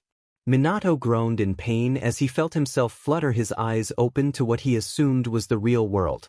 He felt himself in the smaller body that was his son's, aching in pain and incredibly stiff. He could hear the dulled sounds of an argument, something breaking, but even as everything began to clear, he couldn't raise his head or move it to the side to see what was happening before him. "You're awake!" exclaimed a surprised and relieved voice. It was familiar, uncharacteristically soft if it was who he remembered it to belong to, but heartwarmingly familiar. He forced his eyes to open fully, or rather as fully as they would in his exhaustion, and saw the blonde-haired woman he had named godmother for his son. "Tsunade Seiju. Get over here, you old perverted bastard. Tsunade-sama. You were supposed to take care of him." Tsunade seethed at her old sensei. "You said he would be protected. That he would be cared for. That he would be raised like any other brat in Konoha. Why the F is my godson lying here nearly dead?" Sarutobi Hiruzen leveled a glare at his old student, directing enough killing intent that far outmatched her own. Shizune did her best to brush it off, knowing that neither oppressing feelings were directed at her, but she couldn't help feel completely and utterly fearful of the two legendary shinobi staring off at each other, nor stop the horrible visions of her death flash before her eyes. Tsunade shrunk back a bit, but did not back down, her rage fueling her stubbornness. "I," Sarutobi began, "am not solely to blame. It was you who decided you would never, ever, set foot in Konoha again. After all the pain this has caused you, you told me you refused to return, even when I asked multiple times to come help," he said, finally screaming back at his old student, who finally looked quelled enough to have her mouth firmly shut, though not stop her eyes to collect tears threatening to fall. "It was you," he continued, "that refused to answer my summons, my requests that you come home. If you had, then you would have seen firsthand what this village has done to him. I doubt you even read my letters on Naruto's condition." Tsunade still refused to let the tears fall, though could not stop the shame and guilt engulf her body in the most painful constricting of ways. But she stopped for a moment and reflected on his words. Narrowing her eyes, Tsunade said, "I've only received 2 summons from you. One directly after Minato and Kushina's death, and another when Naruto turned 5. I definitely would have come and taken him away if the last letter, any letter, had said anything about abuse." In that instant, knowing full well that his old student wouldn't lie about such a matter despite her obvious guilt and shame, Sarutobi realized that someone, or something, was stopping his posts from getting to her. The many reports he sent her over the years held nothing of vital importance to the village's security or defenses, but did vehemently ask her to return on account of Naruto and the utterly pathetic state their medical utilities had been since her leaving. The reasons for this could be many, and without any sort of lead as to why she hadn't gotten his missives over the years, resolving the problem would be a longer process. Rubbing his tired, wrinkled face, Hiruzen straightened his back and took a quick intake of his pipe, not caring for the moment that they resided in a hospital room. "That poses a problem," he finally said. "At the moment, it's not a priority. Right now, as a direct order from your Hokage, Tsunade, you are to stay in Konoha until everything involving Naruto is resolved. There have been a few recent developments that you need to know before you do anything irrational." Tsunade glowered angrily, but nodded anyways. She knew, from the rather serious glint in his eyes, that Sarutobi wouldn't hesitate to mark her as a nukenin should she go against him. As much as she hated being in Konoha for all the pain it caused her, she would hate being chased by Hunter Nin for the rest of her life far more. Before Sarutobi could continue, a soft groan took their attention off each other and onto the rather small blonde-haired boy that laid peacefully on the hospital cot. Being forcefully expelled from the seal was more painful than Minato had imagined it would be. Granted, he hadn't thought too much on the matter, but seeing as he had essentially made the seal to work for the host body and not the QB, he had believed being expelled by the QB to be impossible. Instead of feeling unharmed, Minato compared the pain to that of his failed experimentation with adding an element to his Rasengan, which in some cases nearly took his entire arm off. Groaning as a reflex, Minato forced his eyes to open and immediately he recognized the hospital ceiling, from both his and Naruto's experiences with the place. "You're awake," he heard a familiar voice say, filled with sheer relief and a twinge of surprise. Turning his head slowly due to the stiffness in his body due to the brutal beating he had received from the oh-so-wonderful members of society, his blue eyes met a busty blonde's. It was strange, staring into the familiar soft brown eyes of the woman who had become so important to him during the latter part of his life. The woman who constantly berated him for his injuries, and kept him strapped down on the hospital bed in order to stop him from escaping and thus setting back his healing a few days. The woman whom Kushina and he had named their son's godmother, alongside Jiraiya, the woman he had asked to care for his son should anything happen to Kushina and himself. The woman who was supposed to care and love Naruto as though he were her own rather than abandon him to the mercy of the village. Something, once upon a time, he would have accepted. But now he knew just what that meant, and he would be dead if he would forgive her any time soon. He hadn't given any leeway with Jiraiya, so he certainly wasn't going to give any to her. "How are you feeling?" Her voice, soft and gentle unlike her usual abrasiveness and blunt personality. "Here, drink some water, you'll feel a little better after that," she instructed, holding out a cup of water that seemed to appear out of thin air. Blinking slightly, Minato struggled to get up into a seated position. At least he had tried until Tsunade gently helped him, propping the bed itself into a bent position with a few buttons alongside the cot. Once he was more comfortable, though still in pain, Tsunade helped him take a few sips of the cool liquid, helping quell the soft fire that burned his throat. Softly pushing the cup and her hand away, Minato answered her initial question. "I've been better, obviously," he stated dryly. Looking around, he saw that Tsunade was not the only one in the room, but rather near the door, Hiruzen stood stock straight, and to Tsunade's right was a young black-haired woman whose face seemed ridiculously familiar but unmatched to any name he could think of. Staring straight into Sarutobi's eyes, Minato asked, How long have I been out this time, Ji-san? The sandame walked up to his cot, placing a soft but firm hand on his small shoulder. Only a few hours thanks to Tsunade's assistance in healing your body, he answered honestly. Nodding, Minato moved his eyes toward Tsunade's rather surprised, confused and somewhat angry expression before he realized that she didn't know the excuse he had given Hiruzen explaining his knowledge. Looking over to Sarutobi once more, Minato said, "You haven't explained anything to her yet, I guess, right?"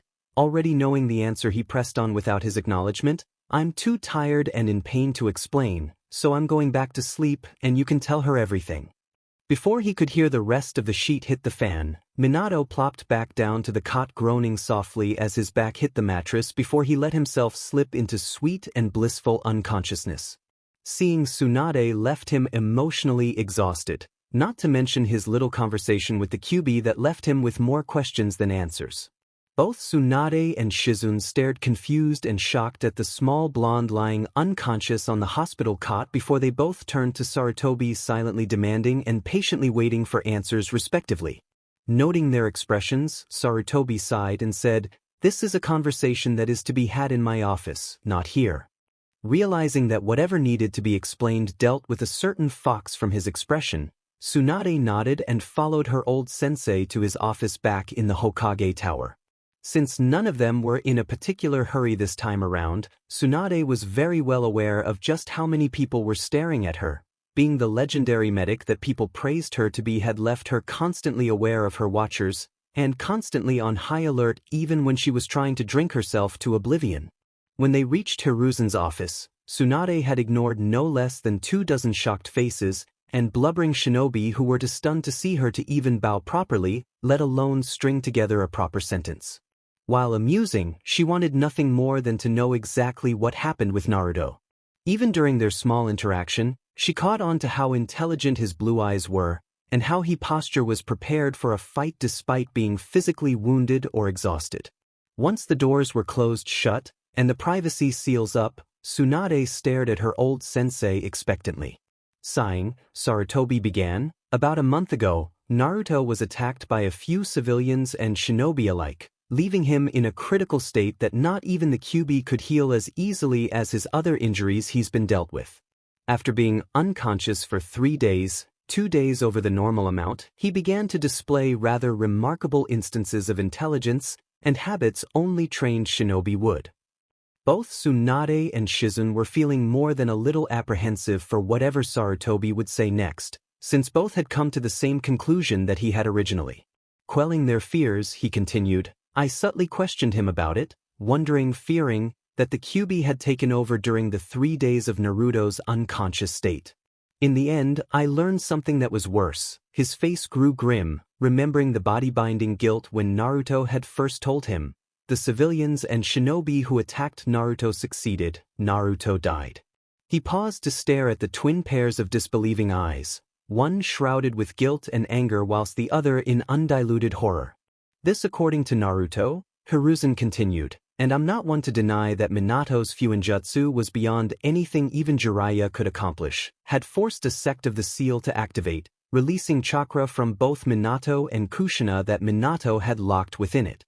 He informed me that the majority of their combined chakra was to restart his heart, pumping their chakra through it in order to get it to work on its own before healing the worst of his injuries before returning to the seal itself." Seeing that both Tsunade and Shizune wanted to say something, Sarutobi pressed on, eager to let them know everything. "I myself don't deign to completely understand how, but during the 3 days Naruto spent unconscious, both Kushina and Minato were able to train him for what seemed to be years. So, as of now, Naruto holds knowledge of 2 Kage-level shinobi and power akin to a low to mid-chunin, despite having the physical appearance and slightly advanced strength of a 7-year-old. He took a puff of his pipe. Jiraiya summed the theory behind how this may have been possible, and it's sound. Naruto isn't much of a child anymore. The admittance caused more than a little bit of pain to well in his heart, nor is he ignorant to who you are, and the fact that you abandoned him just as Jiraiya had." At this, Tsunade couldn't keep quiet. "But I didn't abandon him," she defended, though it didn't sound as convincing as she may have hoped it to be. Sarutobi looked down at her regardless of his sitting position with slight disdain. So you have checked up on him over the years? You went out of your way, out of your grief, to check on the boy? You wished him a happy birthday? You acknowledged his existence? You loved him and proved it through your actions? The woman stayed unnaturally quiet. Then yes, Tsunade, you have abandoned him. Tsunade couldn't seem to form words to defend herself, because deep in her heart and mind she knew that she had left the sweet little blonde bundle of Kushina and Minato to the village. She never cared to come back to see how he was, nor did she ever ask Sarutobi what he was like. She never bothered to question whether or not he was safe, and instead chose to believe that Sarutobi would take care of him when she could have made sure he was cared for, as she had promised so many years ago to Kushina and Minato. Back then, she swore that should anything happen to both of them, Dan and she would care for the child as their own. Then, Dan had been killed and she left Konoha for good, without so much as a goodbye to anyone other than Sarutobi when she said she was leaving, taking Shizen with her. Tears welled in her eyes, but she forced them back before they fell. She wouldn't cry. She wouldn't wallow in her guilt, shame, and grief. No, this time, she would try to rise above it and hopefully correct her mistakes. Starting with the blonde resting in the hospital for the nth time in his short life. She knew that after spending years with both Kushina and Minato, he would hardly be easy to get through to. Kushina had her own abandonment issues, a fiery temper and even more stubborn attitude toward nearly everything in life. Minato, he was an orphan who had clung to anyone who would give him the time of day, a boy who had, once upon a time, worn his heart on his sleeve. A boy who would find it extremely difficult, if not impossible, to forgive someone of betrayal. Neither Kushina or Minato would have thought of her in a warm light, nor spoken kind words about her after abandoning their only son. But dmed if she didn't try her hardest to make it up to the boy. Naruto-kun. A very familiar booming voice jolted Minato awake from a blissfully empty dream. After groaning from the initial pain of sudden movement, he pushed the sleep from his eyes and barely had enough time to strengthen his body with a bit of chakra when Lee tumbled into him rather strongly. Oof! Naruto! I have come to see how you are my friend, the 8-year-old boy exclaimed loudly. I cannot believe that anyone would ever want to harm you. But I promise I will train 10 times harder to be there and protect you with all my might. Minato couldn't help the smile that found its way onto his face. Truly, he was glad to have someone like Lee as a friend. No matter what, he knew that this boy would have his back through blood and war, sacrifice and hell. He was hindered without chakra, but the boy was strong-willed enough to force himself through and prove his worth to everyone, becoming a legend all on his own. Naruto-kun!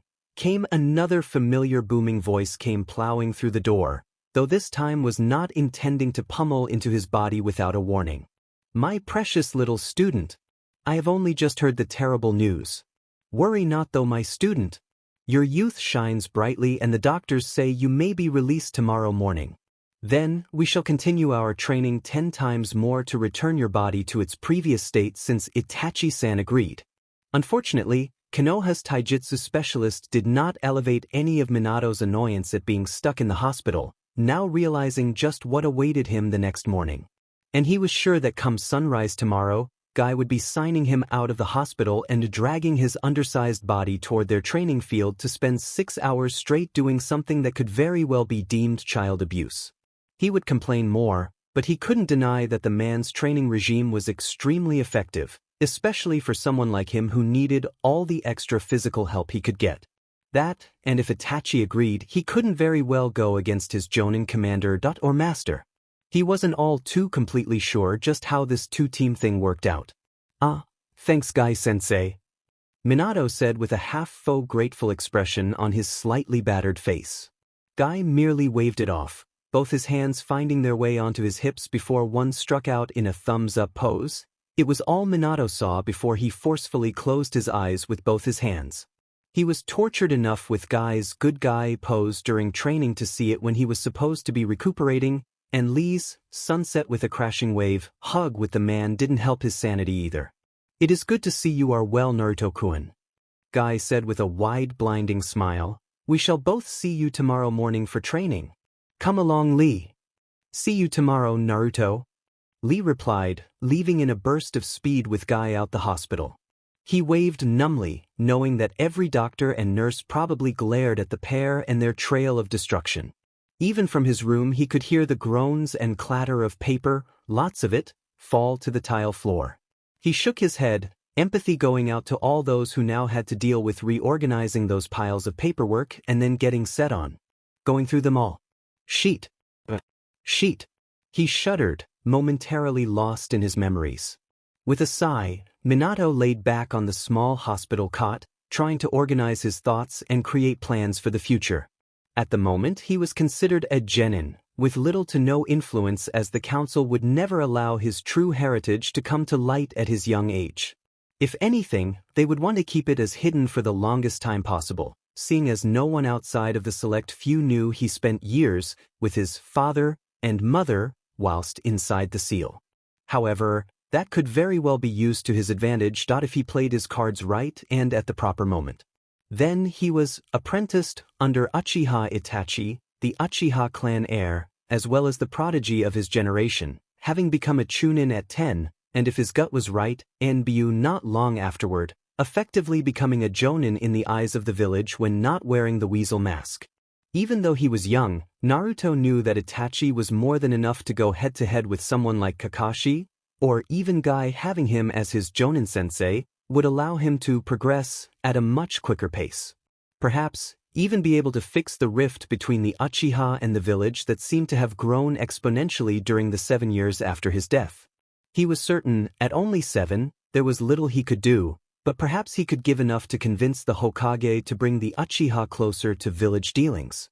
Of course, in doing so he would bring more unwanted attention upon himself, and at such a vulnerable age, this brought on far too many risks. His body limited what he could do physically, and defending himself against someone who was on the same level as any jonin would be difficult. Danzo was currently number 1 on his list of who to look out for. Fugaku falling shortly behind. From what he had gathered, the old Warhawk had a lot more power than during his brief time as Hokage, perhaps because Sarutobi was no longer as firm as he had once been. Either way, he posed a definite threat, and one he simply couldn't handle at his present state. In the end, his thoughts went back to the biggest issue, Madara Uchiha. He had absolutely no idea how to go about addressing the situation. Somehow, someway, the man was still alive and most likely at his prime power-wise if he was able to control the Kyuubi into attacking Konoha. Any plans he made required more influence and manpower. He supposed he could drop subtle hints toward the right people, but he doubted that the indicated person would be the only one to hear them. Information this sensitive couldn't be released so easily, lest he cause more damage than what Madara originally plans for. He rubbed his eyes tiredly. One way or another he had to tell Sarutobi about Madara, and in turn, Jiraiya as he was their spy master. With this little tidbit of information, the man would be able to narrow down his search and find out just what his plans were, or at the very least, where and what the man was doing for the moment.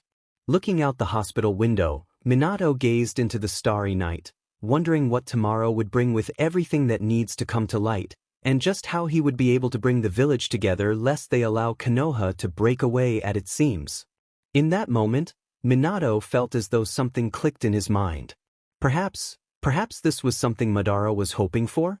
Konoha falling apart from within, weakening their will of fire enough to the point where they would be so chaotic, so distrustful of each other that he would have no problem razing it to the ground. He groaned, realizing that his information on Madara couldn't be told to Hiruzen. As Hokage, this would only strengthen his alienation of the Uchiha clan. He wouldn't try to bring them together out of paranoia that they were working with the man from the very start, that they kept his existence a closely guarded secret. Minato knew better, having once been friendly rivals with Fugaku, but Hiruzen, who was trained by the Senjus who fought against the Uchiha during the clan wars, didn't see much good in them outside of the few exceptions like Itachi and young children. Which left him only one choice. He needed to talk with Jiraiya.